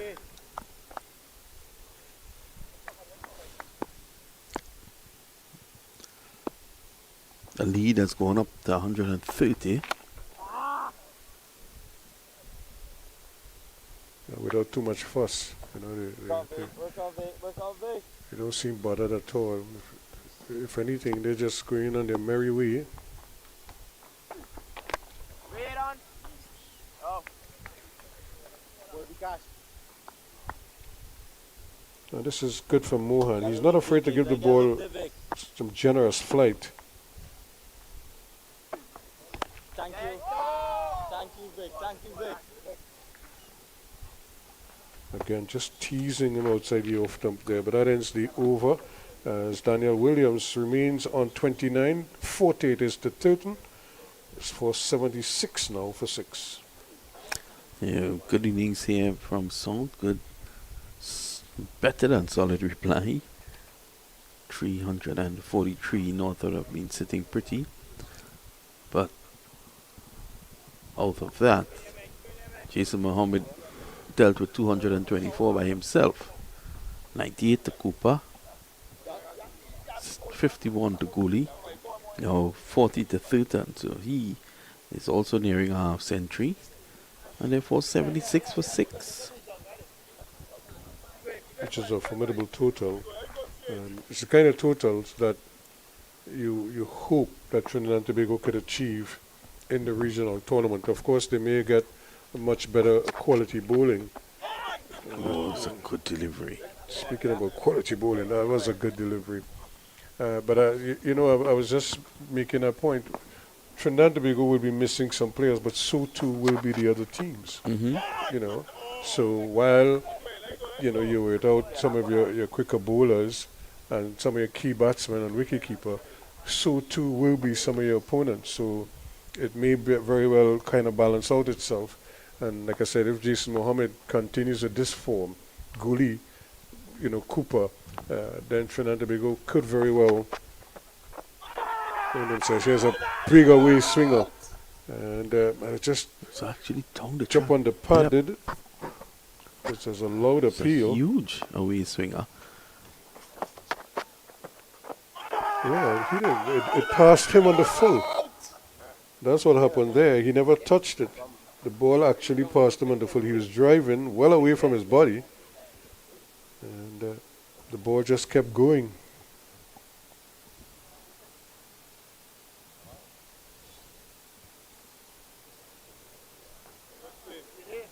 And this is a challenge for somebody like Sween, is to replicate that delivery, over and over. It's a 2 good deliveries in the over.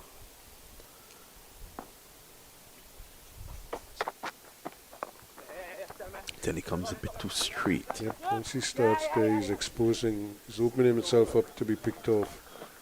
And again, they don't have to hit him, hit him out of the attack, but they could just milk him. And, it's 2 runs here, a single there, 2 quick singles, and another 2. And at the end of the over, they have 6 runs, and they haven't even made an aggressive shot.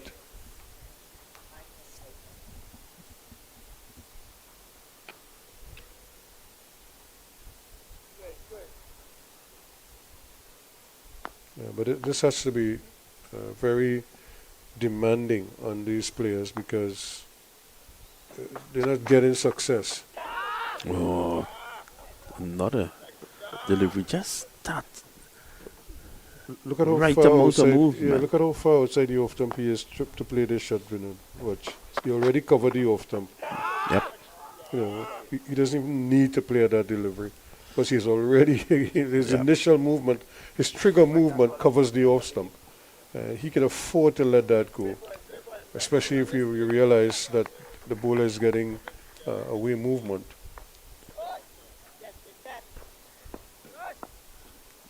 The challenge for Sween now, does he have one that could come back the other way?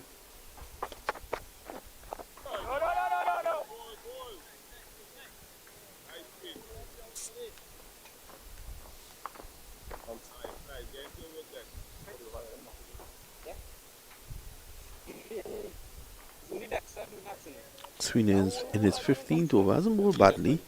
Run for 49. Wonder wicket though. Yeah, I think when you do this amount of bowling, it's almost like craving some kind of success, and you're craving a wicket or 2. That's well played. That's beautifully played. He went with the away movement this time. He didn't try to hit it straight. He actually went with it through the covers. So at least he learned his lesson there, Turton. He didn't try to go straight with him, but as they say, he kind of squared his legs and reached for the ball.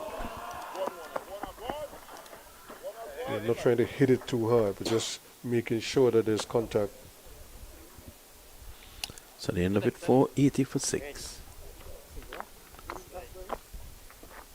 Will they or won't they declare? It's 134 lead now.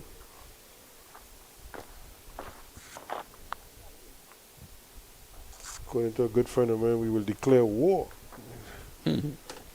But not the inning. They are not the innings.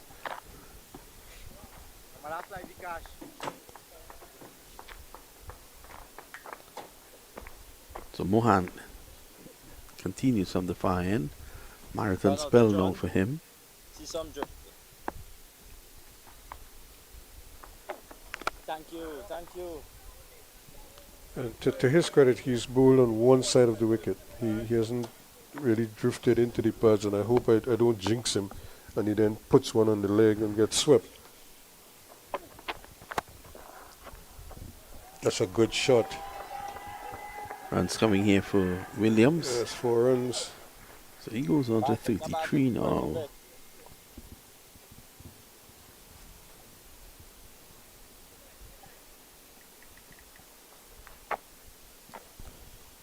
And that's the thing, you just wait for the bad balls. And that was a bad ball. It was short, with no real pace on it.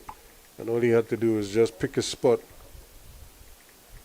And that will then helps himself to 4 runs. So he's up to 33 now. His partner in crime, Turton, is on 44. So we have another pair, iron half centuries. Yeah? Yep, partnership of 60. So another partnership building here, Oscar.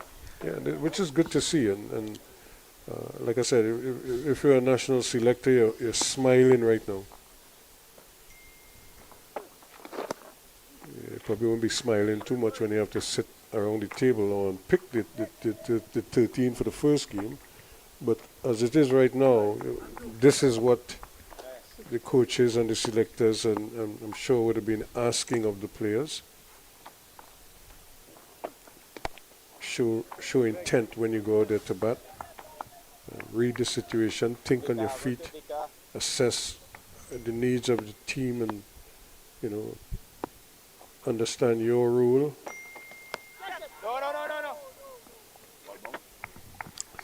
Some bonks there. Williams just guiding it. He stayed on top of it and kept it away from the first slip.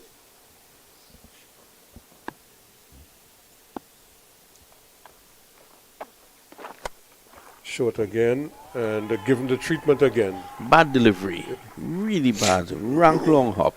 And Williams needs no second invitation for those.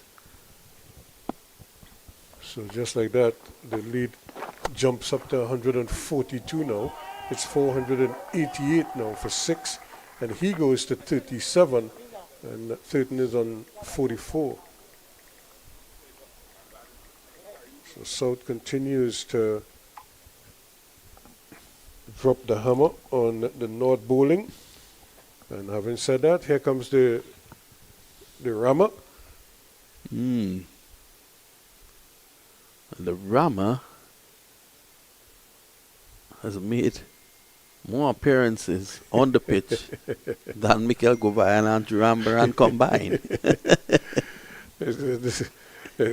It made several trips yesterday, and here we are again today. And will you believe, Roscoe, that Rama has been making those trips from the very first game. There was an exhibition game here when this stadium was open, and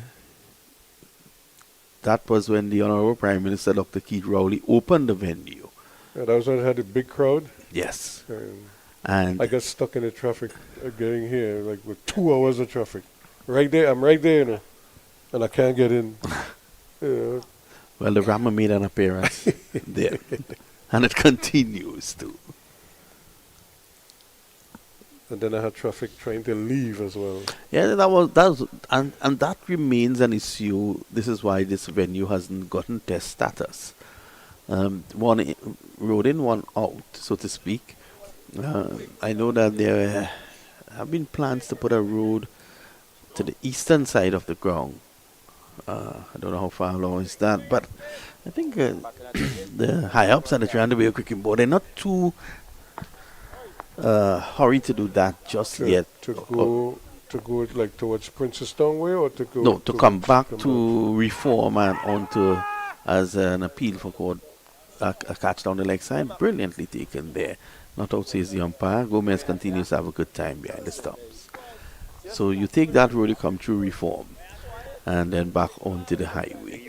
So I don't think the TTCB, they're pushing for that in a hurry, due to the fact that I think just to keep things equitable, they've decided that let's play Test cricket at the Queen's Park Oval, the mecca of Trinidad cricket. Murray will feel very happy to hear me say that. And they'll play the instant cricket at Brian Lara. Edging and just dropping short of slip. They will get one. Yes, Sween continues to bowl without much luck. He's finding the edge, or he's going past the edge. But it's just not going to hand. And when it goes to hand, it's being misfielded. So he's just conceding runs sometimes when he shouldn't be. But Tinton don't mind. He goes to 45, 5 away from a half century. And Williams, who's on 37, and batting very well. And this partnership is up to 65 now. So they're closing in on 500 runs. Yep, that goes on a lead of 150 runs, so it's 143 right now. Flirting with danger there, Williams. Yep. As they say in local parlance, he went fishing there.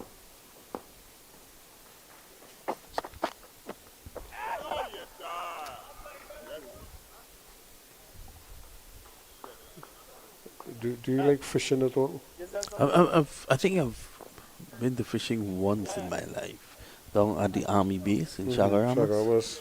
Caught Yeah, nothing. I caught nothing. I hasten to add. Are you a big 2 fisherman? hours, 2 or 3 hours of patience. Do you go fishing, Ruskin? Well, no, not individual fishing. Mm-hmm. That's well played again. I only got a single though. Because I spent a lot of time in Mayaru, Mm-hmm. I used to go out on a boat. Right. My job was to bring the rope back to shore.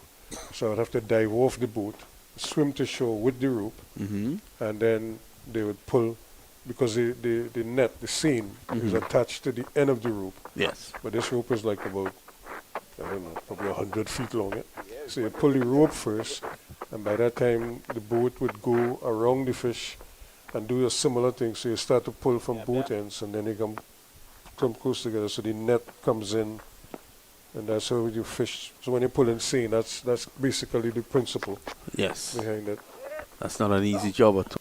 But it was all part of growing up. I used to enjoy my time in Mayaro, because you could, when you're not ancient birds, we went in the bush. So we had the lagli and everything, Mm-hmm. and we went to the bush one. We came up the thing and put them in the other cage. You didn't even walk back to get away from them. More birds just landing and nothing, no time flat.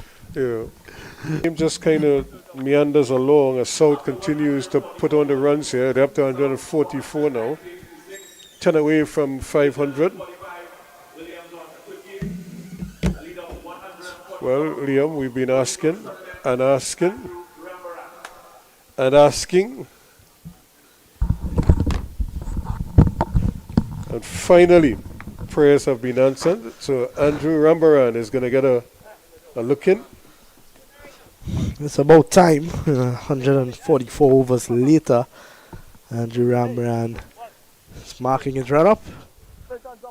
And he is into bowl to Daniel Williams, who's on 38. See, Christian Turton is on 45.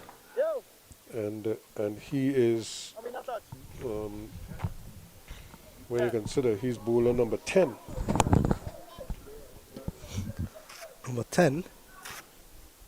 Well, number 9, Nine. rather. Number 9. The wicketkeeper is doesn't bowl as yet, and neither is Becky. That's pulled away down to deep mid wicket. That is looks like Moan out there. Yeah, so they have to be careful here now, because again the game it's already slipping away from them. But if they don't bowl proper lines and lengths, and these two could, because we know they can score quickly, because they're both very aggressive. And they've really curbed their natural game so far. But if they get, as they say, if we get bad bowling, then they will punish it. Turton knows he has an opportunity to get himself to a half century here. I got two big ones. And something that we haven't really spoke about is that some of these guys are also being looked at by the West Indies Academy, the CCC team as well.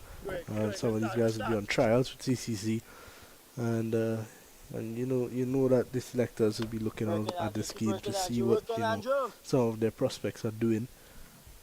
Rambaran would be one of those guys. Christian Turton as well. Well, there from Rambaran. Yeah, I would like to see. I would think that Sweet Andrew. among the players you're referencing there, I would really like to see I got two big. Mbeke Joseph playing in one of those regional teams. Oh, he has a chance of a run out. He was trying to go back for a second run that was non-existent. Yeah, Becky Joseph played for the academy last year, as I mentioned. Played about 3 or 4 games before being rotated for Rashawn Worrell. But yeah, he's a good player, and you'd like to see him get more opportunities to continue to learn on the job at the higher level.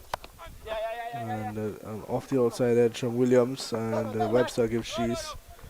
They get a single. 4-9-3 now. 500 beckons. In fact, 493. Not a bad start from Andrew Rambaran after 2 days at short leg. He's getting to bowl now. Ball seems to be a bit wet. The dew all day. And a punch down the ground too. And it looks to be Mohan out there. So they get one at the end of the over. 494 for 6. At what point are you looking to declare here?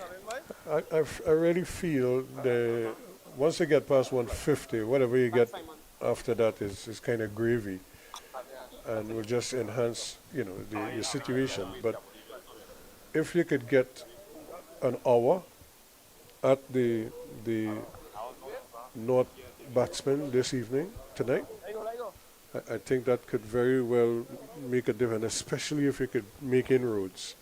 Yeah. It could really set up tomorrow nicely for South. I think if I'm them, Tatum's on 47, Williams on 40. Both of these guys in this is a national trial game at the end of the day. Hopefully they would look to get to 50, and then maybe when both of them get to 50, they call it a day and get some overs in. Because you also want to give yourself time because of the state of the wicket, just in case somebody decides to drop anchor. You want to give yourself time to get the 10 wickets, and and that starts from tonight. You're looking at the amount of overs left, 29 overs left, so that tells me just about 2 hours. That's roughly 2 hours. So if so you make a change, three overs, so that's 26. 26, yeah. And but as a bowling unit, in an hour you're gonna get what, 20 overs? Probably about 15. About 15 overs. Yeah. So you're probably looking at another 10 from now. Before you think of a declaration. By then, both of these guys should have 50. And maybe tell them, look, after 50, let's see if we could see how many we could get. And we're going to cut off at, at such and such a time. And see what happens. I would love to see Rachan Manik running on the lights tonight and get some at Raja and Mohan. One thing we know about Mohan is that he's not going to walk around too much. He's going to try to just stick around and get to the end of the day's play, if North has to bat this afternoon. Yeah, I can't see South batting out today. I think it's in their interest to try to get North in and see if you can, because you're giving your bowlers 2 bites of the cherry. You give them a little blowout tonight, maybe a 5 overs each, and then tomorrow you come back and you could start them again. A wide ball from Sweden, wide outside the off stump. And you notice his action is getting lower now because he's probably a little tired, a little fatigued, but he's also trying to move the ball. So he's trying to use his wrist to see if he could get that ball to dart. Curve back into the left-hander. Oh, looking at the field here, there's a second slip and a third slip, but no first slip. Yeah. And I keep saying, if that ball passes through there, that's criminal. Yeah, because it's difficult for Gomez going to his left. Especially where the bowler is bowling. When the bowler is bowling around the wicket, he has to kind of stay, because if he goes down the leg side, he has to move towards it. So he can't go wide. So he has to kind of stay where he is and give himself a chance to go left or right. Pull away from Daniel Williams, but straight to Filton Williams at mid-on. They get 1. Yeah, I thought he was trying to hit that square because there's a big open space out there. Christian Twiton moves on to 48 now of just 90. He's been very much tempered when you look at his past innings. He's usually a an aggressor, but it shows me that he's able to bat in any type of situation, and he's able to spend long periods of time out there. Well, this, remember, like you're saying, this is a trial for them, in more ways than one. It's an opportunity to show what you're capable of. And this is good running again. So he inches on by 1 now to 49. And so even somebody like, even if he doesn't make the team, the first squad, who knows? They may call on him later on. Exactly, it's a long tournament, as Yep. you mentioned. It could be around 2 or 3 months, 2.5 months almost. And some of these guys are, yes, everybody wants to be in that first team, but you look at, I believe it's 7 games throughout the entire season. You've got to realize that guys are going to be in and out of the team based on availability in terms of other leagues and stuff around the world. And West Indies Injuries. duty if they're called to Yep. the West Indies. And they always have camps, so sometimes just senior players are off on camp. And so the international duties and other things. So it leaves room for the guys who may have performed in this game but don't get picked come the 26th. They would still be in the ranks and among the team looking to play later on. And what helps them to remember the domestic season is starting up shortly, so they could use the form here and take that into the domestic season. And once they continue to take runs and wickets, then their names will stay on the lips of the selectors. That was hit away from Chaitan, not meeting the fielder. I thought he should have done more with that because he had ample time. See Filton Williams getting warm on a deep square leg. Yeah, so he might get a blowout here. He really needs maybe 2 more wickets for a 5-4. Yep, 2 more. So he could come here and bend his back and pick up a couple. That would be ideal for him. He might just be the answer to the problems for the Trinidad and Tobago selectors as far as the new ball.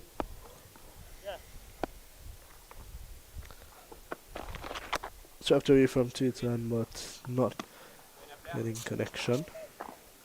That was the gift right there. Yep. No better way to get to 50 than that. You With a don't have to freebie. hit it. You just need to just make contact with it and let it go its merry way. Just deflect it down the leg side. Driven from Chaitan straight to Jordan Warner, the substitute fielder. Filton Williams has played 1 list day game for Trinidad and Tobago already, all the way back. But this is 50. Yep, 50 up for Chaitan. Well deserved half century. Innings that he's worked quite hard for. And I love to see the replay of that Of course. celebration.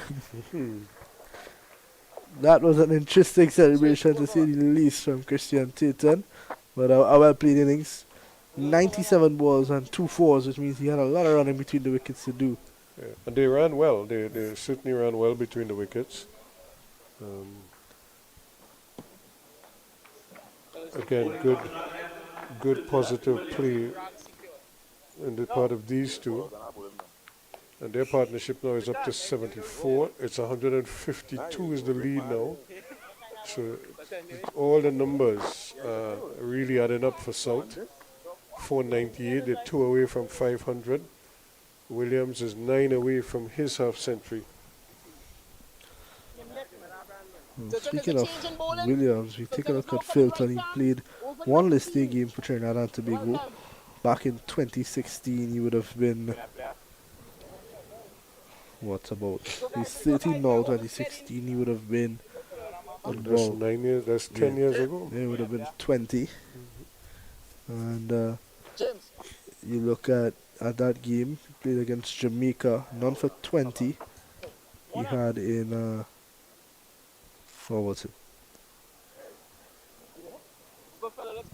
6 overs, none for 20. And he had 2 not out with the bat.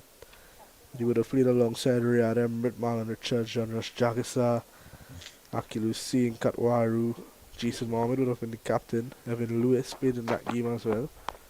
And he never got an opportunity since. Beautiful left. Hey, it happens, you know, it happens to some people. Think of, I always tell people, there was this batsman from England, Derek Randolph. They played him early in his career, like maybe 20 or 21. Yep. I think Randolph's next test match was in his 30s, you know. I think there was like over 10 years between his first appearance and the next one. And he was making runs in between it, but he just never got the chance after that. Until, you know, in his latter years. It's unfortunate. Williams would be looking to get back into the Trinidad and Tobago team and make his first class debut this time. That was a one-day game he played? That Yeah, was a list day game, list yep. day game,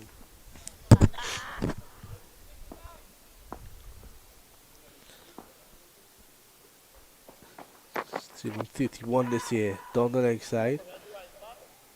And that's been a wicket taker for Milton Williams today.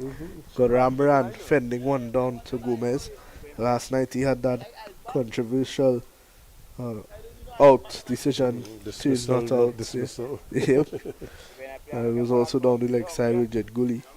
Looking at Williams here, he's not, I suppose he might still be a little bit stiff. But he's not really rushing in like he was earlier, but he's just kind of ambling up here now.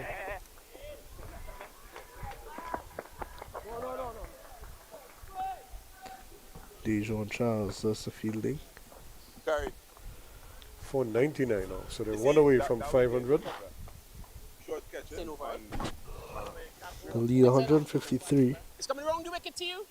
Two. I think that's a good lead, and their thinking might be before North wipes off that 150, they should have 5 wickets in the bag, you know, and then they'll see, you know, what the state of the game is and kind of navigate from there. But I think that might be the thinking, and if you could get 2 or 3 tonight, then you're well on your way. Because then tomorrow you have all day to get 7 wickets. Look at how hard Manek and Racha worked on the first day. Moved about 15 overs apiece. That's a wide delivery. Way too wide. Bowled about 15 overs apiece. They pretty much had 2 days to rest now. So they will be fresh and ready to go. Yeah, especially if they got a little massage. But Nice that's the bang. 500. Came up via wide. So 500 is on the board. 147 overs on 4 balls. It's been a long haul.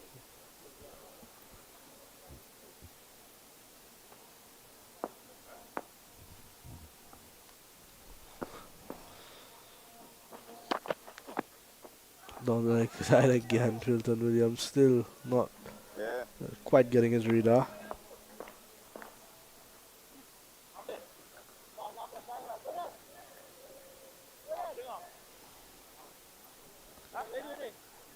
It's just not coming out right for him.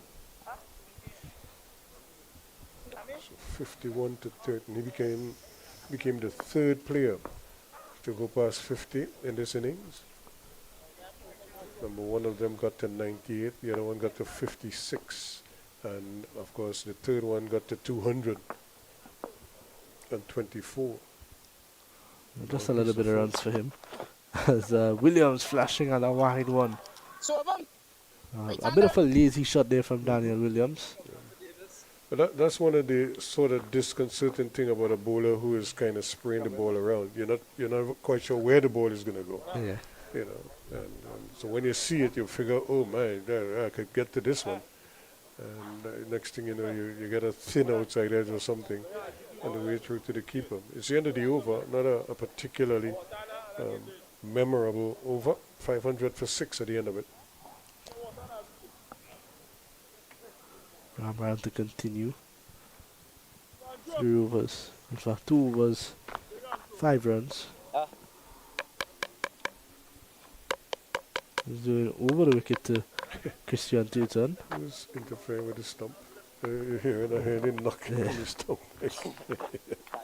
It looks like his Gomez switching the bills, maybe.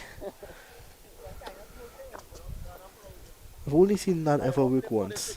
With Stuart Broad and David Warner, or was it Manus in the Ashes? I think Labuschagne switched it back. When he tried it with Labuschagne, he switched it back. Yeah, So it that's might have right. been with Warner when Actually, you're right. It happened with Labuschagne again just recently against India with Mohammed Siraj. Siraj switched it, and when he turned around to go back to his mark, Manus switched it back.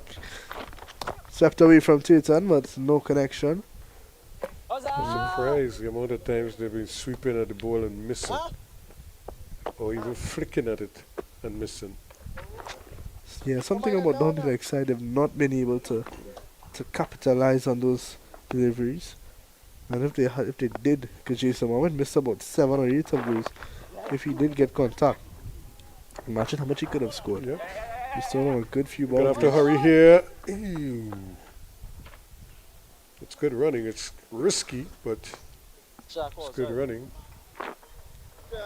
Titan, seeing that it's a young man, Josh Davis, who's not involved in this game in terms of playing 11, he might just be a little bit cold out there. Thought he could have pushed him for 2, and he did well in the end, but a bit risky. That's the one thing you don't want. You don't want to run out now, especially with Williams on 41.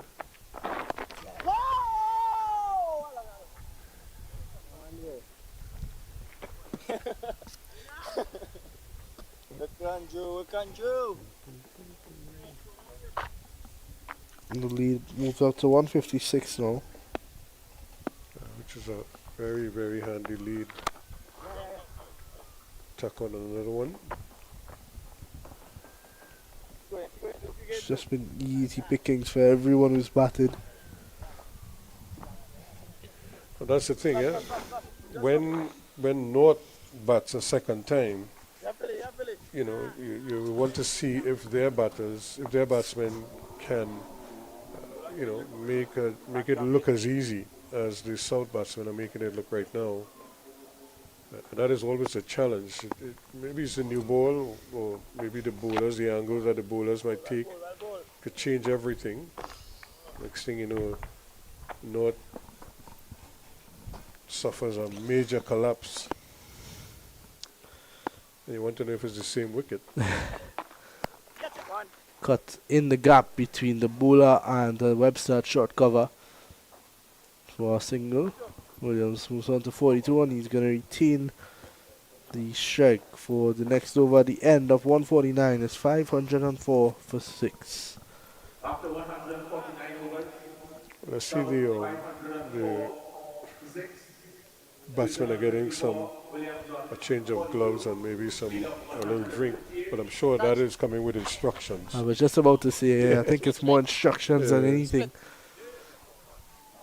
Come on, Daniel, get to your 50 soon. We want to declare.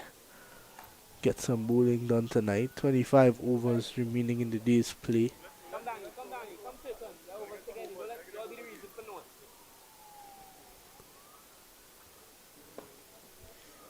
Yeah, but they've done well. You cannot help but salute the effort of the South batsmen. They've really stuck to the task. They had a plan, you know, and they executed the plan very well. They batted in tandem.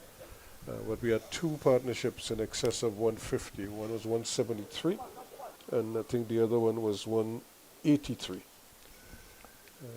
So not very often you get big partnerships like that back to back. But Yeah, exactly. That's exactly what happened there. And here now we have another one that is 80. It shows that the batsmen are willing to put their heads down and bat for a long, long time. That's a lot of overs, isn't it?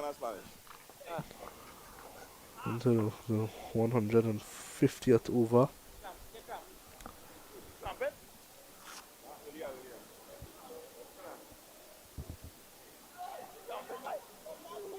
.504 runs. It's a mammoth total. Any team will take that. And another lazy shot from Daniel Williams. just kind of hanging his bat out there, looking to drive, You looking know, at. yeah, I'm looking at him, and you know, sometimes they may not be the best batsman in form or whatever it is, but you look at his potential, you know, and you're seeing the potential in him. And I don't know, and I'm not a selector, so I don't know who might have the final say, but he strikes me as somebody that you can work with, you know, and if you invest in him, you because you have so much material to work with to begin with. He's a good raw talent, and if he's nurtured well, he could be the wicketkeeper batsman to come. But you look at the current Trinidad and Tobago team, his opportunities may come a bit more often than not now, with Django and the Silver both being involved Involved in with West the West Indies Indies cricket. cricket. Exactly. So, you know, his opportunities have become more and more. And that's an edge, and the put down. Is it from Raja or did it drop short? Yep, I think he put it down. He might have put it down. If not, it probably just dropped very close to him. You look at the reactions from around, and he put it down. It's just par for the course here right now. This has been a real slug for these fieldsmen. And that's the thing, you have to motivate yourself, because standing at slip there, you know at any time a catch could come. And you have to be ready to accept it. The first time we've seen Raja in the cordon, usually the three men there would be Andrew Rambaran, Deshaun Charles, and Vikash Mohan. And the first time we've really seen anybody new added to that group. Raja putting down the catch. But a good delivery again from Williams. Continues to make things happen. Yeah, this over is a lot more. There's a lot more going into this over than the previous one. The one he had with a wide outside the off stump, a wide down the leg side. So that might have been the loose now. Now the body is warmed up a little bit.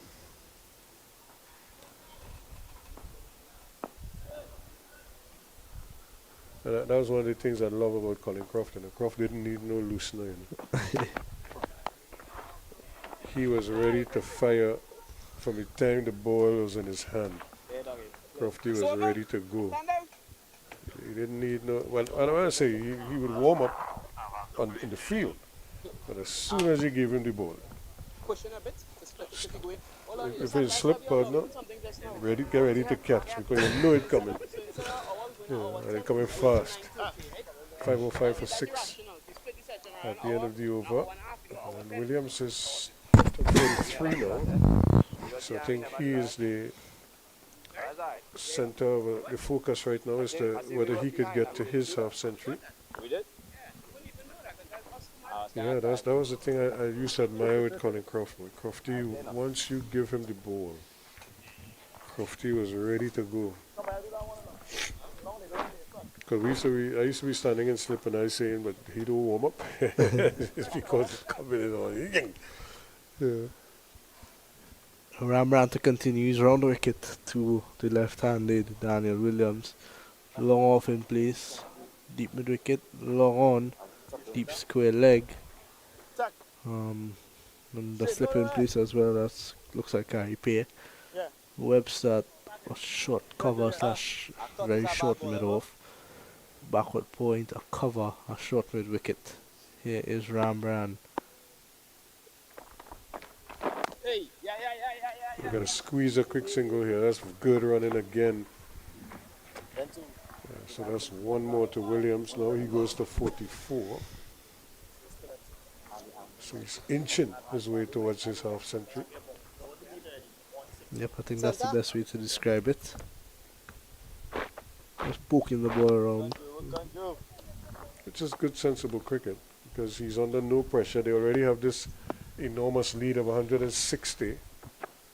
And, you know, there are 4 wickets in hand. So they're trying to make absolutely certain. And this pair, they've added 82 invaluable runs to the cause. Swept this time. Titan getting connection. And the Davis is out there. Bit of a misfield, but gets it in the end.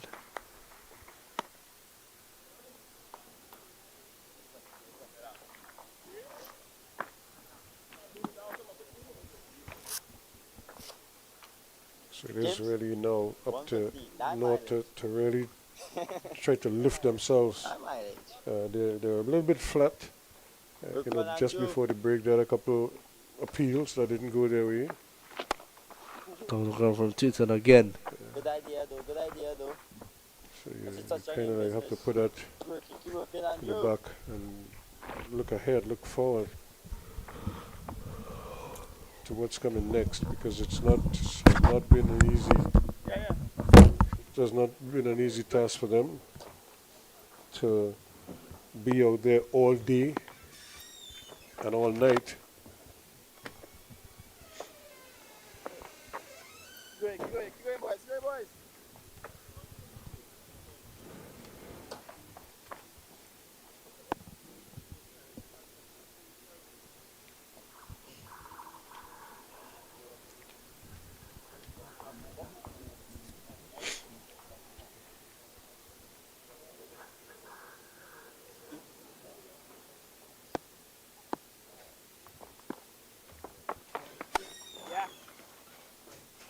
Lovely shot again. Taking his time, not trying to force it. He's up to 45 now, Williams. Pinches the strike. So certainly a great opportunity for him to get to his half century. So it's 510 for 6 now. Have a drink after the over, gentlemen. And 45 to Williams, and Turton is on 57. The lead, an impressive 164.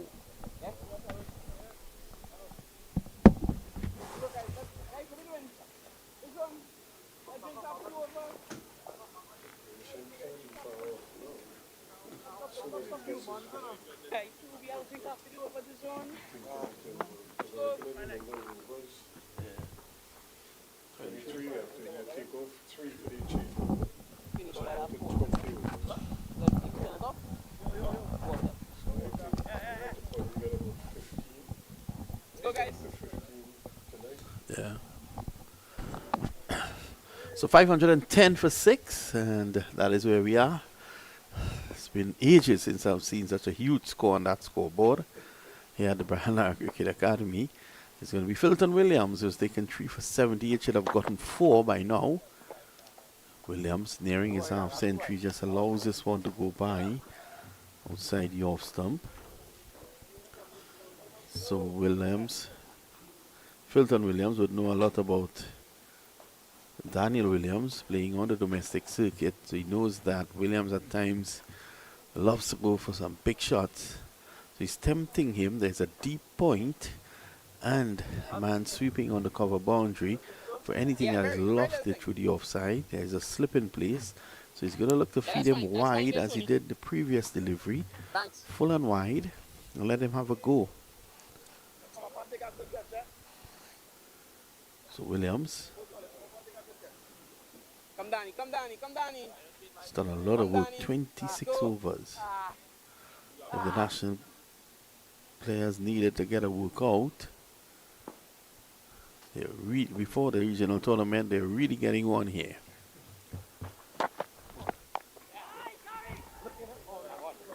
Easy single on the offside.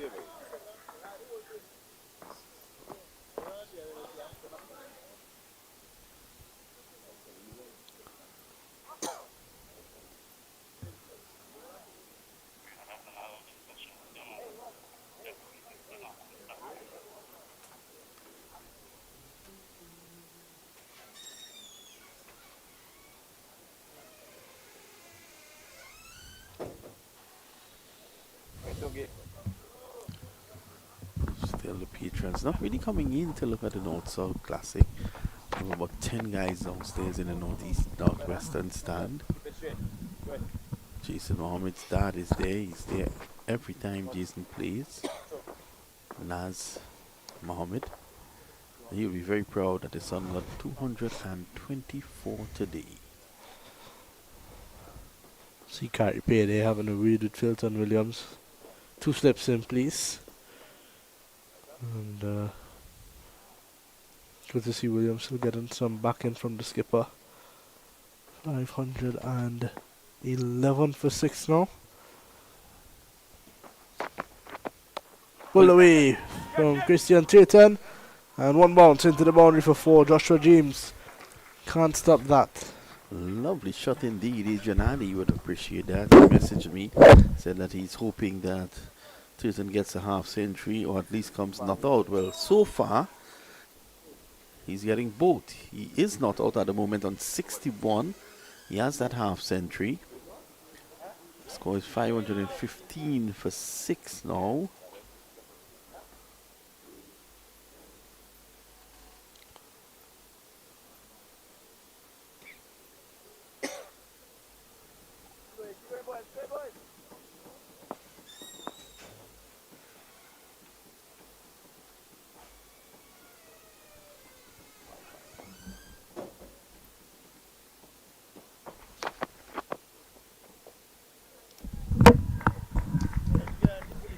Good leave there from Tatum.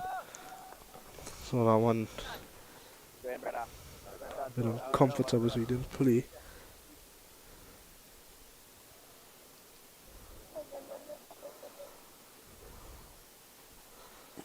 So I was just having a conversation with Naz Mohammed, as I said before. That's Jason Mohammed's dad. Jason Mohammed getting 224 today. And he was telling me that he appreciated the comment made by Ruskin Mark that Jason Mohammed has done enough for Trinidad and Tobago's cricket to be given the opportunity to say when he wants to go. On that note, it's 516 for 6. We take a short break.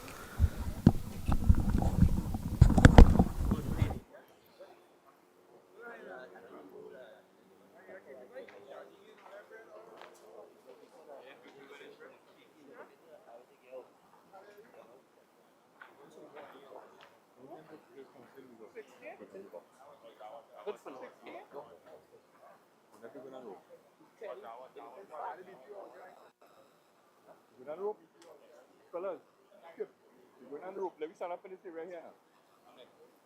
The rope in the arm out here.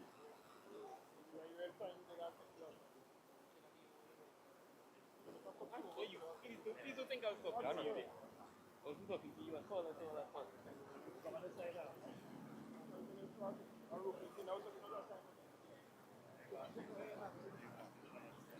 Batsman, will come on this side. Go down rope.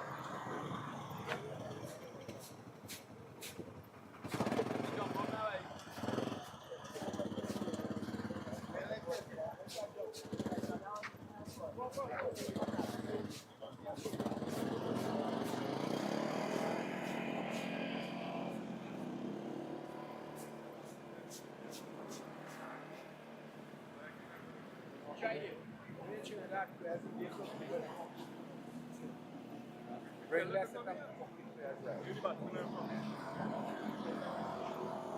You have to rope them up.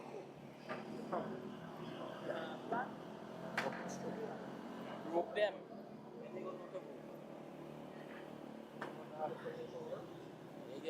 That looks good, man. That looks good, them stupid. It's got to be patched up by you, young man. Yeah? Yes, sir. You can't say them thing, boy. But you see we open, eh? They can't move. But I said try. Yeah.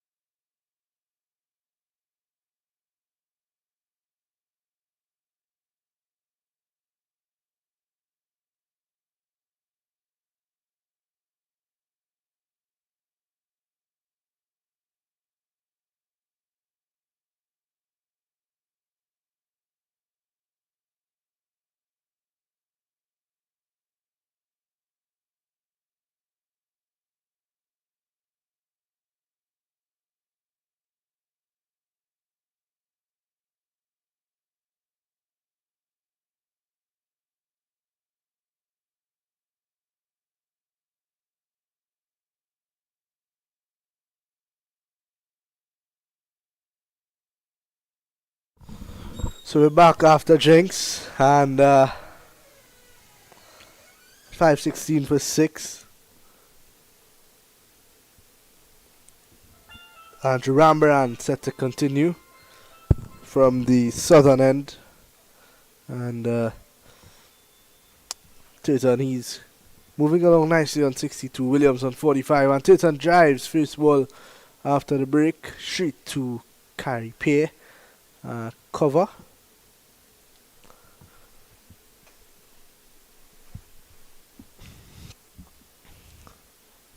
And Wicket inside the line this time. Well played from young Titan. That brings Daniel Williams, who's approaching a half century, on strike.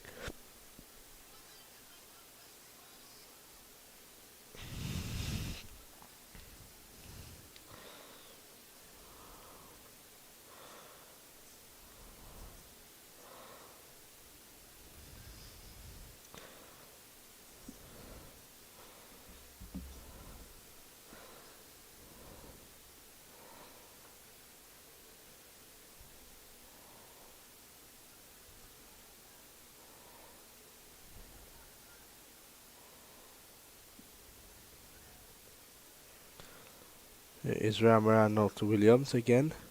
Well played from Daniel Williams. Once again, still not sure about what's the situation out there in terms of pull away, but straight to Joshua James, one bounce, so they get a single. I'm still not sure what the exact situation is in terms of the plans for South. In terms of their batting, I guess if you win first innings in this game, you'll get the trophy. But I'm not exactly sure if they're gonna go for the outright victory or if they're just gonna be content with that. And that's the end of Ramran's over. The end of his fifth. None for 16 is 518 for 6. And South don't seem like they're gonna declare anytime soon. Tion Webster brought back into the attack from the northern end. Pulling from the northern end. Tion Webster.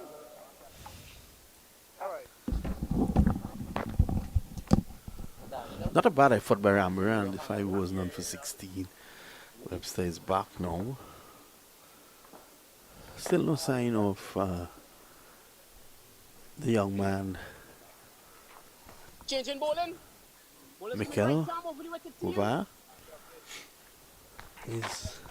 That is the middle stump. He's off the field at the moment. I'm sure if it's a bit of an injury that he's picked up throughout the day, maybe. That has to be the only reason why he didn't bowl. I think that's definitely the only thing that you can use to explain that.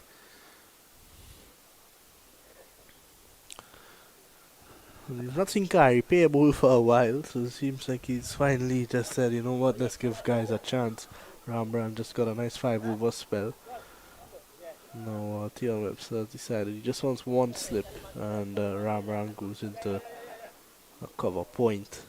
But in my living memory, I can't remember South ever reaching 518, at least since I have been in media, reaching 500 in a North-South clash. North might have reached that, but definitely not South. It's good signs, and it shows the class of Jason Mohammed as well to score a double hundred in a game of this magnitude. And you've got Jade Gooley, who had a good showing as well with a half century. Turton has looked really good, 63. Williams has looked good for his 47. Cooper obviously got a brilliant 98. It's flicked away, and Williams is going to look for 2 here, and that should bring him to 49. One short now of a half century in the North-South Classic.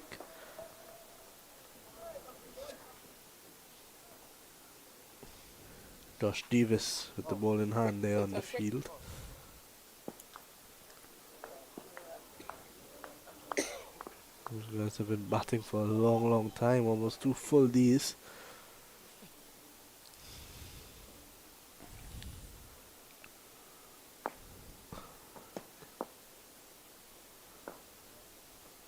There's Webster to Williams. Williams drives and looking for the quick single. Chance of a run out from one. And a direct hit, but Daniel Williams was inside. And he gets his half century. A well deserved half century. He's batted well. And he's making a great claim for himself to play that first game where Django and Joshua De Silva would be missing. 521 for 6. 153.3 overs. So nice effort here by Williams. 521 now for 6. I saw going for some sort of record here. First team to score 600 in a North-South Classic.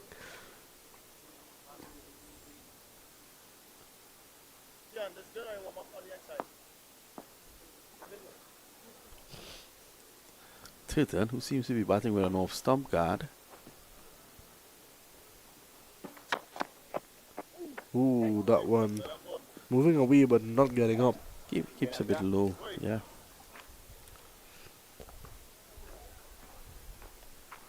Tion in his 21st over.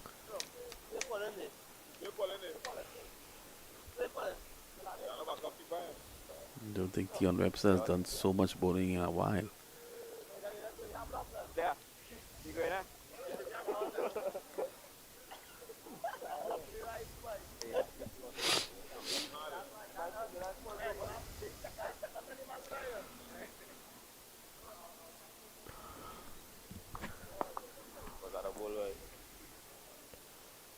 South looking for a lead of 200 before they declare. Victory from Turton.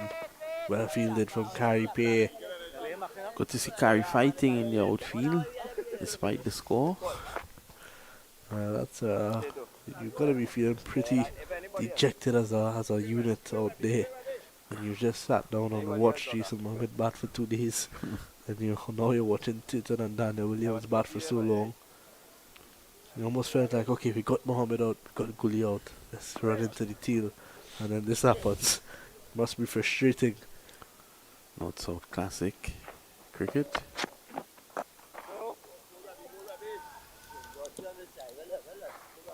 That's all of them. Stand down. End of the over. And at the end of it, it's 5:21 for 6.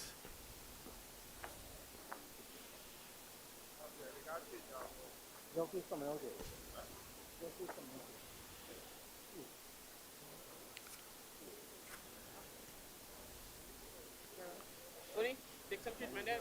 By time now. So they're going to change the ball. Umpire Arun gets out there with the box.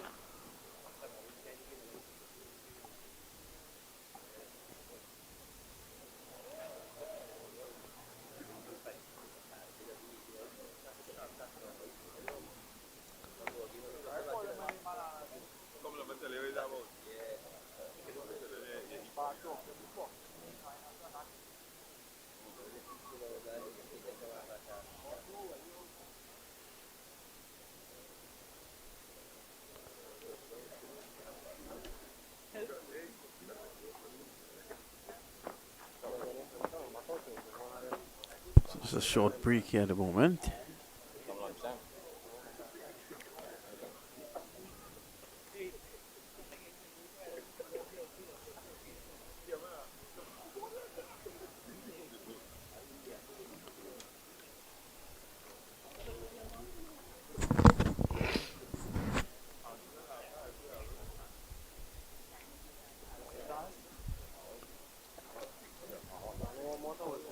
Seems like they've changed the ball. Tony, you good? Alright, let's go, guys.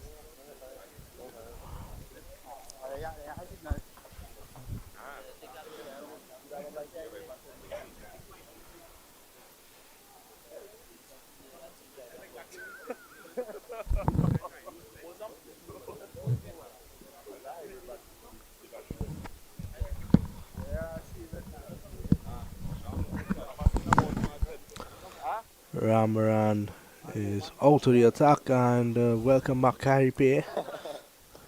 He's into ball is I think he's past 80 overs by now. Bowling from the southern end, Harry. But that one, I took the punch in, you know. You don't any in the middle, huh? Nah, right there. I'm trying to waste time with that. Yeah. Sure, yeah. 20 was 20. It's 10, yeah, I'll do that. 10. I'll do that 10. You know, come to forget everything. Oh, surprisingly, I'm good enough. Yeah, it isn't. I never seen nothing like it. Because I find T10 and T20 hard, right? Yeah, like a mental. I fast pace here, deep thing. I tried this zone out and zone back in thing. Are you okay? Yeah. Come carry, we can carry.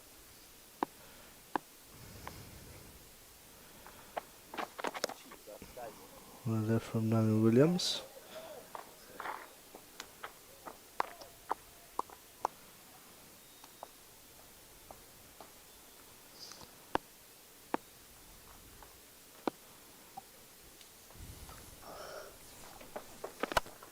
Shot there from Williams down to long off for a single. So continue to pile on the runs. One would have thought that from the moment they probably would have gotten 150, they might have looked to declare. What news coming to hand is that the winner of first innings will win the cup should the match end in a draw.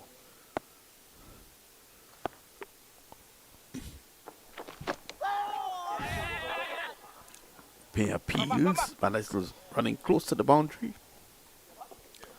Let's wait on the umpire by Raj Kumar. So battle on that. 2 runs to Tilton. Oh, she got no hard night, right? Pushes him on now to 60. In the day's play, you got to consider 3 overs for the changeover. If so, do declare to do decide to declare, and that's the 100 partnership between Williams and Titan. That's the third 100 partnership we've seen in this innings. So Gully and Mohammed put on 183. Gully and Cooper put on 172. Sorry, these Mohammed two and put on- Cooper, that would have been. Sorry, yeah, Mohammed and Cooper, right. And now Titan and Daniel Williams putting on 100.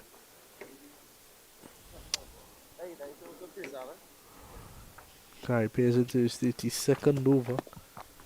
Go and carry, go and carry.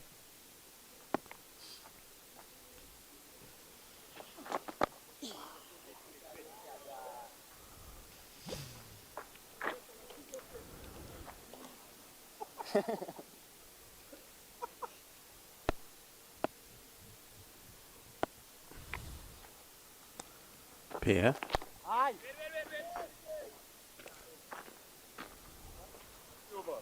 And for 91. End of the over. At the end of it, 524 for 6.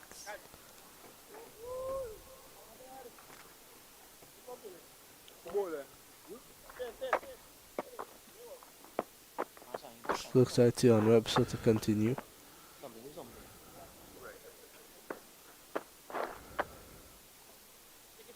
Shot this down. Go to the other end, huh?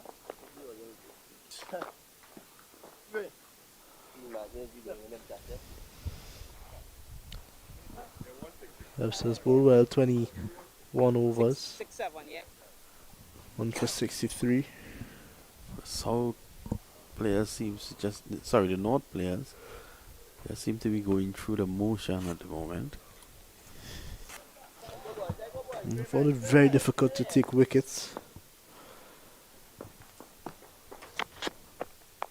Cut away from Daniel Williams, straight to Dexter Sween out there at the point boundary.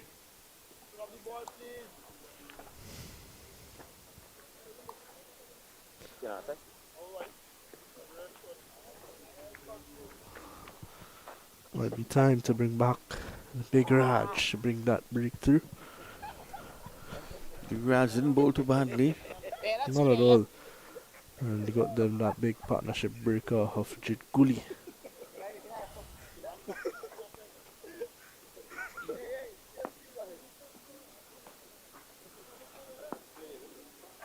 Guys, come guys.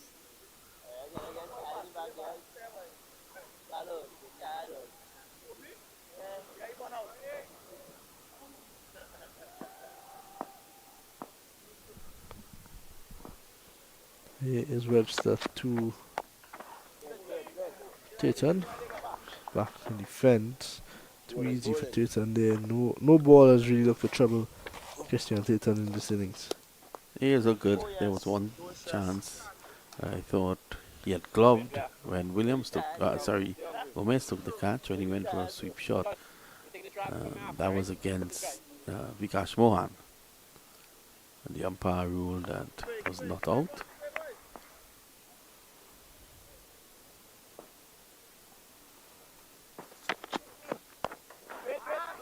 Oh, Titan will be upset. That was a full toss. Straight to Caribbean short mid wicket. He should have. He was looking to. Should have at least gotten that a little square. You would have gotten a 4. But there's a huge gap between deep mid wicket and Sween, who's at a wideish long leg.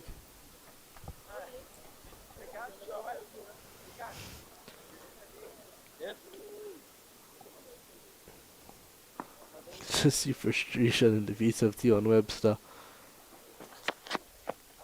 Good delivery, well played from Titan. Joshua James gets around.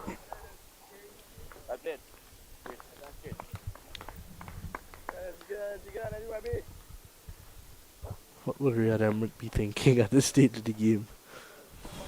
Well, I think he'll be hoping that they just play out the night. Let South play out the night, and rather than his batsmen having to go out there 10, 12 overs to face.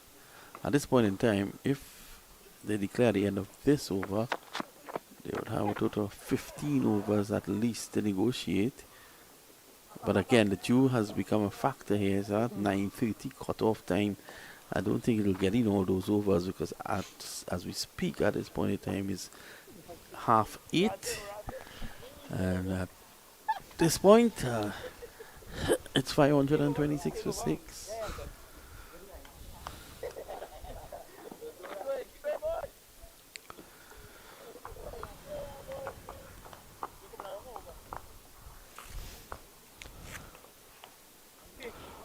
Williams 52. It's coming wrong. Right arm. Round the wicket to you. The One. 5th player to get 50 and above in this innings. First was Cooper, second Mohammed, third Gully, fourth Titon. And now Daniel Williams showing us a party. And 2 half centuries in the North innings, one belonging to Ramaran, top scored with 84 for them, and Joshua James with a 59.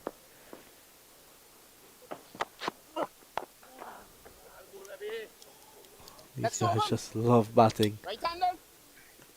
End of the over, at the end of it, 526 for 6. Thank Liam for being with us for the last half hour or so. And next up will be Ruskin Mark.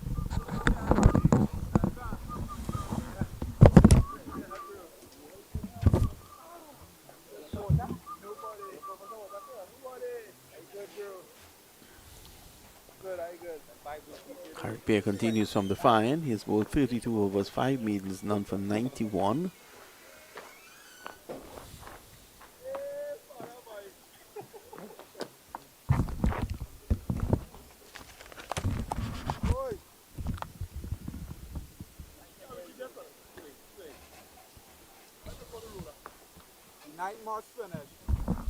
Let's say good night to Ruskin Mark. Ruskin, the toil continues here for North.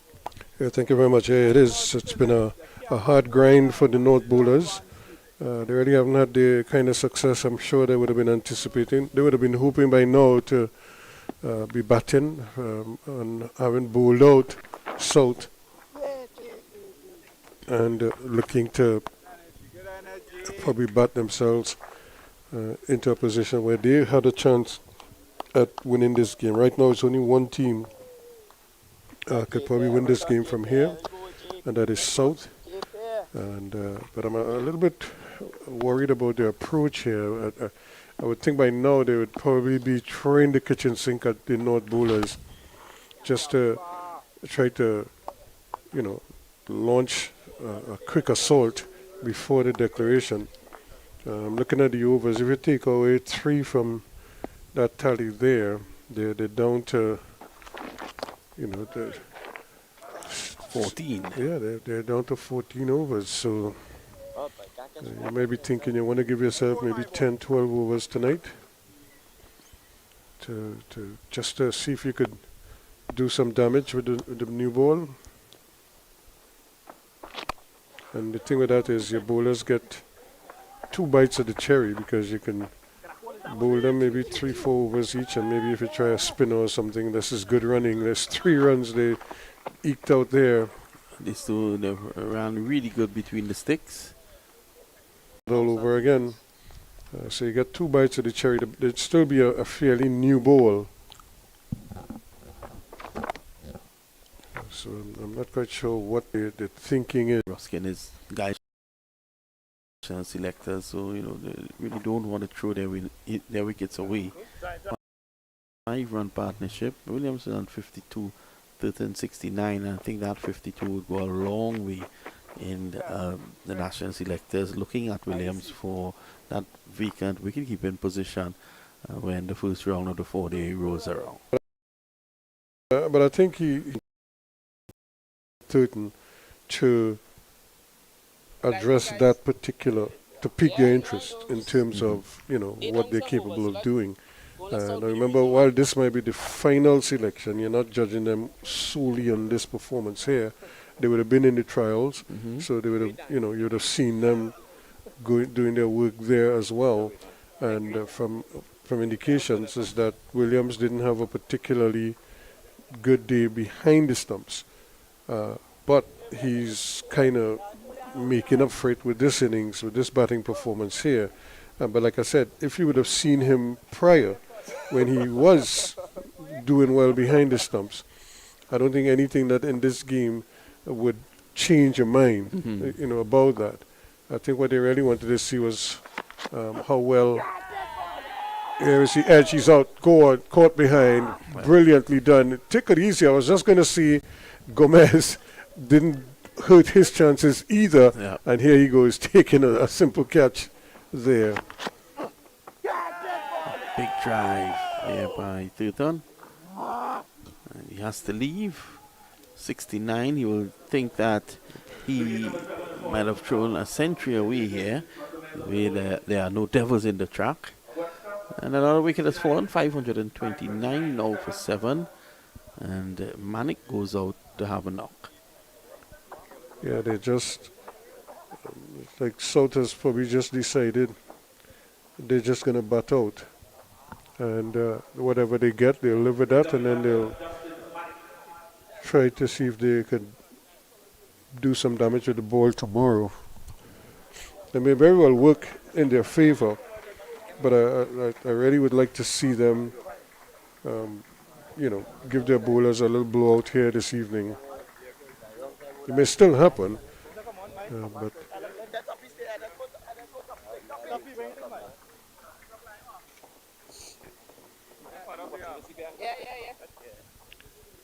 so Justin Manik gets his chance. You're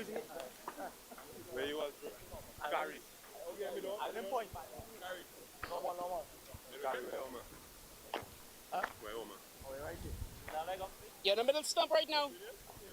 Nah, you're still on middle. Come into more, Justin. A very little leg in. Boom, boom, boom, That's boom, two. boom, boom, boom, boom. So, Okay.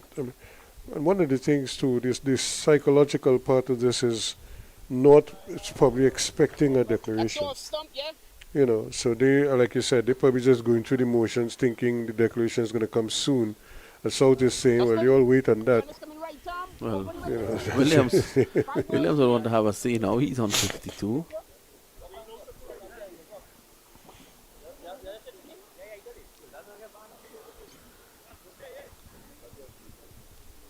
So Tian Webster picks up his second wicket.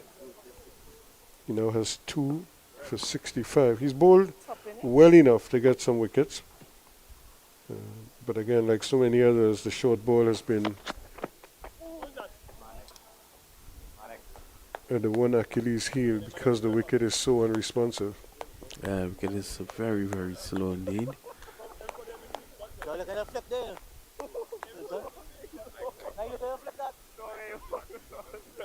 529, and it's really ominous on that scoreboard. Every time that's a the big Northerners score. look up at it.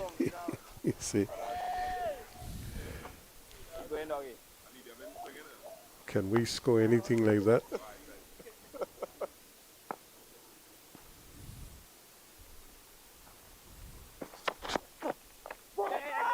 So it sneaks away down to fine leg, and the big man can't stop it. He's very wide there, Sween. He started very late. It's almost like he didn't see the ball going down to him. You could see how lethargic he was. Look at the ball is almost 3/4 of the way to the boundary, and he's now starting to move. It's like he never saw the ball.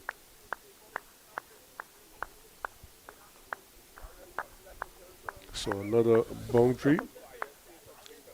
And, Manik is off the mark. 5:33 now for 7. So the saga continues here. South scoring runs, North wilting under the pressure.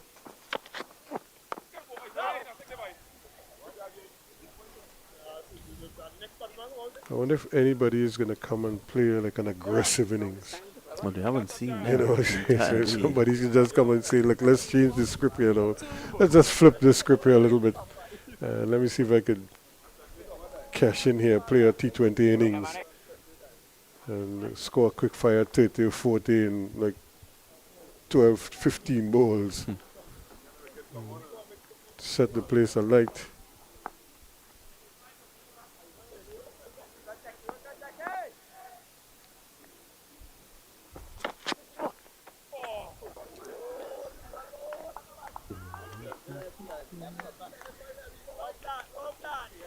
T.M. Webster is very sort of deliberate.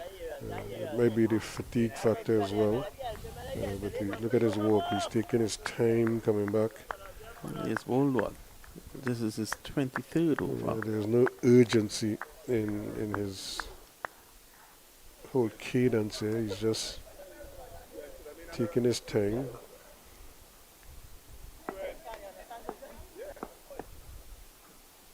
You see that the tank is probably close to empty. He's probably going in E just now. Operating on fuel. Yeah, That was an effort ball though, that last delivery. The track just did not respond to him. yeah, but he stood up when he finished his run there. It's like he couldn't go another foot. It's just like... So these guys, they'll have a good night's rest tonight. Yeah, I don't think they're going anywhere. If there's anything, they're just going to crash.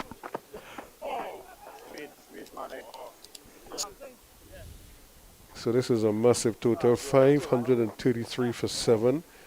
Overs bowled, 158. So this has been a Herculean effort on the part of the North bowlers with limited success. And again, they made 346. And South resumed this morning at 273, or this afternoon I should say, 273 for 3. 76 runs behind. They're now up to 533, a lead of 187. So they're closing in on a 200 run lead. Maybe that is the target. Yep, I was thinking about that.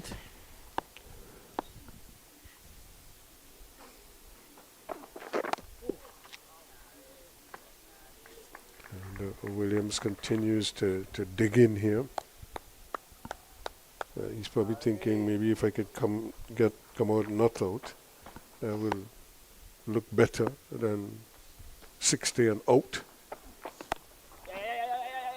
They're going to try another quick single and they'll get it too. So this has really been a feature of their innings, the running between the wickets. It's like almost everyone who's come to the crease has followed the same script. Push and run. And when you're running, run hard. Turn ones into twos and twos into threes where possible.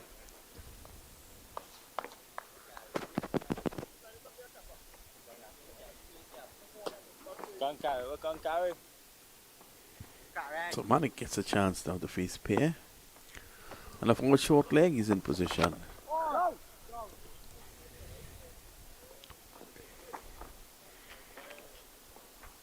I'd be interested to see if Manik will try to go over the bowler's head. Because both the mid-off and the mid-on, they're up. He's chasing after that one. Thought that was an opportunity for runs there. Yeah, because there's no cover point on the boundary. So if he gets it into that gap there right next to the umpire, could get 4.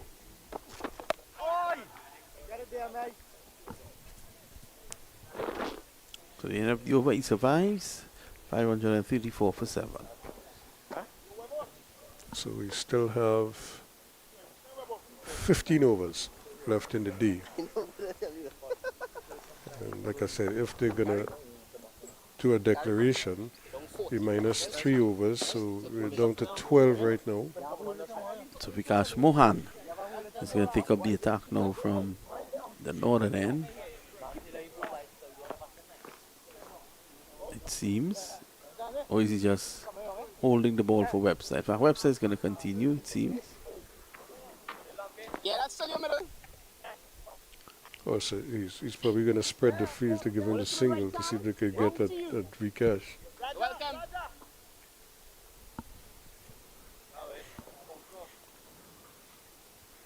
Long off, there's 3/4 of the way back, there's a deep cover. And the mid on is fairly deep. There's a deep mid wicket, a fine leg, and a third man. Full toss. Whipped away nicely by Williams. Runs here for him. Played in the gap. Mohan stops it and they get 2. You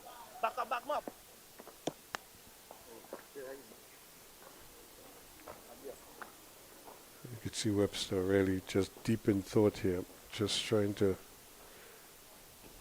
just gather himself. That this has been a real slug for him.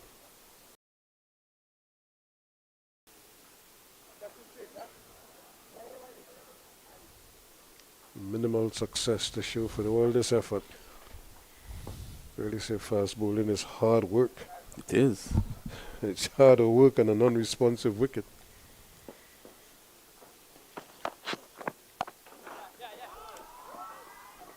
That's very well played again.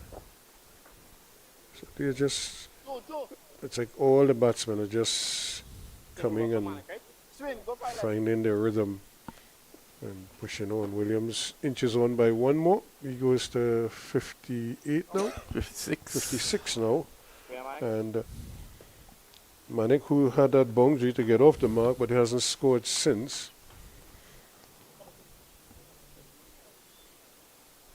I still say somebody's going to have to come and throw the bat here, just to mix up things here a little bit, almost as if they want to rub salt in the wound.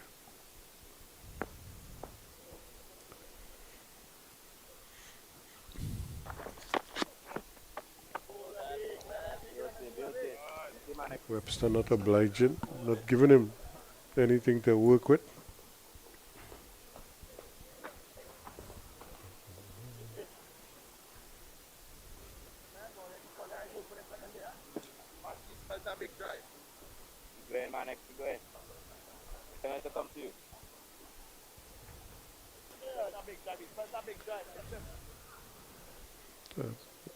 You have to really commend the ground staff. They really just, the venue looks a real picture. Other than that area where it seemed like there's a hole at this end where the bowlers boot mark. The boots tend to, a lot of bowlers tend to, they land kind of uncomfortably in that area, and that's where the rammer has come into play on a number of occasions. But other than that, they've done a pretty good job, and they've been roping the field every so often at every break to assist with the dew. So they've done a pretty good job. And I just wish the wicket had a little bit more in it for the bowlers to make it a more even contest.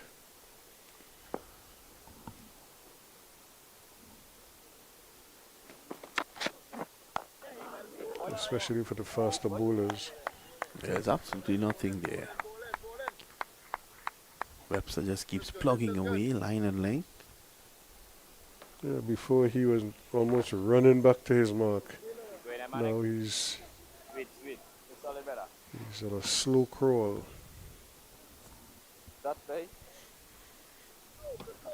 And that's because he's probably trying to fill his lungs as well. Because as you say, he's probably operating on fumes right now.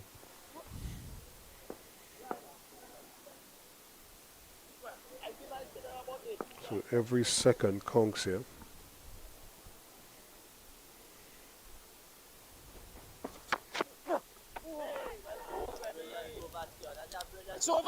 That ends another T. Webster over. 2 for 72 from 24.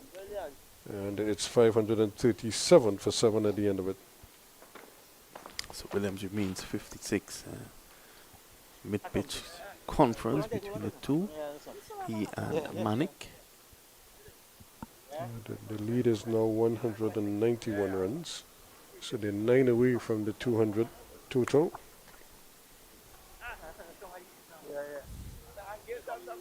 And it looks like Carey Pear is going to... Yeah, he's going to continue. Carey Pear. So a total of 34 overs from... Well, he started at this end and then he continued from the southern end.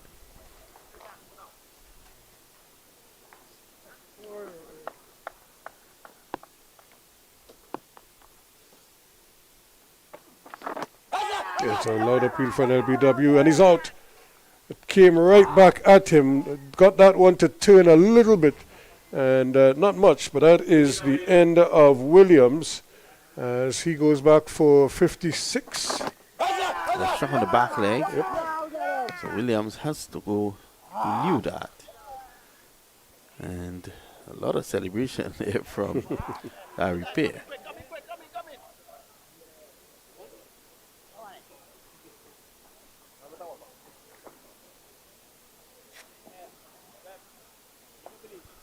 So, wicket number 8, 537 for 8. Still no declaration. Huh? Still no declaration, you're right.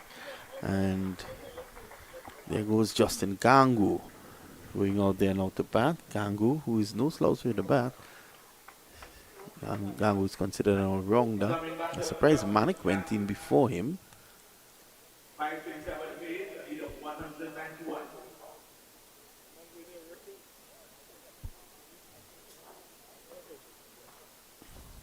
Mr. Goggles, right? Gangu, what's Gangu something back?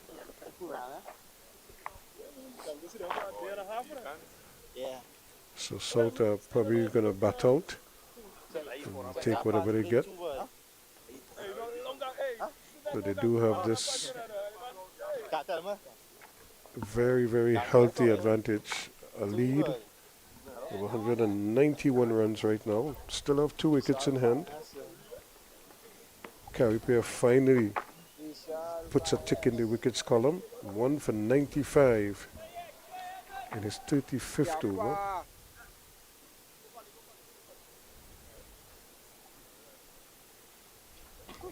You know, I thought he was trying to get this single, give this single to Williams so he could get at Manik. But then he comes and he dismisses Williams now. So now he has 2 new batsmen at the crease. So let's see what he does here with Justin Gangu.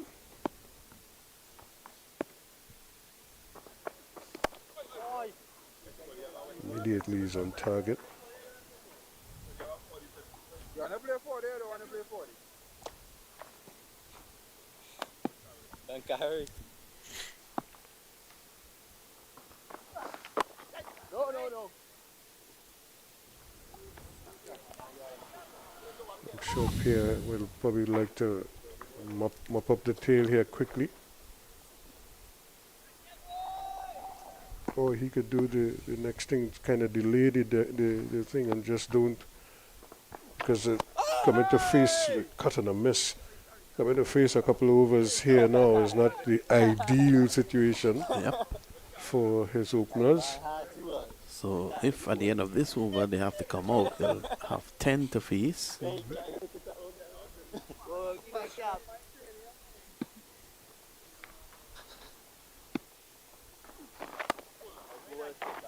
Yeah, I really think South is just going to bat out there. I don't think they're even contemplating a declaration right now, because none of the batsmen are showing signs that a declaration is anywhere around the corner. Everybody's come to the crease and they're just digging in to bring another over to an end. And a maiden wicket.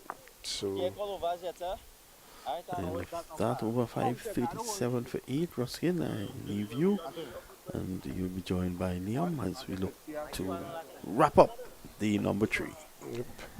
So Gangu is yet to score. Manik is on 4. And of course, the Australian women and England women, the Ashes series has started. The first game is underway, England batting. And there's always tremendous interest in that series, England and Australia, male or female.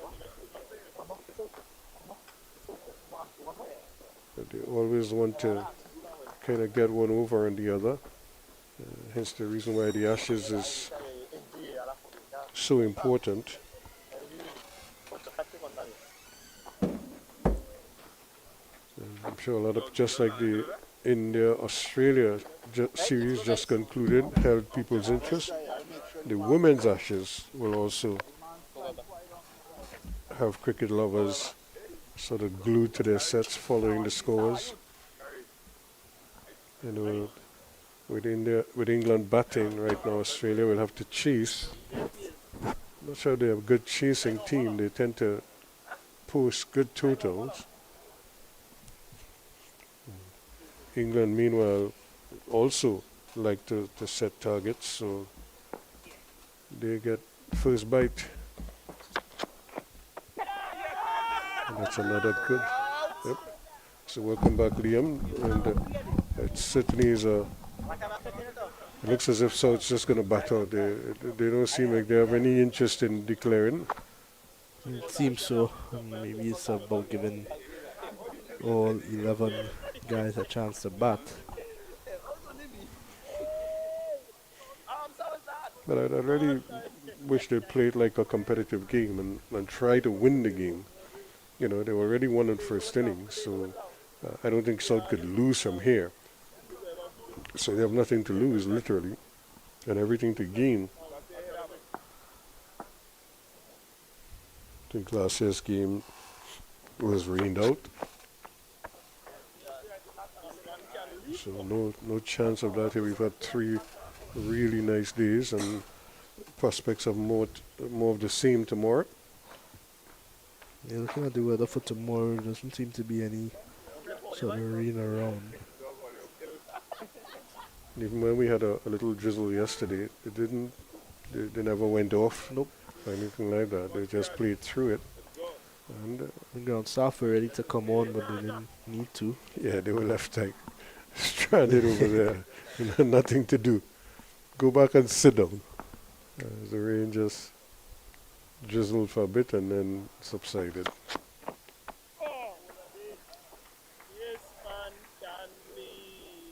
So Tian Webster picked up his second wicket, so he's probably looking for a third.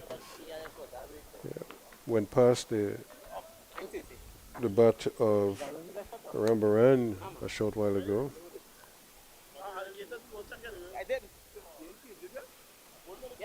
Thought he heard a nick. So Kari Pay pick up a wicket. Finally, yep. There's the celebration. It took him a while. It just shows you how important it is to all bowlers to get wickets. You know, because you got to bowl what 34 overs, almost 35 overs, and got the wicket in the 35th over.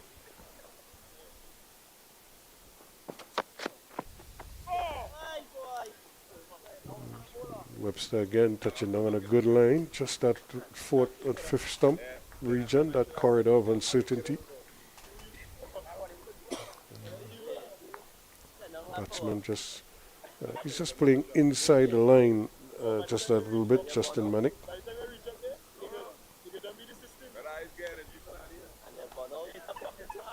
And when you go onto the stumps, because he's already set up on the stumps, it's difficult to breach his defense. So that's why the deliveries that are just off the off stump might give him a little bit of a problem.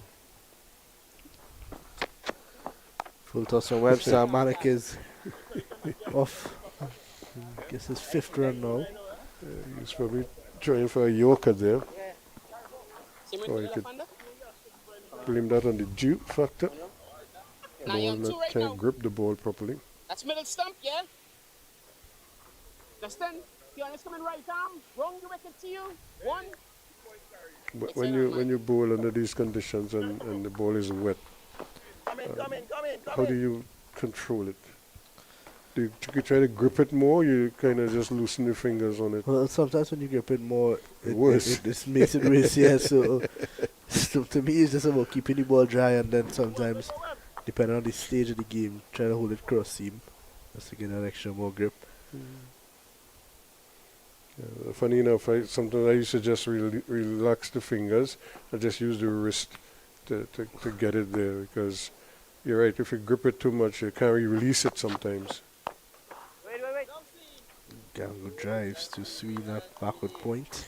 So over. No run for him. Still yet to get off the mark. Yeah, then Webster looked like a spent force there. As that over comes to an end, 2 for 73 for him. And it's 538 for 8 now. 162 overs in this innings so far. That's a lot of overs. But congratulations again to Jason Mohammed. 224 and he's still the only centurion in the match, and it's a big century, a double hundred. And I think he had another double hundred prior as well. So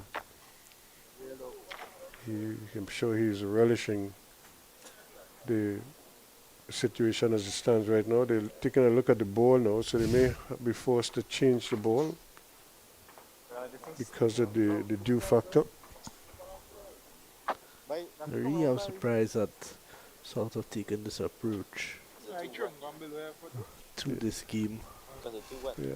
I mean, you want everybody to get a knock, yes, but you could have asked the batsmen to, you know, step on the gas a little bit earlier. Even if they got out, then you could have gotten, you know, the other players in and not worry about whether you're getting them a knock or not. But as it is right now, they just seem so intent, or more or less content with their situation. I guess you don't want to tell batsmen how to go about their game, especially in a trial game.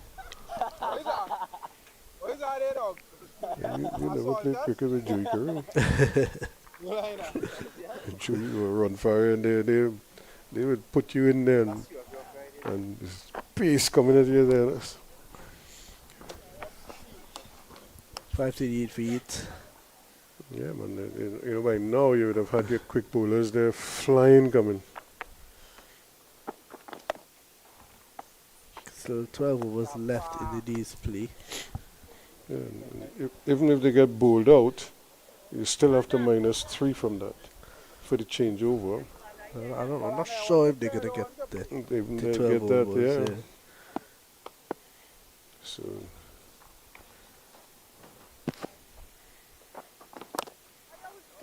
I suppose South is doing what Australia often does. Australia always keep you guessing as to when they're going to declare, you know.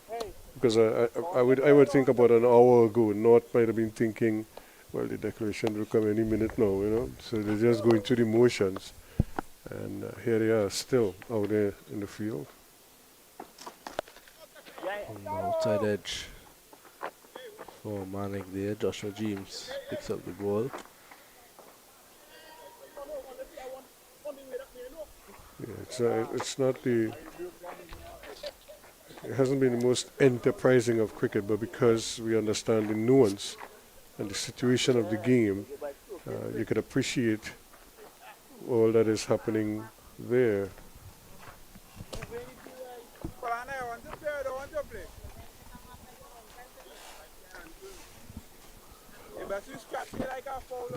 Two slips in for Justin Gangu on the short leg.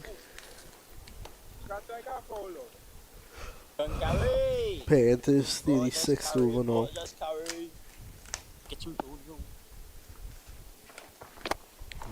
Gangu drives, and it drives well. Does not go into the boundary. As Raja picks it up.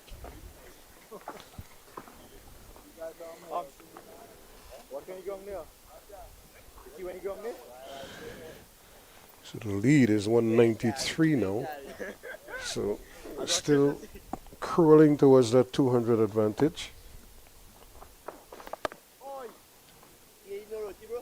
It doesn't help because Carey Pear is pretty much a wicket-to-wicket bowler. So the lower order batsmen are not prepared to take too many risks.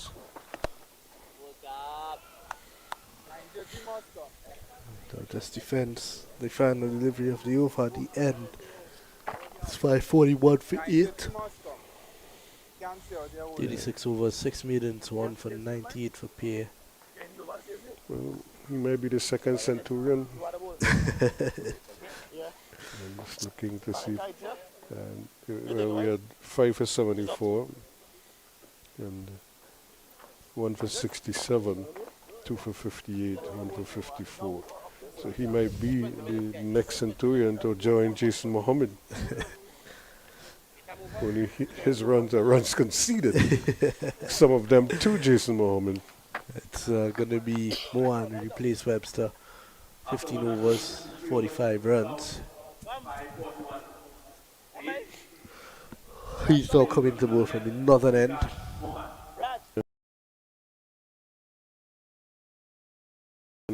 Most of the game. Looks like Changing bowling. Salter really just going to bat out the day. 11 to go, boys. Maybe declare overnight. You never know. So guys,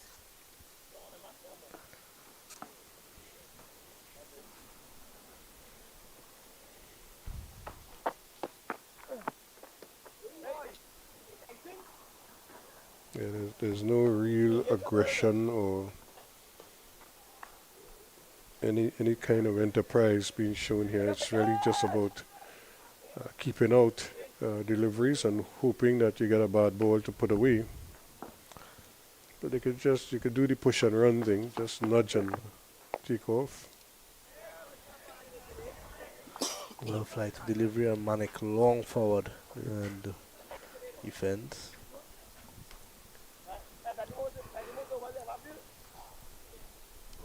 It has to be a plan because I'm sure they bat into instructions here.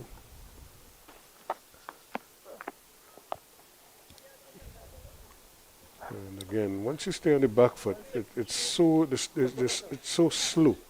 The turn is very pedestrian. There's nothing kind of that could trouble you much.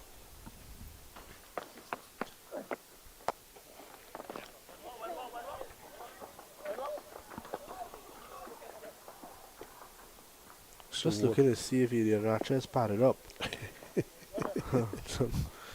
Can't find him in the dugout there. strong the wicket team. Well, if these guys are batting, they might as well give him a knock as well. Yeah, there's no reason not to. 2, yeah. So I'm saying if you're going to declare, well, you probably would have called that's him in a minute, already. Lead now 196. Yeah, or tell Maybe them we're to get on missing with something. it. Yeah, They're just trying to get to get 200. to 200. But tell them get on and get to the 200.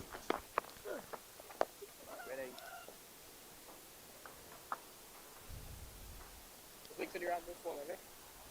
So still we wait to see, because really it's almost like they're just batting, like they're having a net. It definitely seems so. And yeah, can't go long forward again to finish the Right over. hander. 542 for 8 at the end of 163 overs of play for the South team. Lead of 196 now, so they're 4 away from a 200-run lead. And I'm just worried that may not even spark a declaration if they get to the 200. I don't think it will.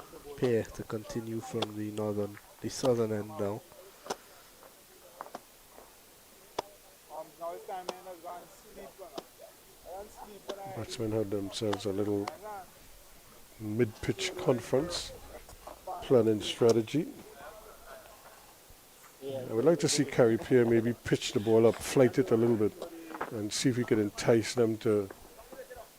Because once you put it above the eye level, they kind of like have to look up for it. Yeah. Just to see if that sparks a change in their approach. They might want to go after him.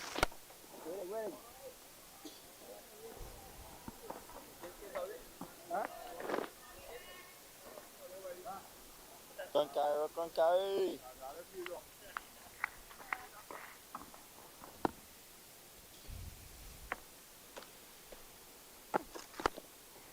He's still wheeling the arm over there. I'd really like to see him give it generous flight. And funny enough, and I feel if he flights it and he puts the revolutions on it, it might actually spin when it hits the turf. It mightn't spin quickly, but it might turn. But right now he's a little bit flat, and this is like how he bowls in limited overs competition. He's just short of a good length.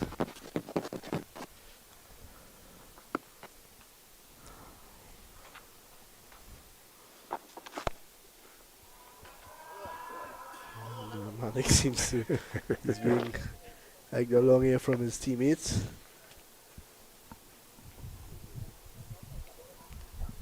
As long as everybody in the dressing room understands the plan. 2 deliveries left in this carry pair over Manik. 27 balls he's faced now. 28. And he's on 7. Looks solid though. Yeah, his defense is pretty good. He hasn't played and missed much. And unlike some of the others though, he's almost predominantly on the front foot. He hardly comes back onto the back foot much. He seems to like going onto that front foot. Here he's standing up and trying to punch it, but no real power in it. So that ends another carry pair over. And it's a maiden, 1 for 98 from 37. So he is 2 short of 100. That is 100 runs conceded. 9 overs left in the day's play. Mohan to continue.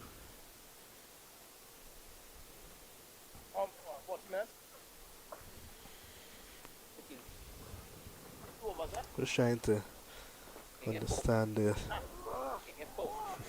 thinking of the thinking. South. Yeah, I really just think they're gonna let everyone bat. If not bowl them out, they bowl them out. If they don't, they'll bat all day tomorrow if these guys can as well.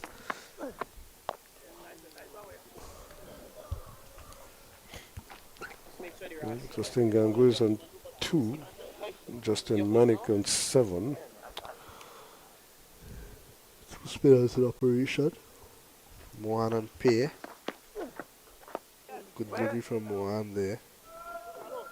There seems to be no mood to get a single even. They're just batting and batting. Yep, they're just occupying the crease here right now. You know, in cycling, you know, sometimes they tend to burn guys' legs when they stop on the track and they try to balance, stuff like that. Well, the UCI saw that, because some guys could balance for long, so they keep you there. And, you know, so the UCI have ruled that you could do it, but you have to keep rolling, you know, even if it's slowly. You can't just stay there for any extended period of time. Because, boy, man used to keep you there for like a minute. And long forward again is Gangu. 2 of 15. In fact, make it 16. They're just batting maidens, and I don't understand. I think even for yourself at this stage of the game, Yeah, you want to get some runs. You want to put some runs on the board and try and get up to that 200-run advantage quickly. It's 196. Been that way for quite a while.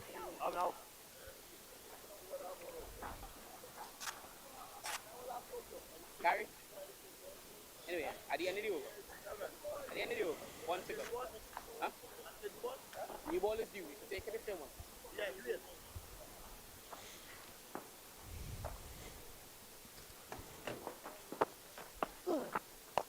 driving and nicely played. A beautiful shot there from Gangu.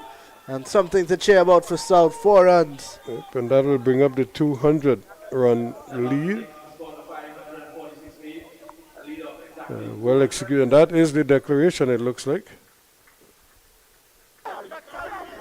Well, we live in hope. I don't think so. I think that's the over. Yeah, it's the end of the over. I thought they were getting together to walk off, but it seems as if they are going to stick around. You're going to take the new ball right now. And prolong the agony for the Northerners. Got a feel for them at this stage. Yeah. They've been in the field for 166 overs. 2 full days basically. And they've only managed to... 166. Now, it looks like Manik is calling for some water. Simon Arun is also going out there. The third umpire, Simon Arun. And I'm not sure if they're going to declare. It doesn't look that way because I see Jed Gully out there. He's They would have come back in. Yeah, but you know, instead of giving him treatment out in the field, they would have probably brought him in for the treatment. So they're just going to. Yeah, there's no plan for Saul to go back out there. I'm looking down at their camp. Goalie's in his warm-up kit, so it's 2 turn. So they don't plan on going back out to field this afternoon. Yeah, it's just surprising, very surprising. You would think they would want to get at the northern batsmen. They have them in this mental state right now. Exactly, Where, they're drained. yeah, 2 yeah, days you in know. the sun is not easy.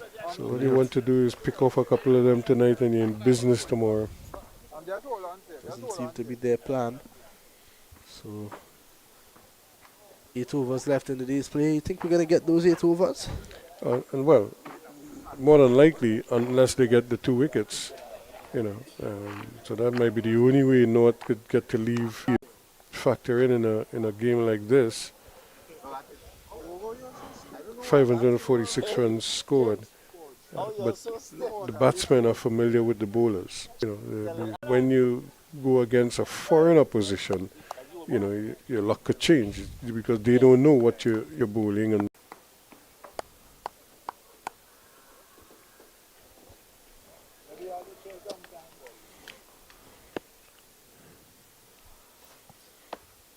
It's pay again. Faster delivery. And right behind it. it's a flight the ball. He's not tempting him. You know, just give it a little air. As you say, throw it up in jar breeze. Let's see if he comes down the wicket.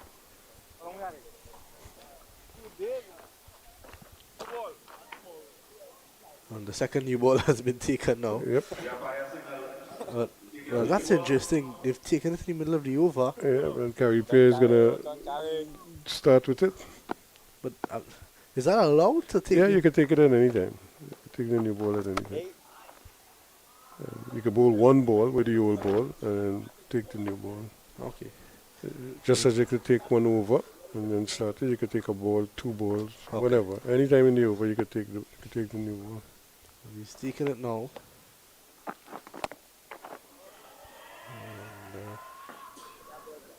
But that's the thing. If you take the new ball, why not put a silly mid-off or something, you know, or a gully? Might as well try something. Yeah, You know, the field hasn't changed. No, nothing has changed except the ball. It'll be interesting to see if they bring a fast bowler on.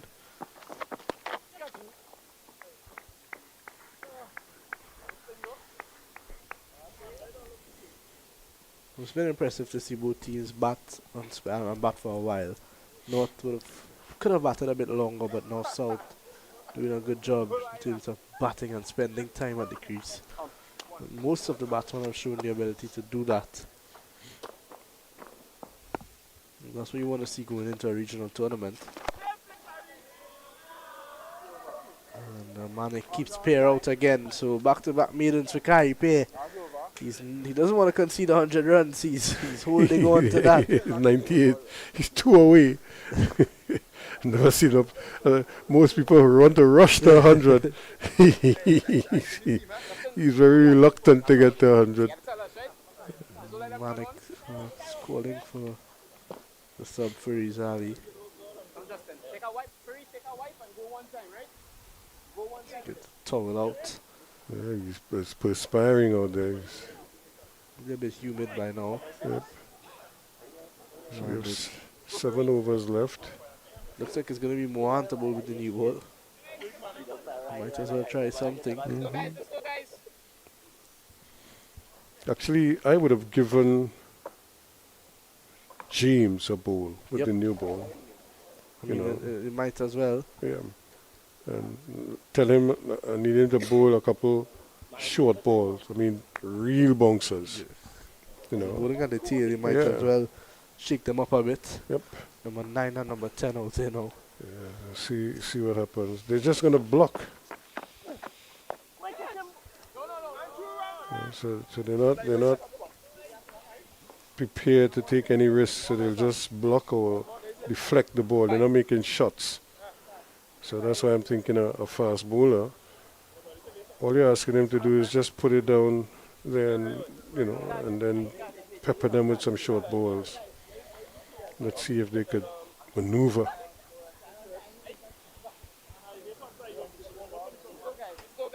in and out of the way. So why do you have the fast bowlers out there if you're going to take the new ball, you're not going to use them? If your ball spin at one end, That's fine. You They know. at least give the fast bowlers one the end. fast bowlers and then to bowl at. Gary Payne really brought up some questions in terms of his captaincy and going into the first game. Then they'll be looking at him and saying, you're the guy for the job. And Gangu It's goes in over the the air. top. James is not going to be able to catch that. Gangu looking to go over the top. Not a bad option. Yeah, that's what they want to do, flight it and let them feel they can make shots. Especially with the new ball now. It's going to be a bit harder. They're going to think that if they get the connection, it's going to fly away. But smart bowling from Mohan. Since his 18th now. Two maidens, none for 51. Manik just content in getting on the front foot and fending it away. Yeah, that's why you need the fast bowlers to just shake things up a little bit here. Yeah, be trying to dry it and we bouncing it, right? James is out there and I'm seeing him. Yeah, moving he's with his right here. He shoulders doesn't up. seem. I'm sure once he see that new ball, he probably eager to get his hands on it. I see Filton Williams is on the field as well still. As is Sween. And Tion Webster. Yeah. He's Well, Webster was bowling a short while ago, so I wouldn't go back to Webster. yeah, I think any one of the other three. Yeah, could any one get, of the other three, I think, especially deserve. James. I really want to see James with the new ball in hand. Yeah, I really want to see if he could really fire in a couple and see how the batsmen adjust to that, because right now they're just blocking everything, Now on turn a bit from Ohana, and it's going to run very close to the boundary. Raj has a chase to do here, and it goes for 4. So 4 buys. 550 up. Yep. And you can see the boys having some 551. fun out there. 550 comes up for South, 550 last for 8. Need a 200. So the lead is now 205.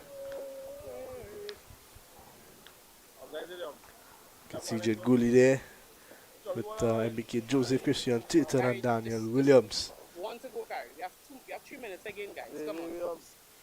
Let me get the ball in, Andrew. Yeah, Come guys. they pretty much, they look relaxed. They just, suppose they're prepared to leave here and come back tomorrow. See what happens. Tomorrow is another day. See what happens tomorrow. It's going to be Vikash Mohan to continue. Leg slip in place now. Manek gets it down to deep square for a single. That's over. Last one, gentlemen. So that ends the over. So 552 for 8.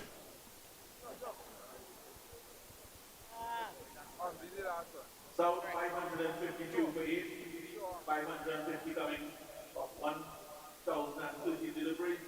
764. Gary Payne to continue with the new ball. 38 overs. 8 maidens on for 98.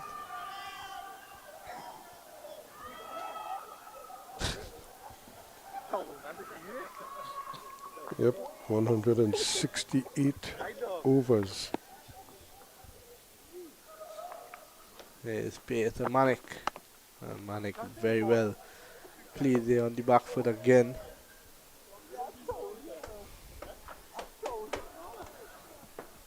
(9:29 p.m.)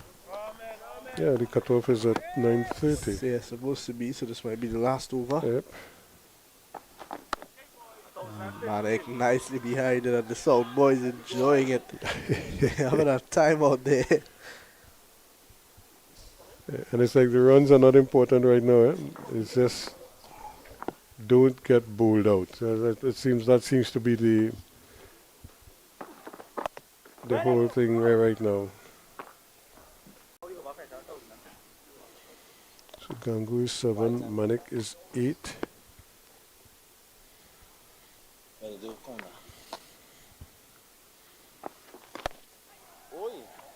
Played from Justin Manek.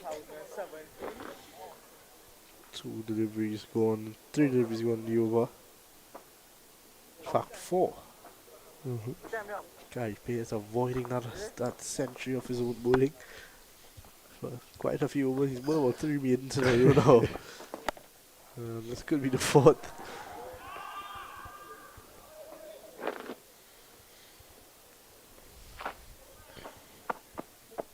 A lead of 206.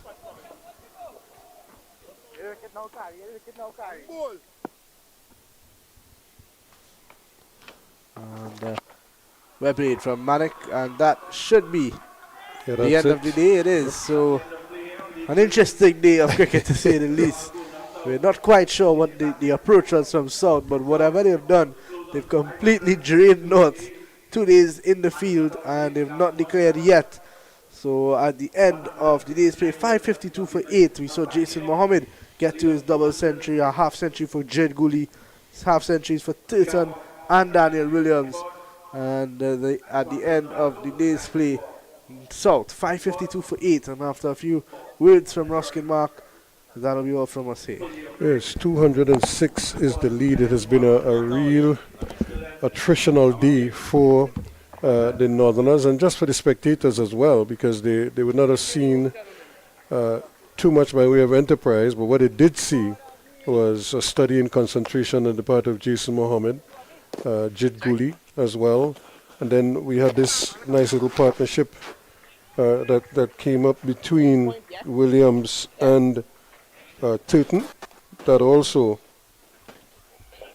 netted them another splendid partnership, a 100-run partnership. So from top to bottom, South achieved what they wanted to, but at the end of the day, they have a lead of 206 runs at 552 for 8, with 224 of them coming to Jason Mohammed, 98 to Cooper, 69 to Tilton, 56 to Williams, and of course 56 to Jid Gooley. So that's the situation here.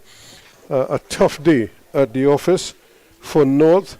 Their 346 has been dwarfed by South's 552 for 8, and that's an overall lead now of 206 runs.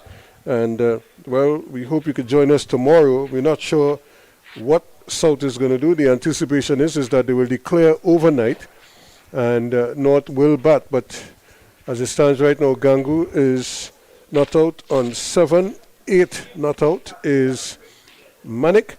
Whether they will resume tomorrow is left to be seen, but right now it is 552 for 8, 169 overs bowled, and a lead of 206. So that's the situation here. So on behalf of the entire team, I'm Ruskin Mark, thanking you, and we look forward to your company again tomorrow from just about 2 o'clock for day 4 of the Namalco North-South Classic here at the Baron Lara Cricket Academy.